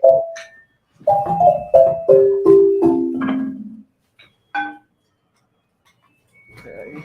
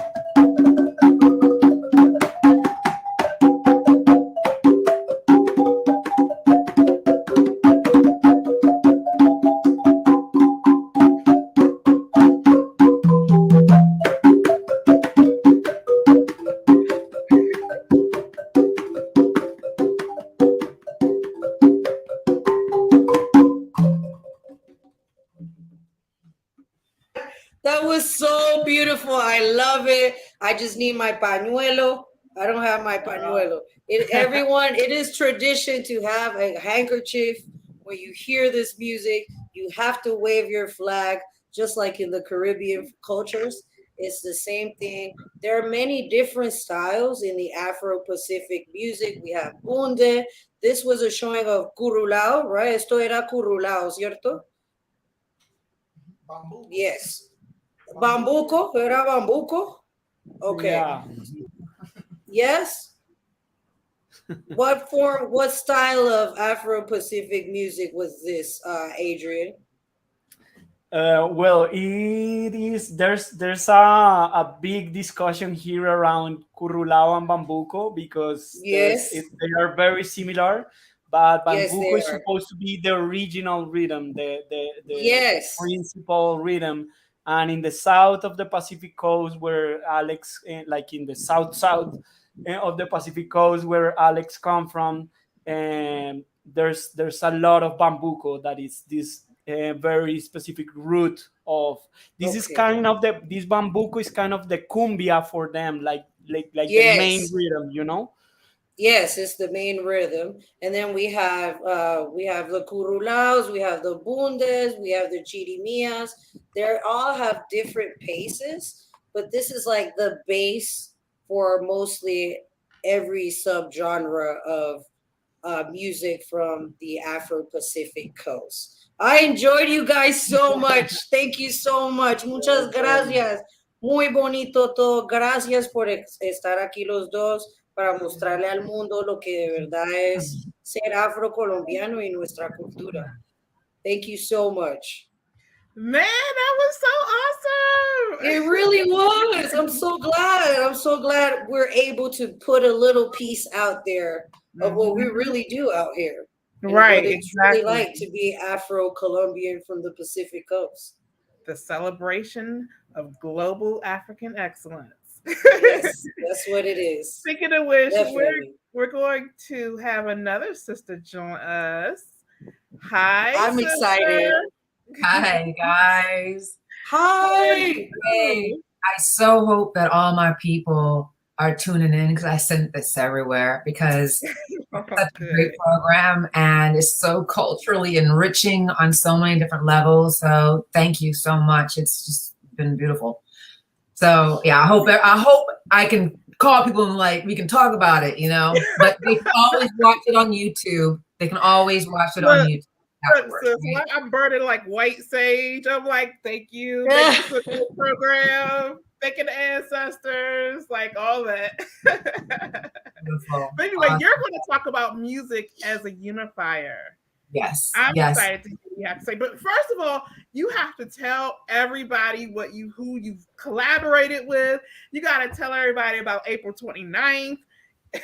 Like you have to tell us what's happening April 29th. Wait a minute, I'm behind. I'm gonna find out. I have a whole little presentation, so I'm gonna let it. Oh God! It's really exciting. Do we have to use it? Well, I'll do my best. I'll do my best, guys. Behind the scenes, you know, it's hard for me to put the thing up, and then I'll do my best. Okay, that's all I could say. But yes, please tell everyone, and I'm gonna start to kind of preload you. Okay. Okay, preload me. What does that mean? With that like that document you gave me. Didn't you give me a document, or you didn't give me a document? I don't know. Maybe I did.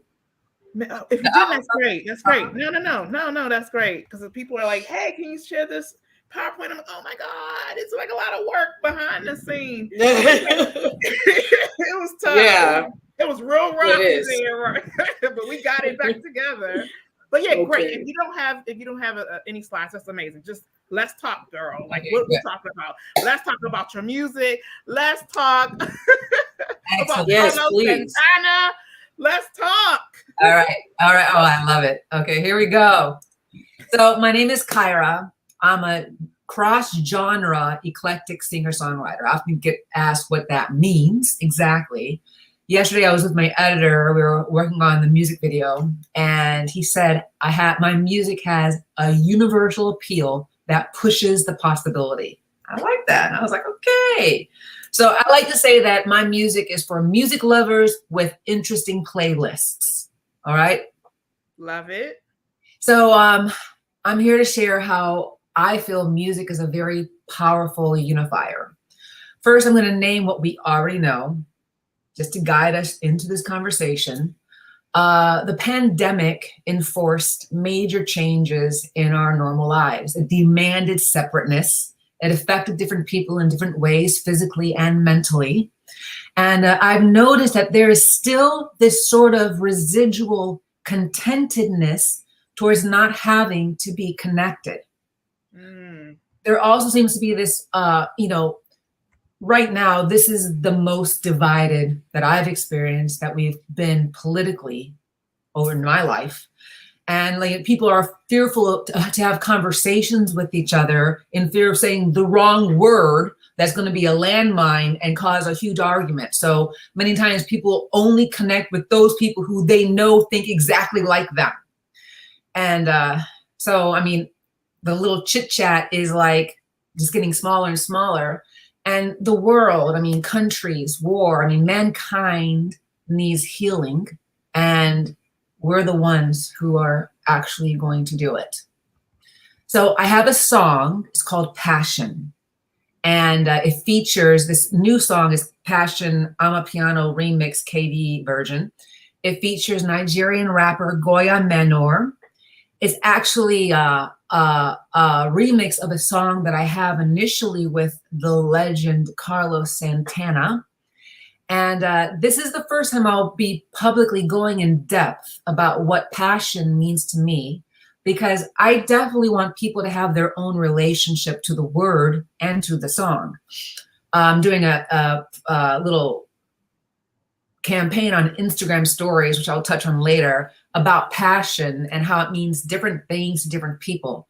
And actually, I have a Nigerian friend who introduced me to this morning talk show host in Jos, Nigeria. His name is Talk Morgan, the Big Blunt. We connected. He invited me on his show twice. And my friend, he just had Passion playing everywhere. This is the original Passion, not the remix, the original with just me and Carlos. And it was playing at weddings, playing in the barber shop. And so he said this to me, and I love this because it speaks to my own truth that I'm about to go into. But he says, the reason Nigerians resonate with this song is because their passion for their country aligns with the message of your song. Passion to sustain self-realization, remain self-determined and independent. And I just love that so much. So his name's Dung Zhang. Thank you, Dung, for that. I loved it. So for me, I recognize that there are passions that trap me and keep me small, and passions that expand me and create a better future and wellness for myself and others. I have a line in the song that says, I'm looking for the who to lift my head up to, because I'm tired of looking down. And that's actually a conversation with myself, my higher self, and the self that's trapped and stuck in all of these significances and stuff. So this concept for me extends globally.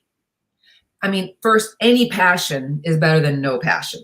And by passion, I'm referring to the definition of an intense desire or enthusiasm for something. But as mankind, there are passions that further divide us. And trust me, the hate mongers are busy feeding fire to those flames because their livelihood depends on it. And then there are those passions that unite us. And there are so many passions that unite us. And it's important to consciously create or engage with those passions that do unite us.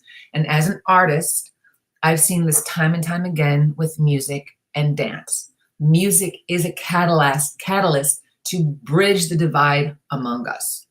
So used effectively and intentionally, music can connect people first to themselves and then to others.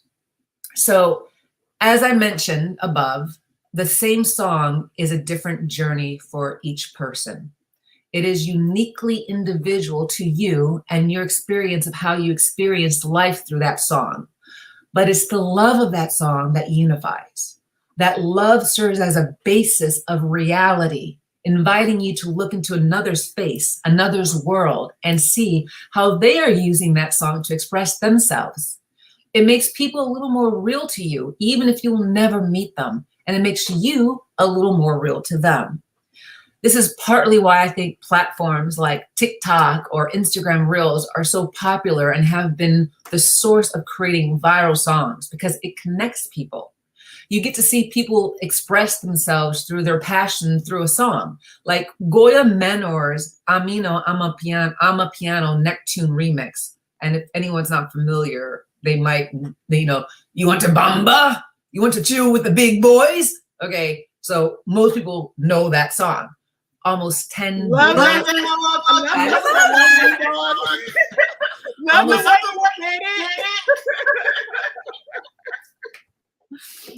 Almost 10 billion people have listened to that song. Billion. And 5 million people took the time in their life to create their own video using that song. I saw video creations of people showing their passion for cooking, makeup, interior design, fitness, and of course, dancing. And I probably watched at least 30 creations and did one myself before Goya Menor and I even had our own collaboration. But part of actively connecting with people is when you genuinely like something, then like it. That click is actually a communication. If it moved you in a way, comment about it. The artist may or may not respond. Usually they will at least like your comment, but comments are seen by people. Have you ever read someone's comment and be like, oh my gosh, yes, that's exactly how I feel? Immediately you feel more connected to that person, and you don't have to know their viewpoint on anything controversial to connect with them through music. It's interesting because all of this is actually through authentic communication on social media with Goya Menor purely. I did not know this man from Adam, nothing. That is what connected us, is being really real. And that's a whole nother story. Maybe afterwards I can go into that, but that's an interesting story. So I hope that our Passion Amapiano remix elicits the same response as the Amapiano Neptune remix. Our Passion remix is dropping,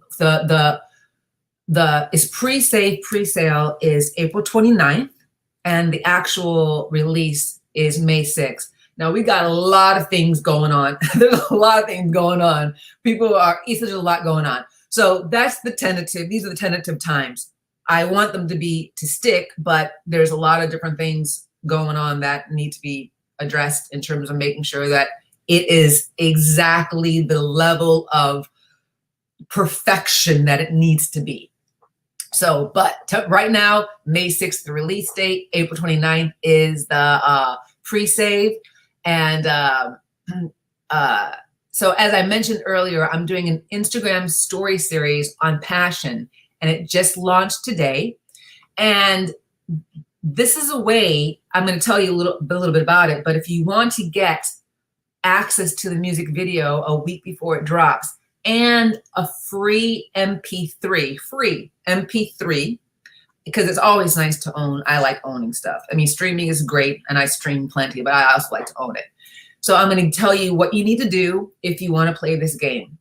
One, just create an Instagram or Facebook story on your phone saying what passion means to you. There's no right or wrong answer, just what does passion mean to you? And I'm going to be straight. You know, there are a lot of people, a lot of eyeballs on this. So if you're passionate about your work, say it. Say what you do and, promote that. So say what you're passionate about. Then tag me at Kyera World. That's why I put my Kyera World in my nameplate so you can know how to spell my name. And I will repost it to my story. Keep it clean or I will not repost it. And I will then send you a direct message with a link that will ask you for your email, fill it out, and then you'll have access. You'll be one of the first people to have access to the song and the music video. So I just started this campaign today. You can look on my Instagram to see what people's stories look like. I also have a couple other stories on my Instagram story. I'm showing a lot of love to Goya Menor right now, who has a new song that he just dropped today called Bounce.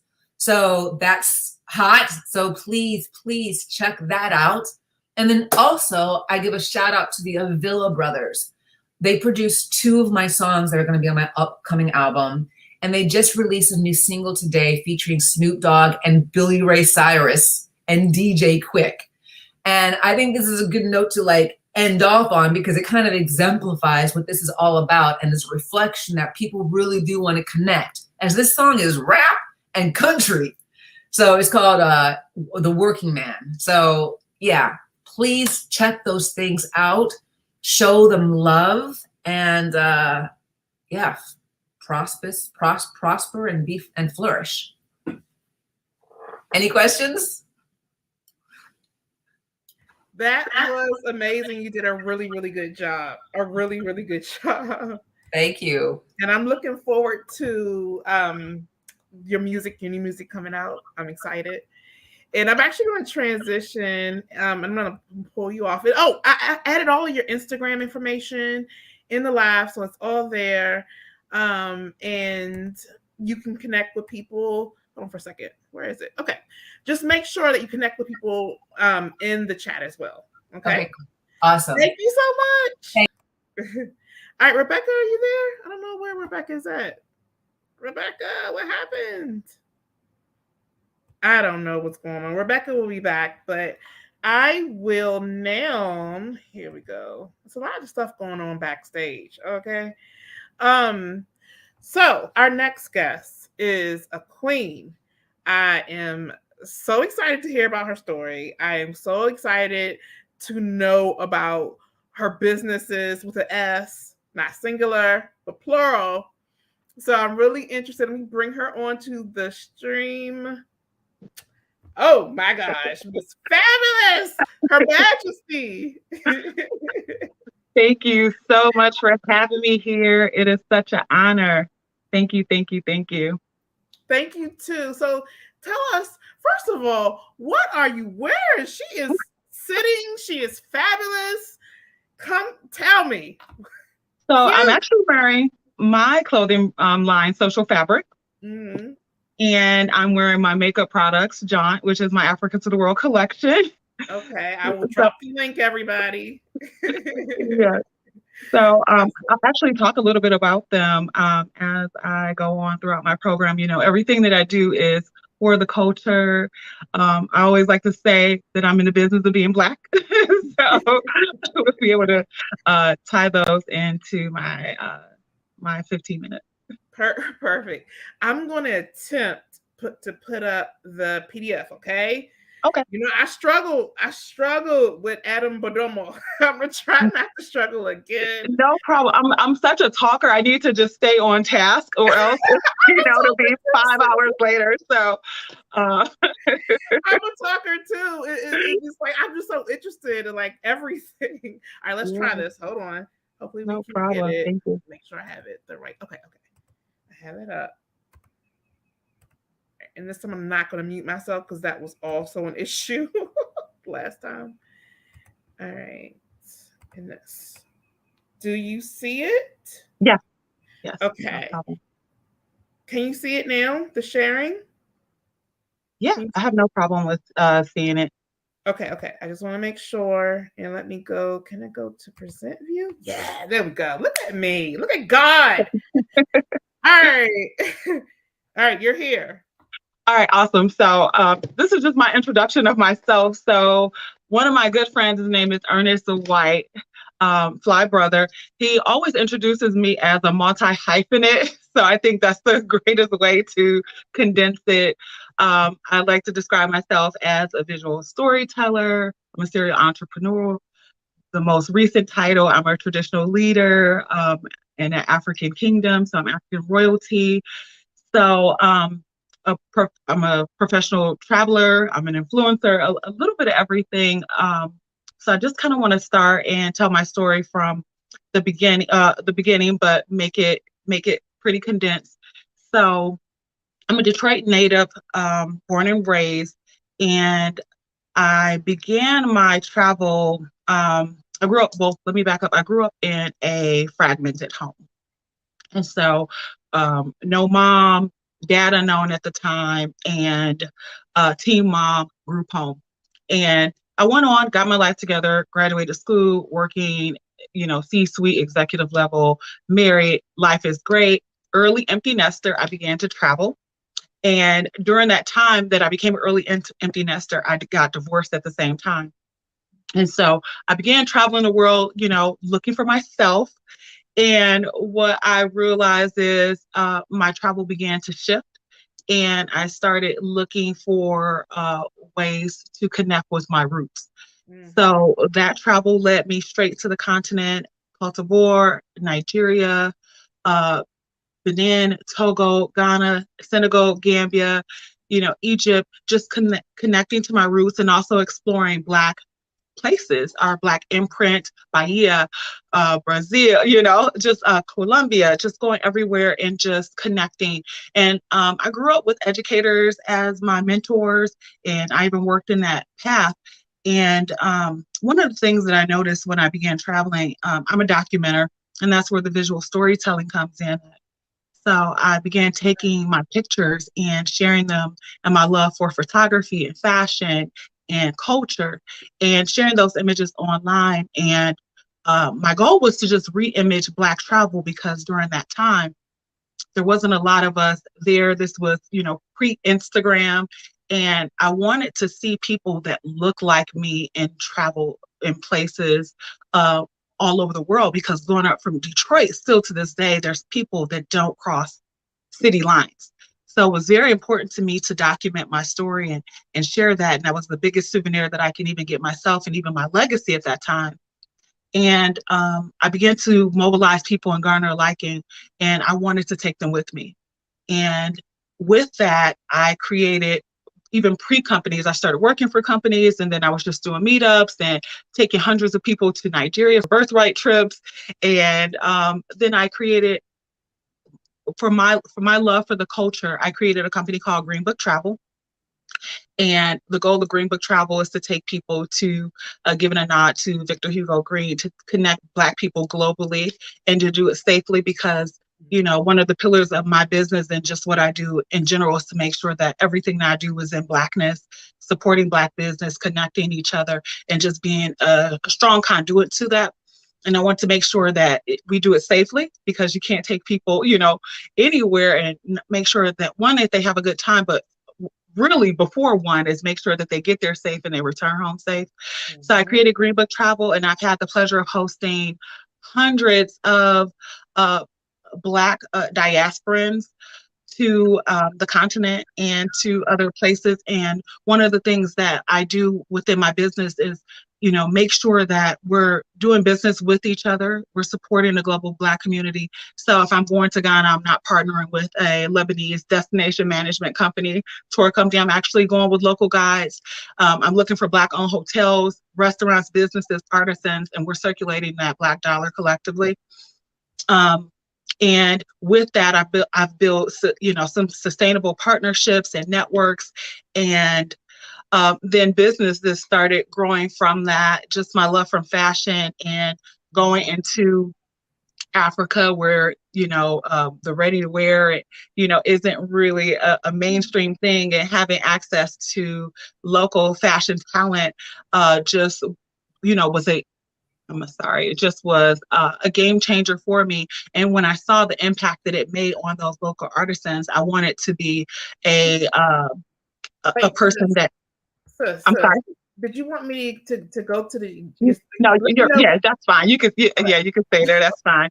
I wanted to be able to be a conduit to change that and put systems in place where they make fair wages, and also, you know, fashion is an art form, and it brings awareness and cultural pride. So being able to wear the garments, it sparks conversations, and it allows people to connect back home before even going. Sometimes the clothes may just be the first introduction to Africa. And so I'm just putting these pieces together, and I like to say, just working in alignment and working on assignment with these messages that I get and what I should be doing. And one of the things that's huge to me is when we were traveling and I'm hosting these trips, you know, travel is a true exchange. So not only are we going there and we're getting a lot, I want to make sure that we're giving a lot too. So we started doing clean water initiatives and partnering with local organizations, sanitary napkin drives, and doing projects. And from that, my nonprofit was developed, Kith and Kin, and we just try to make an impact everywhere that we go. We have that Give Back initiative built into our programming. Mm-hmm. And you know, my COVID baby, since I was kind of sitting down, locked down, and not able to do anything, I was able to bring travel alive via cosmetics. And I entered into the cosmetic industry via my new beauty brand, Jhon, which means to take a short, pleasurable journey. And it is a collection of makeup products inspired by my love for travel and beauty rituals of women all over. So of course my inaugural collection had to go to the continent, and that's my Africa to the World collection that consists of a eyeshadow palette, highlighters, and lipstick. And so all of that has just been really, really fun. And it's all just tied to my love for the culture and just taking people and connecting them to the land. You know, I saw a trend, and I think we've all talked about it collectively on this call about the need for change and the need for going. And going is always the first step. So, you know, to me, visiting Africa, I like to say, it's fortifying for me. Mm-hmm. And Africa's really home for me. I'm home more than here. Mm-hmm. And I'll be, you know, changing that very soon. Me too. Yes. So, you know, visiting Africa, it means embarking on a journey, not in the travel sense, but in a personal sense too. And, it's a continent that just deeply moves you, and it can move you in a grand way, and it can stir up some other emotions. I've seen people go through a gamut of things, just, even working up to those trips. I notice I have to handle my clients with a bit more care and delicacy, just because the media has done just a huge number, and, colonization has done a huge number on how we perceive Africa to be and what we expect. So there's a lot of fear going into it. And I just work to dispel those myths and show people what the true Africa and what the real Africa, and also allow them to define that as well. Because, Africa just forces you to stop and take a look and reevaluate yourself. And whether you do it now or when you get home, it definitely comes back to revisit you without you even knowing it at times. So Green Book Travel, just a little bit about my travel company. It is founded by myself, CEO and founder of Green Book Travel, and we specialize in hosting culturally and immersive ancestry tours. And we've just added a few other services to our product offering. Not only are we full service where we specialize in hosting group trips, we also curate private tours as well.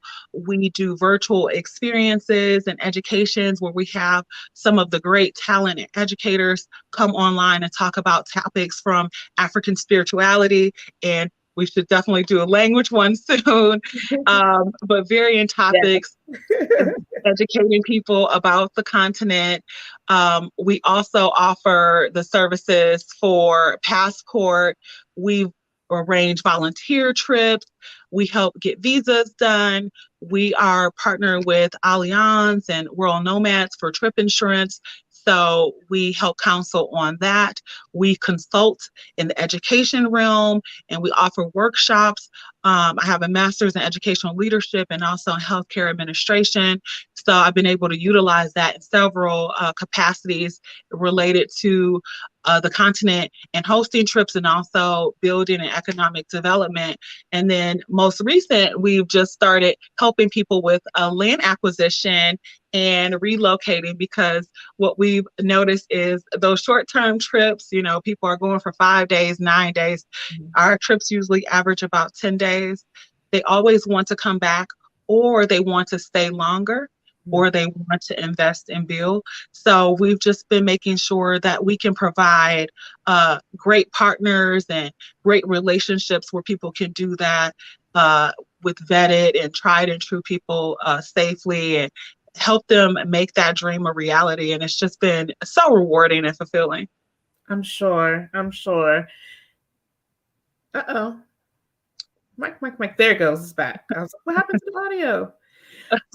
Tell me about, so obviously you're Queen Kennedy. Let's get to that part. Wait a second.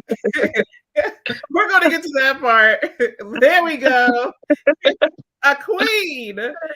So tell us, how did you get to, let me change my language a little bit. How did you arrive, Queen sister, to that?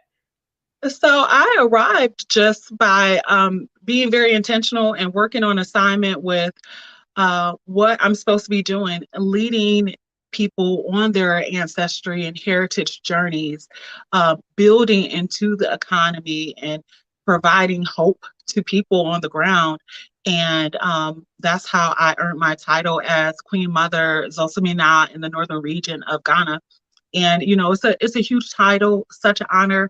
And now it'll lead to just doing a lot more when it comes to development as well. Mm-hmm. I'm excited about that. And actually, Rebecca, she wanted to talk with you too. Uh-oh. Did the audio go out again? Uh-oh. Hold on for a second. Hold on.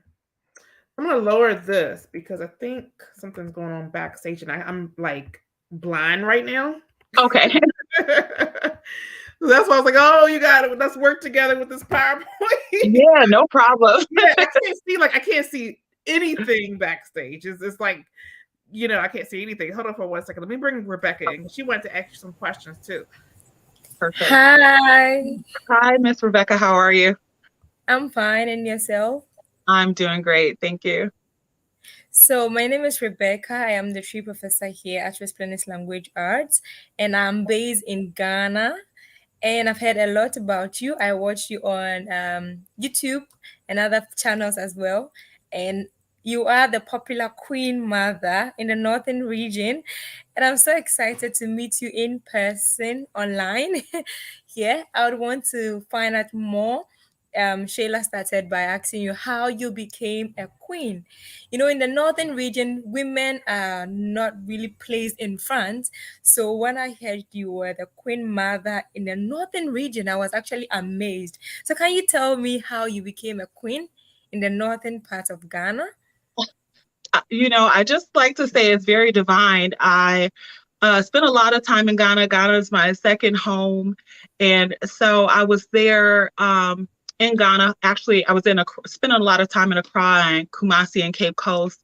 And I needed to go to the northern region so that I can explore some business opportunities and some development opportunities, very, set for time, and just dig into the history. And, the northern region isn't as developed as Accra. And so it was a bit of challenge just going in and even getting someone to give me a tour myself so that I can see if this is something I can offer my clients, to see what kind of service. I was searching for shea butter. That's, it's from the northern region there. And, wanting to meet with the traditional rulers, since they still have the kingdoms still set there. It was just very, very important for me to do that. And I just had a limited time. And, of course, when I arrived, word started getting out that I'm there as well.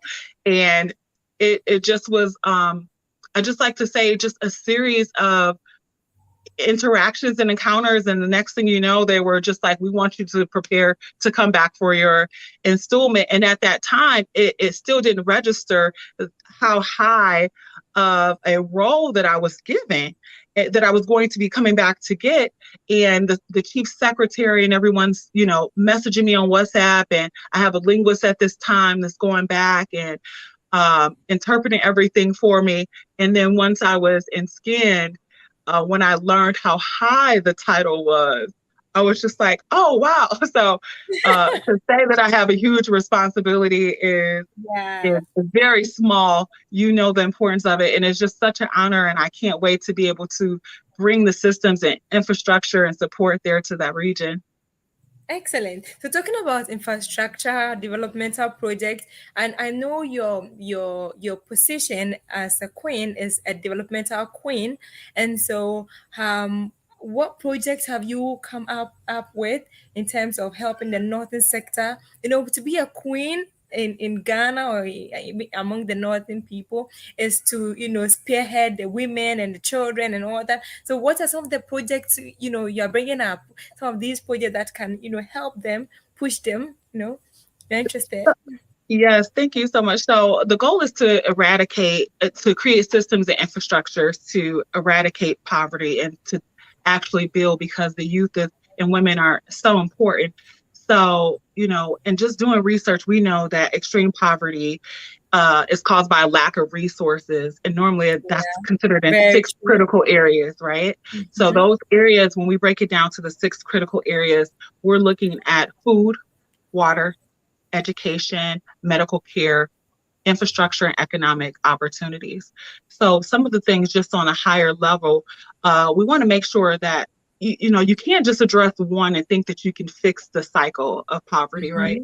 You have to attack all of the systems at the same time. And without adequate resources in those areas, then the cycle will still continue. So when it comes to food, we'll be introducing some projects for agricultural opportunities and building collectives. For water, we'll continue. We did water in Accra. We'll be bringing that to the northern region as well. Excellent. A few of our clean water initiatives. We've worked with some schools already where we've provided shoes for all 3 grade, so to 140 students. We just did that a few months back. We've made a commitment to also bring them uniforms and school supplies. And I just met with a organization that's going to provide computers, and not only provide computers, because we want to make this not a charity-based thing. We want to make sure that we're able to instill skills to break the system. So we'll be bringing a STEM program to that area as well. Wow. And creating just some more education schemes and scholarships that we can support when it comes to medical care. I'll be working on creating a hospital, a medical facility there. We just have so many big projects, and my role is really new, and I've been on meetings after meetings with people that are ready to mobilize and ready to support. And so, we'll be getting some of these things started pretty soon, including developing areas for people to come and visit and stay with us for retreats. Nice. No, I'm really impressed, I'm really, really impressed, because most people would not want to go to the northern regions, and then even to talk about thinking of helping them, with projects and all that. What is the drive? What keeps you moving, just to make sure that the northern sector, is at par with the southern sector? What keeps you moving? What's the energy you have? Where is it coming from? It's just been an area that's just been neglected and hasn't had the attention, and it's wide open, full of opportunities. So I think right now the development is just in the infancy stage, where anybody and everybody should be able to get involved and be able to make a huge difference for themselves, collectively, for the people on the land. The opportunity, eventually people will start migrating. The cost of the cry, everything is going up. People are going to start looking for a better way. And just to see the development that's been going on just in the short time that I've been there is just astounding. And it's just a beautiful place. The people are very welcoming. So I just want to be with my brothers and sisters, the kids that can, and be able to help them be better. And I want people to come there and visit that area and to see the traditional kingdoms in action still happening. Visit Mole and Larabanga and some of those untapped areas that we're not often exploring because they're off the beaten path. Excellent. So my other question is, in one of your interviews, you talked about the media perception out there about what Africa is, and you have a different perception about Africa. And you being a queen mother, what have you seen so far, and what do you think the narrative must change? What's your perception about Africa and Ghana specifically? Yeah, I think we're in an awesome time right now. I think the perception of Africa is definitely shifting due to media, due to mediums such as music, due to mediums such as fashion, due to mediums, the festivals, and just seeing some of the leadership. So traditionally, people have viewed Africa as very, very poor. And here in the United States, everywhere has areas of blight. Everywhere has areas of blight. People don't understand that there's also wealth there. So I think that right now is just a very pivotal time because we're also unifying. So you have us, your brothers and sisters from across the Atlantic coming back, and we're unifying together to actually build and create the new Africa. So it's so exciting. I'm really impressed. Thank you so much for coming. Thank you so I'm I've really learned a lot from you today. The zeal, the passion to just help develop the northern sector. And I'm privileged to meet you, Queen Mother. It's a great privilege for me. Bless Thank you. You're muted, Sheila. Thank you, Queen. Thank you so much for having me. It's been an honor. Just a celebration of, global African excellence and change makers and pioneers and people unifying. It has been phenomenal. phenomenal. So continue carrying that torch. I can't wait to go back, and I have some people I need to network with as well. And, you know, Africa, I don't like to say make Africa great again. We're going to continue to make, you know, to lead with Africa being great and let the world know. Yes. And also, by the way, if you have time, I'm actually right now on Clubhouse. I don't even know who's still in there, but I'm actually live streaming this. But we always, like, we did this last year. I didn't know how to connect it because last year we had Hopin. This year I want to use Clubhouse. So, because this is a topic that a lot of people want to talk about, not just us. So I will put the Clubhouse link. So if people who have the app, you can join. We can have a bigger conversation. We can connect. We can talk about, hey, building. So if you have it, great. Okay. Absolutely. All right, Absolutely. stay backstage, and I'll post it backstage. Okay. Okay. Perfect. Thank you so much. No, thank you. Madasepa. And then I'm going to bring up next another royalty. Okay. How much royalty do you have today? Like, my gosh. Royalty on royalty. Prince Dynast Amir. How are Did I say you? that right? Did I say that pretty good? Yeah, you said it. You said it. You said it good. We good. Okay. Okay. We Gucci, as the young folks say. We Gucci. We Gucci. All right. So I'm gonna bring up your website. I'm going to.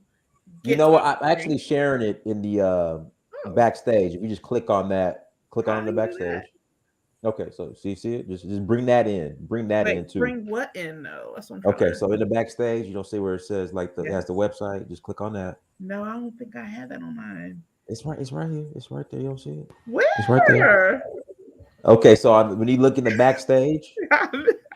Yes. Okay. All right. Well, I guess bring it up on your end and just. Oh, wait. I see it. Yeah. I got it. There you go. Okay, now you took it off. You got to put it back on. I'm bringing it. I promise. Okay, there we go. Bam. There we go. Okay, we're good to go. We Gucci now. Go ahead. So you're making me laugh. All right. So just tell us about your new website. Tell us obviously about your YouTube channel. I love your broadcast. I low key go in there. I have a different name there. I just listen. What's your name? And I comment too. Tell me. What's your name? You gotta find out. Shayla, you be in the chat. Shayla, are you in the chat trolling? I'm gonna say no in a couple different languages. Shayla, are you in the chat trolling? Are you one of the trolls? Or you gonna tell me? I'm like you a little be the chat trolling, Shayla? Tell the truth, Shane the devil. I'm not. I'm telling the truth. I'm not a troller. I'm not. But you just have to find me. That's all, bro. Well, I can't find you. You're not gonna tell me what your screen name is in the chat. I can't find you. You'll find me. One day you will. Okay, I hear you. Go ahead, man. No, so I'm Prince Dynast Befe Adewale Amir. I have a platform called In Search of a Huru. That's the YouTube platform. Also, I focus on travel to the continent, to Africa. Just recently rebranded the company. It is now Danfo, Danfo, Danfo.Africa. And we're creating experiences on the continent. For those who are interested in traveling and experiencing Africa, go to visit Danfo.Africa to learn more. There's this Africa travel, or really just Africa Renaissance that's taking place now, and we're leading that. So we're as Kennedy said, we're the pioneer. So that's in a nutshell what we're doing.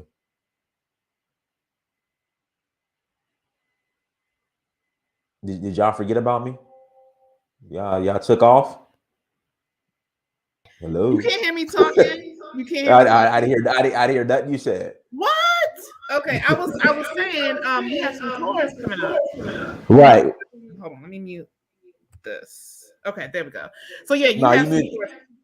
Okay, can you hear me? Yeah. Okay. Yeah. So taking a group to Sierra Leone this month. So Sierra Leone was interesting, and what makes Sierra Leone really put places Sierra Leone at the forefront in regards to Africa diaspora engagement is if you take a DNA test through African ancestry, and if your results, if they link back to Sierra Leone, you're eligible for citizenship. So there's a whole process behind that, and no other country is doing that. So I'm taking a group of around 20 into this month to Sierra Leone. About 15 or 16 people in that group, they're gaining their citizenship. The other 4 people, they're coming just to enjoy the beauty of Sierra Leone. The Sierra Leone is one of the more underrated countries in Africa. I mean, it's the beaches are beautiful. In fact, the picture on my website on the right, that's river number 2 in Sierra Leone. It is absolutely a sight to see. So taking about 20 people to Sierra Leone here in a couple weeks. Shayla, we're already in April. It's already April. Already. I'm so actually, you know what? I am so happy to get out of that Pisces energy, because that was driving me crazy, that Pisces energy. So I'm actually happy we in April now, because April I get stuff done. What's the Pisces energy? What is that? What is the Pisces energy? The Pisces energy is, I don't like, look at the weather. I don't know what's going on. I want to go left, but I want to go right. Oh my gosh, it's very like things are overwhelming me. Like that Pisces energy is like, you don't know if you want to rain one day, if you want to snow the next, if you want to be sunny and 70 degrees, if you want to be 53 degrees. Like that's March. That's March. That's Pisces season. They all over the place. I normally try to lay low to the Pisces series. And then in April, I started doing a lot of work because a lot of things started working and happening for me, and things are more organized and strategic. You didn't know about that energy? I gotta tell you all about the energy. Every season has an energy. Okay, well, spring is coming, so the weather is changing. It's gonna get a little bit warmer, So that's what I'm looking forward to. Well, spring's already here. Yeah, spring's already here. Just spring's now, here, but you wouldn't know it. Yeah, it's kind of cool here in Atlanta. It's kind of cool here in Atlanta. So hopefully it's cold we get here right now. Yeah, you're in DMV, right? Yeah, it's been the weather has been really, really crazy. But hold on for well, guess what? In Sierra Leone, y'all, it's gonna be nice and sunny and hot. So if you want to come and join us. Go to Downfall. And then you going somewhere else too in the fall, or is it in 2023? You have No. something So right now, what we have as far as group tours, so we offer bespoke tours and group tours. So when you go to Downfall.Africa, and if you click on travel, and you have the drop down menu, these are the countries where we're going that we offer as far as tours. And then Sierra Leone, Nigeria, Benin, and Senegal, as of right now, those are the countries where we'll be providing group tours. So Nigeria, Oshun Festival in August 11th through the 20th. You are more than welcome to join us. So that's for August. And then Senegal, we're doing Senegal in October. Nice. All right, Senegal in October. Then Sierra Leone again in November. Then in January, we're doing Benin for the Voodoo Festival in Benin. So looking forward to that. And then on top of that, hey, if you can't join one of the group tours, if you just want to go and you want somebody to put a tour package together for you, we offer that as well in the countries in the drop down menu. And we're expanding. Kenya is going to come online end of this year. Also probably Togo as well. So we're growing, we're expanding. So that's what we're doing over at Downfall. Tell everybody about how you got your title. Right. So I have several titles, but the Prince title, Oma Oba. So Oma Oba means Prince. Oma Oba? Omo means child in Yoruba. Omo, O-M-O. Oba means king in Yoruba. So it just child king, a child king. So Prince. I have roots in Nigeria and the kingdom Odoruo in Osun State, where I have my my title. when I returned there, when I went there, it was discovered that I'm from there, and the king said, "Listen, your ancestors were taken away here as royalty, and now you're returning as royalty." So that's how that came about. Excellent. And finally, about your YouTube channel, because y'all are always over there with an amazing subject.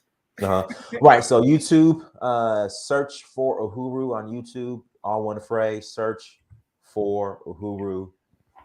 That is the YouTube platform. So come and subscribe, and you can stay up to date, and you can join the conversations and the topics of discussions that we have every day. We're on there just about every day, except for sometimes Saturdays. We take Saturdays off, but for the most part, 1 to 2 streams a day, uploads a day. And, when we live stream, you're more than welcome to join the conversation. Okay, Rebecca, you're back. What happened, Rebecca? You had disappeared. Yeah, just for a moment, but I'm back. Rebecca, where are you, Rebecca? You in Kenya? No, I'm in Ghana.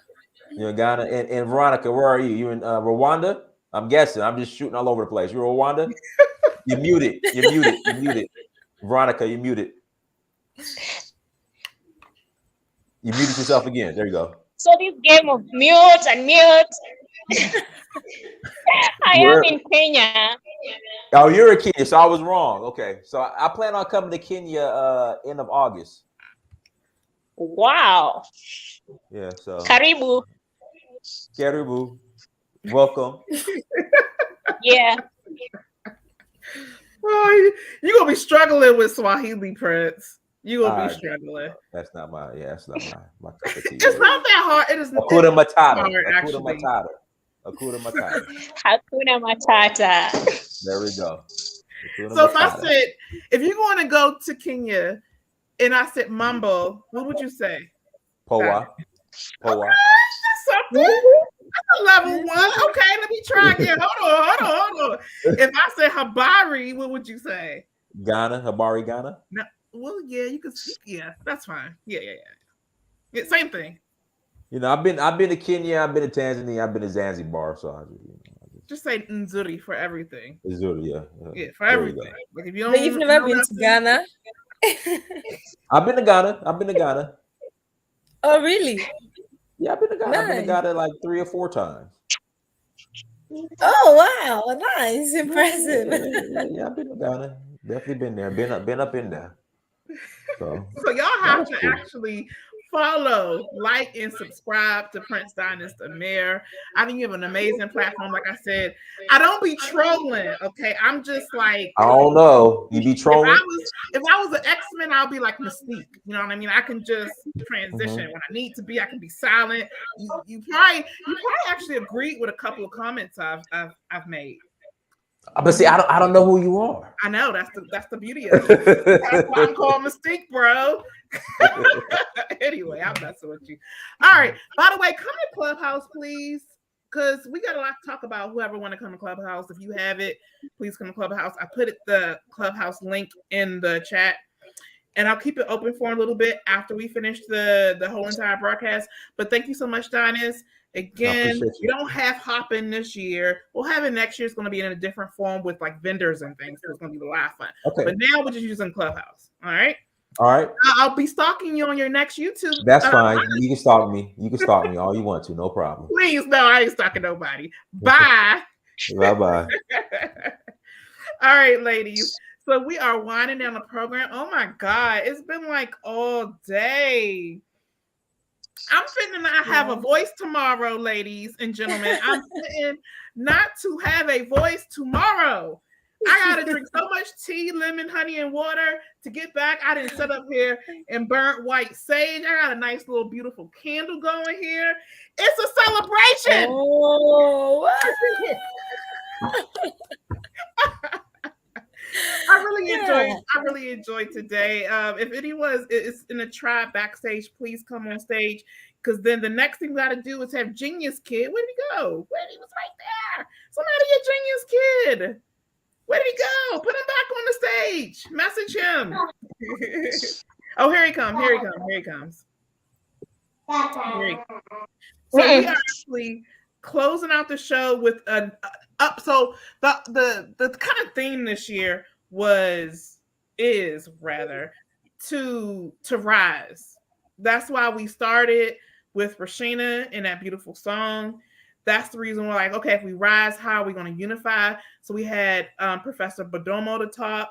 We had Baba Bolekia to talk. We said, okay, so now we know how to unite. Now, how does this diaspora come home? What traditions, what language? How can we honor our ancestors? So we had Chief Foday, Brother RJ, talk about repatriation. We had the Afro-Colombian community and our sisters and brothers down there to represent us, right? Like, I feel like this has just been like so beautiful. We had Kyera. She has sang with Carlos Santana and other artists, and she's doing a lot of work on and off the continent.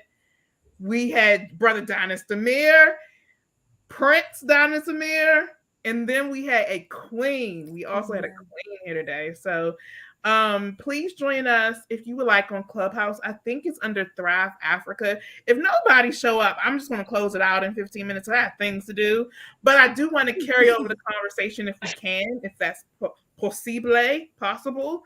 If it's not possible, that's okay too. I'm just so excited about everything that we covered today. Hopefully this live, I'll have it so in a format that you can like kind of skip around to get the kind of knowledge and, you know, any type of inspiration that you can get from this broadcast. Without further ado, Veronica and Rebecca, do you have much to say? And then after that, we're going to close off the show with Genius. KD, he's going to be singing. He's a rising Ghanaian artist. And because we went from like the past and where we're at, now he's the future. He's the future. And he's going to sing us a song to close us out. But Veronica, Rebecca, do you guys have anything you would like to say? Well, I'm just happy. That... Go ahead, Dada. Go ahead. Asante, Dada. So I'm just happy about today, how everything turned out, the transition, you know, like Shayla said, how we started with the spiritual connection, I mean, with the drumming and prayer, singing, and then we came to knowing about our history. You know, they say, do not get stuck into your past, but use it to make sensible yes, Rebecca, you got me. Yes. So you need to move from the past with a good insight. Don't hold on to that anger from the past. Make use of that anger to propel you to make that change that you want to happen. And do not wait for anyone, the government or anybody to do it for you, because they will not. Just step up and do something. We had brothers, Chief Foday, we had RJ, we had Baba Justo, and yes, Linford, and they all talked about the importance of stepping up and doing something. We don't want to hold on to those stereotypes about Africa. We need to keep being great. You know, we are great. There is not a time that we weren't great. They just made us look like we are not great. So we need to keep shining. We need to keep moving. We've had songs, like everything just has moved on smoothly. We've had different people, great people who are doing so great projects in Africa, and we're so grateful to everybody. Let's work together. Let everybody support all brothers and sisters doing projects in Africa. Let's not compete. Let's build each other, and I'm sure we're going to be like stars, shining all the way. We're close to it. A queen and a prince, you know, this is just amazing. I'm so happy. I'm so excited. Yeah.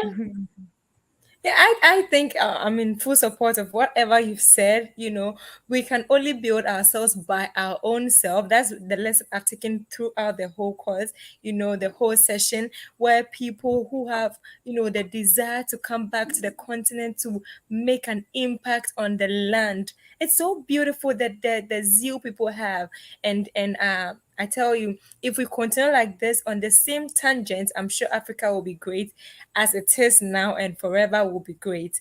Thank you, Shayla, for making this so possible. We are more than excited to, you know, continue to have this program always running every year. And we know it's going to get better and better and better. Thank you. That's right. I feel the same exact way. Like this is, I mean, literally, I'm gonna probably go back tonight and like look at it again, because I just think everyone has so much to say, you know. And hopefully, we'll have some smaller broadcasts with more specific subjects too, so they can fully get everything out. We have Brother Genius KD with us. Hello. Yeah. Hello. How are you? Yeah, I'm good. What about you two? We're doing great. I hope you have been enjoying the live. Sure. Really, I've really enjoyed everything, like from the start. Uh-oh, connection issues. To the, yes, I've really learned a lot today. Thanks to the team and thanks to everyone. Yeah. Perfect. So you are going to be closing out the show. So I want to know, kind of what inspires you to make music. I want you to let us know the song that you're going to sing, and then take it, close out. All right. Thanks. I'm really grateful for this opportunity, and thanks to you, thanks to the whole team, Mr. Frank, yourself, Rebecca, everyone. Thanks to anyone also watching. And first of all, by way of introduction, I am Genius KD. Yes, I am an Afro-fusion musical artist from Ghana, West Africa. Yes, and I'm talking about my inspiration with music. I'm inspired by purpose, motivation, patriotism, love in writing of my songs. So basically, these are the things which motivate me to do music. Yeah. Excellent. I love what you're doing. And what song are you singing for us today? Okay, so tonight I will be doing Invisible Helpers. Okay. Invisible Helpers. Yeah. All right, you have the platform. All right. So I think I will play the song so that we vibe with it. Yeah.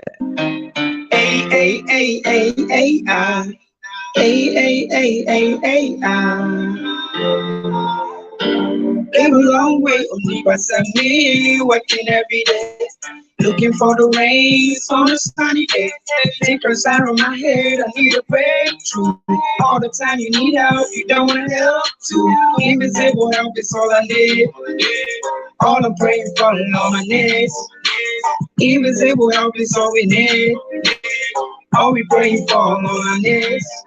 Things changing every day, heaven's on your gaze. And then now I'm more, you better help now you got your own. Lot of things been through, 40 days no food.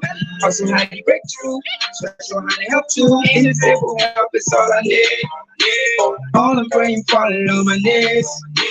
Invisible help is all we need. All we praying for on our knees. You roll away, Satan cast your mind back some years. You come and boozy and in some spot, yeah. You do them bad things, they do the pay, yeah. Generational thinkers, we need all day, yeah. Pray for suffer actions, we go pay, yeah. You have today, you better change your world and say,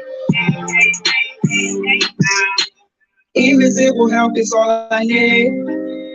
All I'm praying for on my knees. Invisible help is all we need. All we praying for on our knees. Hell of life when you broke. Oh, hands broke, give me hope. We've been digging hard for the gold. Fighting the odds in the drones. Leaving dreams, yeah, many dreams. Hitting in like Bubi, making sounds like tambourines. Make some noise like Bubi and be a star time of the stack now. Hot to take my man. Let them talk, you be star now. And yeah, bro, abracadabra. Talk skin to my papa. Check you do my background. Oh, yummy boy, and I sakra. Oh. Invisible help is all I need. All I'm praying for on my knees. Invisible help is all we need. All we praying for on our knees. I Invisible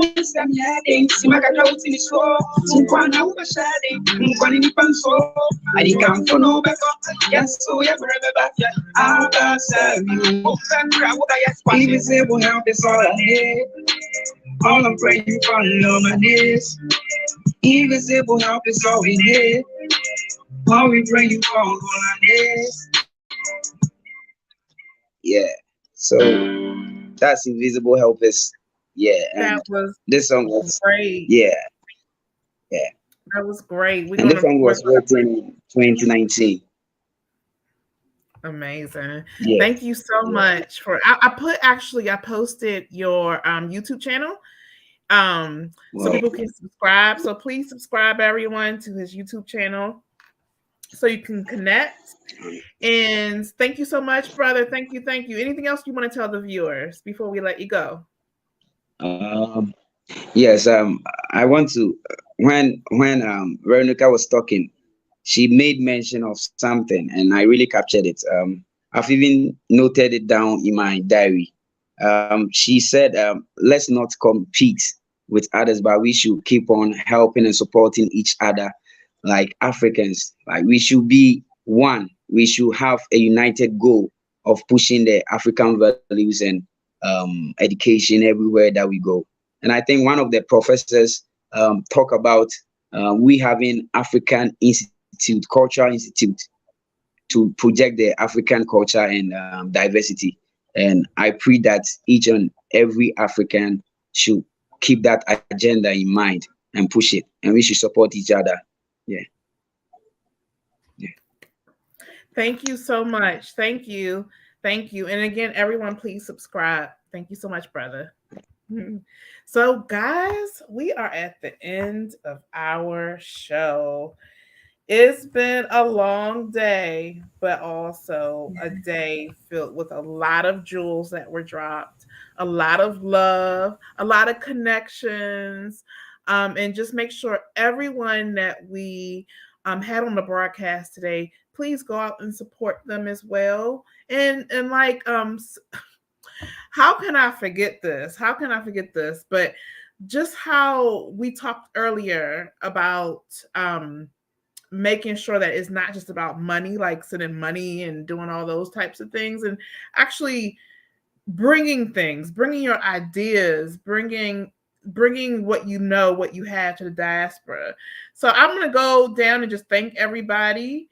I want to thank Brother Kamal, Kwame Kamal. Sorry, I'm reading from the screen right now. I want to thank Rashena. I want to thank all of the RLA hosts and hostess. I want to thank Linford, Sweeney. I want to thank Baba Bolekia. I would like to also thank Professor Adam Bodomo. I would like to thank also artist Abochi of Ghana. I want to thank them. Let's keep going. RJ and Chief Foday.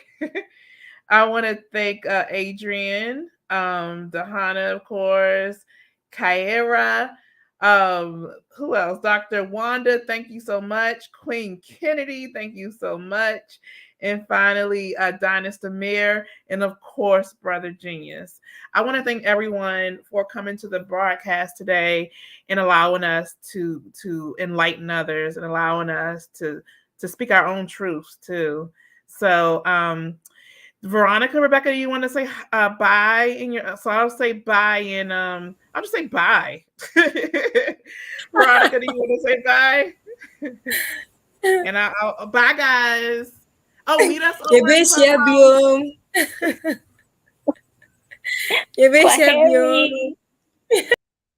Kwaheri.